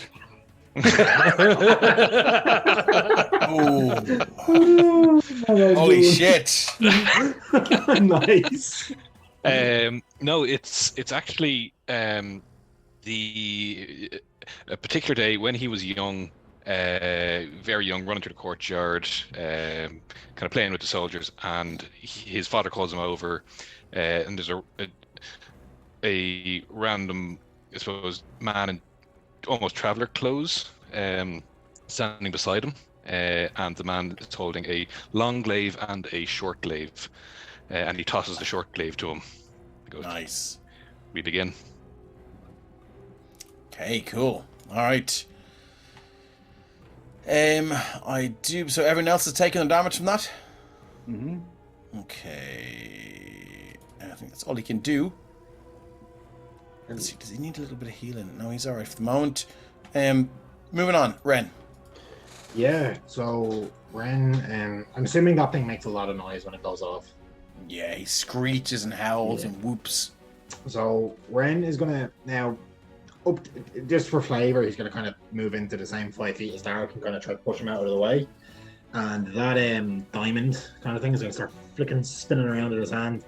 Fix, all the different colors of the different damage types it can do, and as it does so, Ren pushes out as the arcane energy comes flying, and I'm going to hit him with a 3rd level chromatic orb. Okay. So please fucking hit. 19. That's his AC. And I'm going to hit him with a total of 26 points of thunder damage. As just this, you don't even see it, it's just this wave of sound crashes into him. Okay, he's going to use his reaction. Yep. To vomit forth his vomitous glob Ren on hasn't top seen that. on top of Eryxium. So I need a DC 16 dex save. The nat 20. Okay, so you're going to take half of that, so 5d4 acid damage. Don't forget to smite when you're dodge, it was a nat 20. 18 points of damage. As this vomitous glob settles on top of you. You've made the save, so you don't have to scrape it off afterwards. You just dodge to the side, and it just, just slides off your neck, but you can feel it burning in. to the side of your neck and shoulder. Derek sitting there on full hit points. Ren sitting there on full hit points. Don't know. Okay. Anything else, Ren? I went from here to there. Ren actually did see that this time. He's like, "Oh fuck!" And then he went like a few steps back just so he's out of line of sight from this thing if it does start to come towards him, and so he can, be in cover. That's about it. He knows himself. He's no sense of him getting in the fray. He'll die immediately. So. Cool. All right. Moving on. This bloated ghoul here is going to have a go at. He's going to go for Mazelu. It's going to use its. Oh God.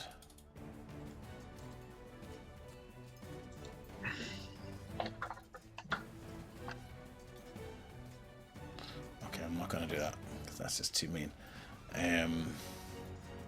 Do it. It's going to use its bite on Mazelu. It's a 15 to hit. Misses. Okay, and it's going to use its claw. 19 to hit. 19 does hit. For 12 slashing. You're down. Zelu hits the ground. No, hits the ground indeed. Okay, cool. That's all it's got. Mazelu, that saving throw, please. I'd been alright until that fucking whirlwind thing. I hadn't been touched. That thing is so fucking nasty. It's a failed death save. Okay, what goes through Mazelu's mind? Yes, similar to before. He rises above the clouds and the Platinum Spectre in front of him.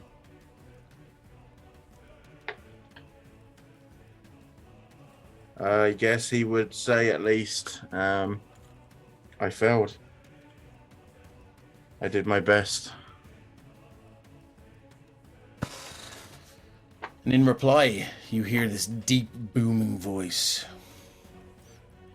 What did you, my child? Did you do your best? We'll move on to Lamud. You guys have the big guns, now it's the time to pull them out. Yeah. Lamud's going to continue going after Braytek. Okay. 16's probably going to miss. He's going to miss, yeah.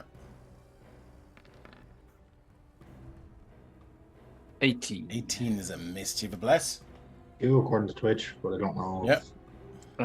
Just need AC to is double check 19. my sheet. Yeah, I still have one left. Okay.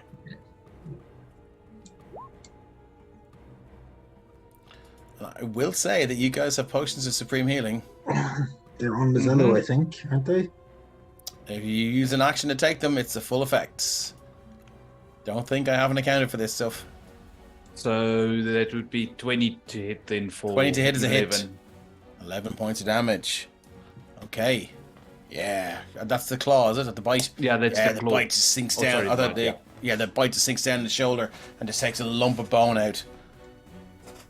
Moving on, Derek. Derek is going to go 5. I feel like 10 feet. you have better wild shapes that you can use here. Oh, yeah, there are probably better ones. None of them do more damage than the bear.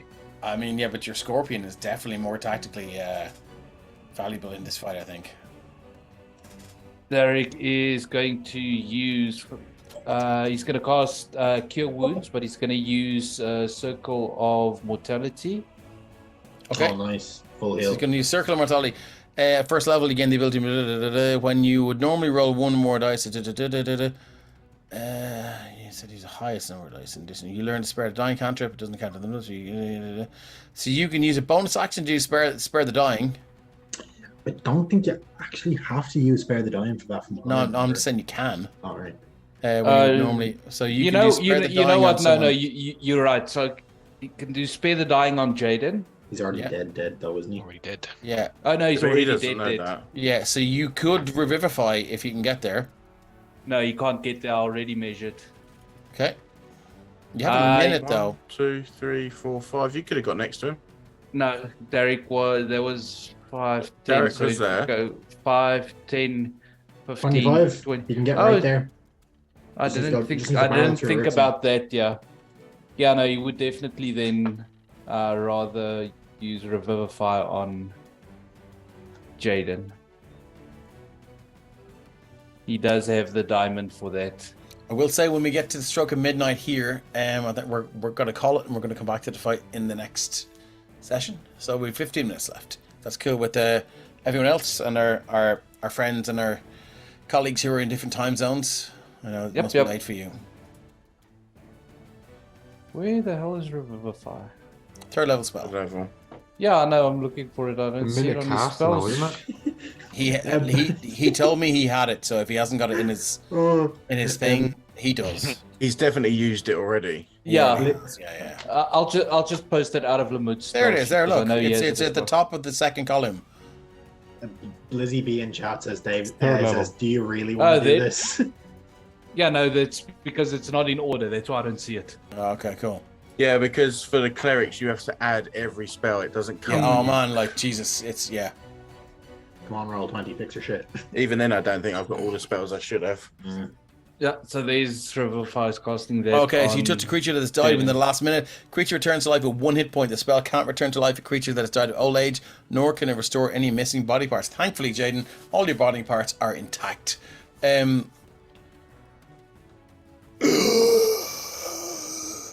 And the first thing you breathe in is the stench and filth of the bloated ghoul beside you. And if you can imagine, we've all been on nights out when we've fucked up and we've done things we don't regret, and it's that first moment of oh fuck when you wake up in the morning and remember, you get that sense of dread.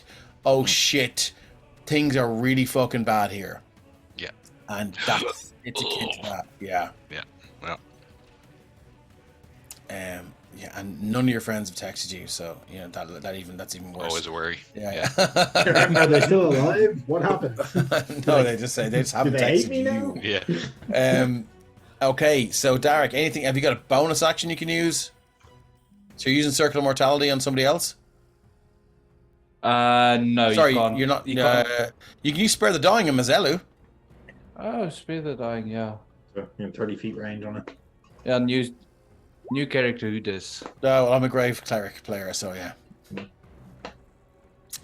So you're going to use Spare the Dying. You touch a living. You don't have to use it. You have 30-foot range because you're a Grave Cleric. Creature becomes stable.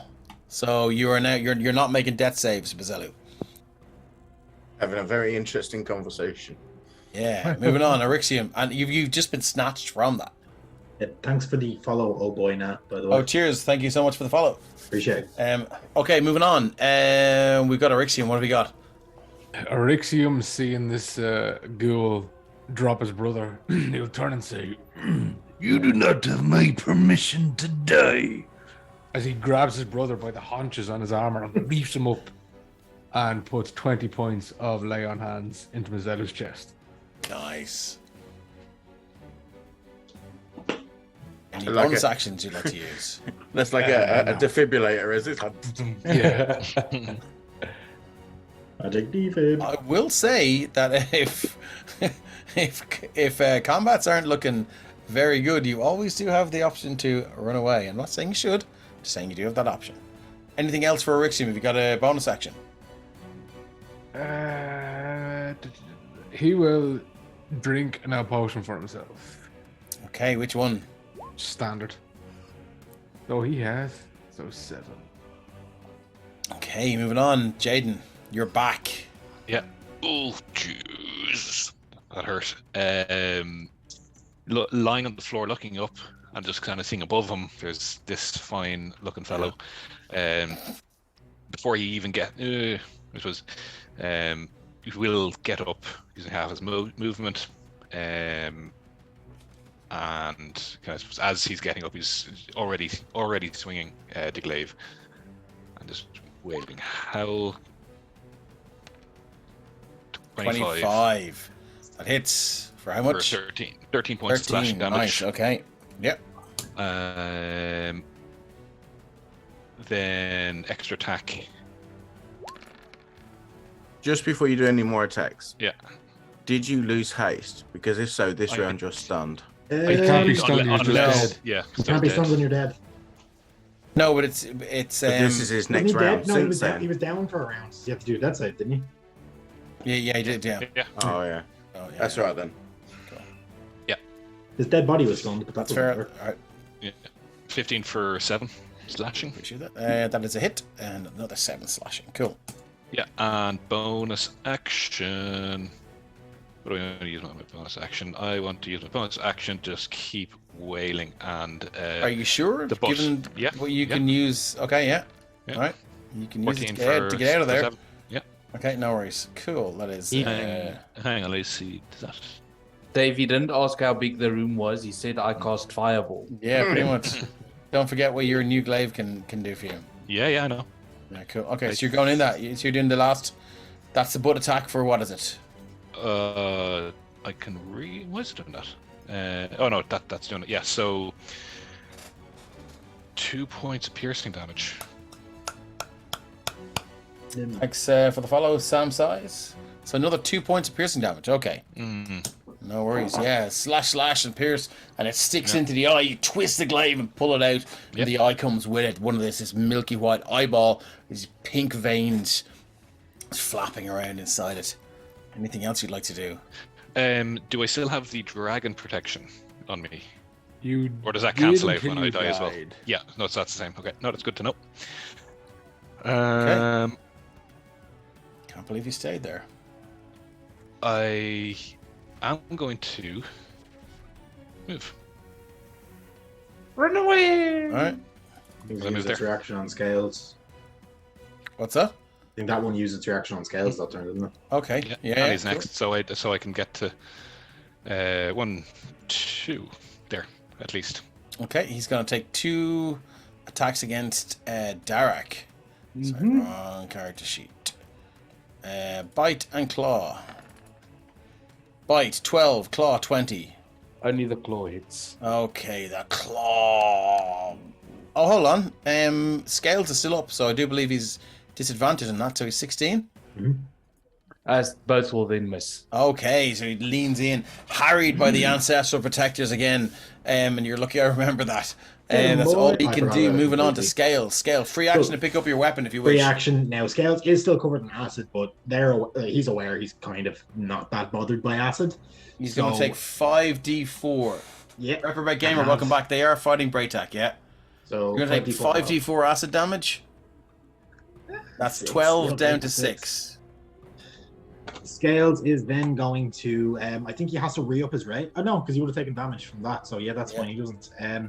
He is going to run back into the fray, like kicks up the longsword, catches it, like and then Nice. jumps, swings it down on top of this ghoul's head. This ghoul killed his friend temporarily, and he is not happy. Okay. Move your So- token up there, and let's Oh, yeah. let's whale this thing. Yeah, so Reprobate Gamer, what happened was Braytak has been he was eaten alive by an army of undead, and turned into some sort of With advantage, mockery of his own form.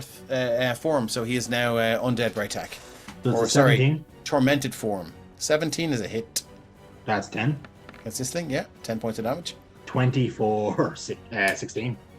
Another 16. Okay, yeah. Your 2 swipes just cut its belly wide open, and you can see these rotten organs just splash out onto the floor. It's sickening squelch. That would Anything be else? Scales' turn. He can't do anything as bonus action, I don't think. So yeah, that's it. Okay, Braytak tormented form is going to move in and wail on Darak. So he is going to use his. Mishka's gonna take a swipe at him. See if he can recharge his little bad boy there. That's a 4. He can't. It is a 29 to hit for 12. Fucking hell, that will do. Yeah, 12 slashing. Wow. Okay, cool. Yeah, I feel okay. Yeah, that's it. Yeah, this just scratches. The claws just tear open these deep gashes in its back, and it's going to move in and have a go at Darak. All of these are at disadvantage because of Scales' ancestral guardian, so it's going to go claw, bite. So claw. Oh my fucking god. Nope and a nope. That is 2 nat 1s. 2 rolls of the D100. D100 for the first one. That's a 12. It shouldn't be too bad. He falls on his ass and dies. You lose your combat footing and have difficulty recovering. Your enemies have advantage on their attack rolls against you until the end of your next turn. Everyone dogpile Braytech. Everyone has advantage now in Braytech. Second D100. 7. Oh, that's gonna be.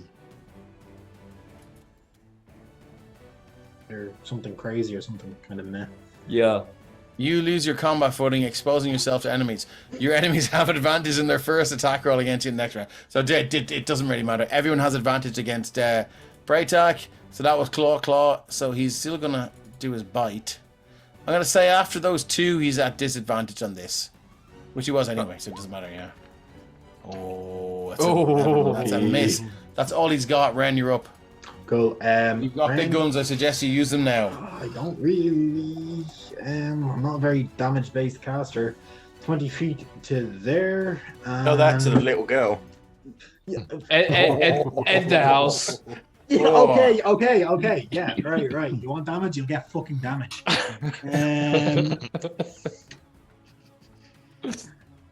Okay. I am going to say that Derek is the last in this turn order. And I think that we'll call it then and we'll come back into the combat in 2 weeks' time. What's the range on banishment? 60 feet. Yeah, I'm going to get one of those ghouls out of there. The one that is between Scales and Jaden. Hopefully that's a charisma save. Nice, okay, now we're talking.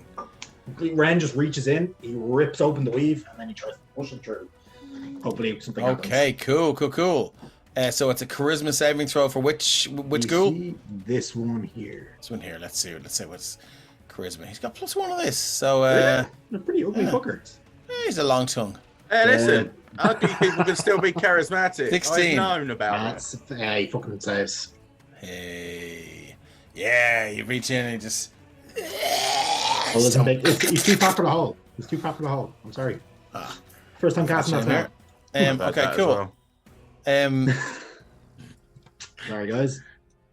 Yeah, there's no other. Yeah, unfortunately, bad luck. So we're moving on to this bloated ghoul here. Which one? I think it's going Yeah, to. long. It's gonna have to go Mazelu. With disadvantage. A 2's not going to do it. Oh, for fuck's sake, that's a nat 1. Oh, sorry, no. That was a. Why did I roll charisma? Sorry. So that's a 19 with the bite. 19 does hit. That's a 25 points of damage. So he's back That down. was D20s for damage there, Dave. Yeah. Was it? Sorry. Oh shit. Sorry. I thought I clicked it. Sorry. Oh, it's catching up. 14 piercing. Okay, yeah, that's fine. Oh no. That's like fucking D20. No. Hey. Con That's save weird. as well. Yeah, DC 14 con save or contract Darkul favor. Was it DC 14 con? Okay. Does Scales have a 15. spirit shield here?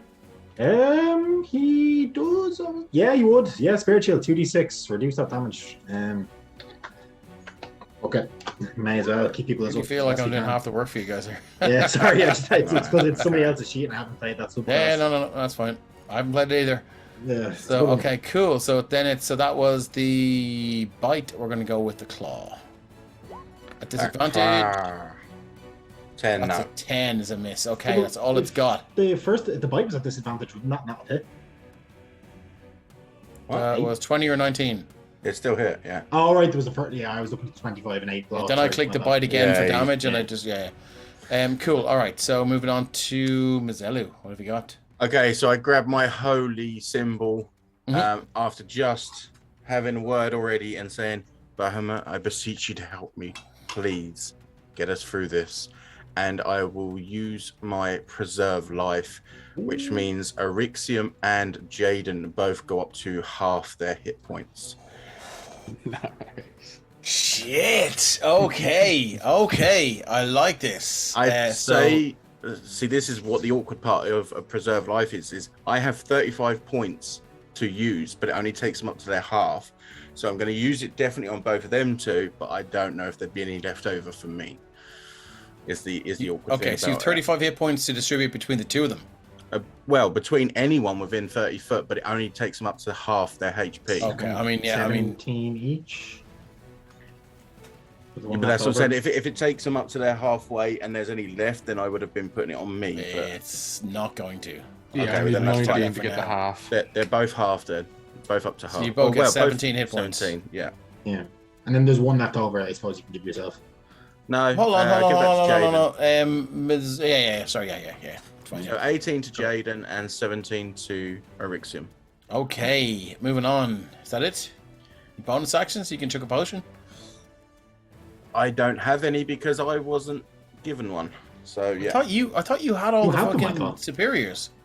You're the one No, handing them out. because Yeah. if you remember rightly, I said it to give it to the rest of the party because I have. Who has the fucking superior I potions? I think can't it's believe Lamud. I have to I ask this. genuinely think it's Lamud and he's in a bear form. Oh god. Jesus Christ. I deliberately refused to take one and said it would be best if the rest of the group had it. Yeah, I don't think I yeah, no, I Okay, search your fucking inventories, and if you have them, you know. Oh, I don't have to search them to know I have okay, yeah, cool. don't. Lamud, you're up. You're up. them. Fuck me. Get out with that bear form and start giving me potions, Lamud. No, This keep, is keep unbearable. attacking. Keep attacking. I know, I'm gonna keep attacking. Let's go after the little ghoul. Reprobate Gamers, the scales has one, he thinks. Oh shit, yeah, I think he does. It's a 14 to hit the little ghoul.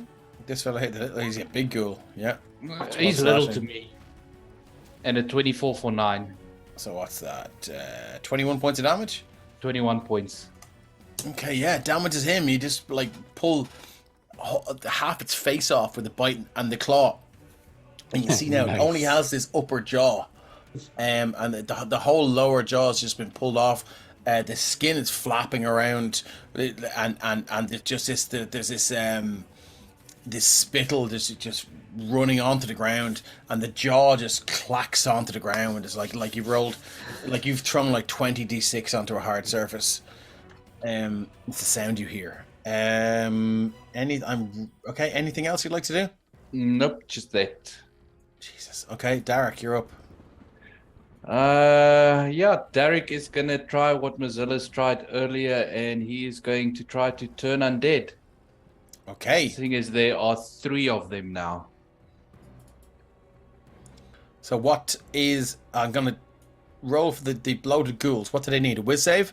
It would be a wisdom save DC, DC? 15. Okay, so I'm gonna roll for the bloated ghoul here first. DC 15. Here we go.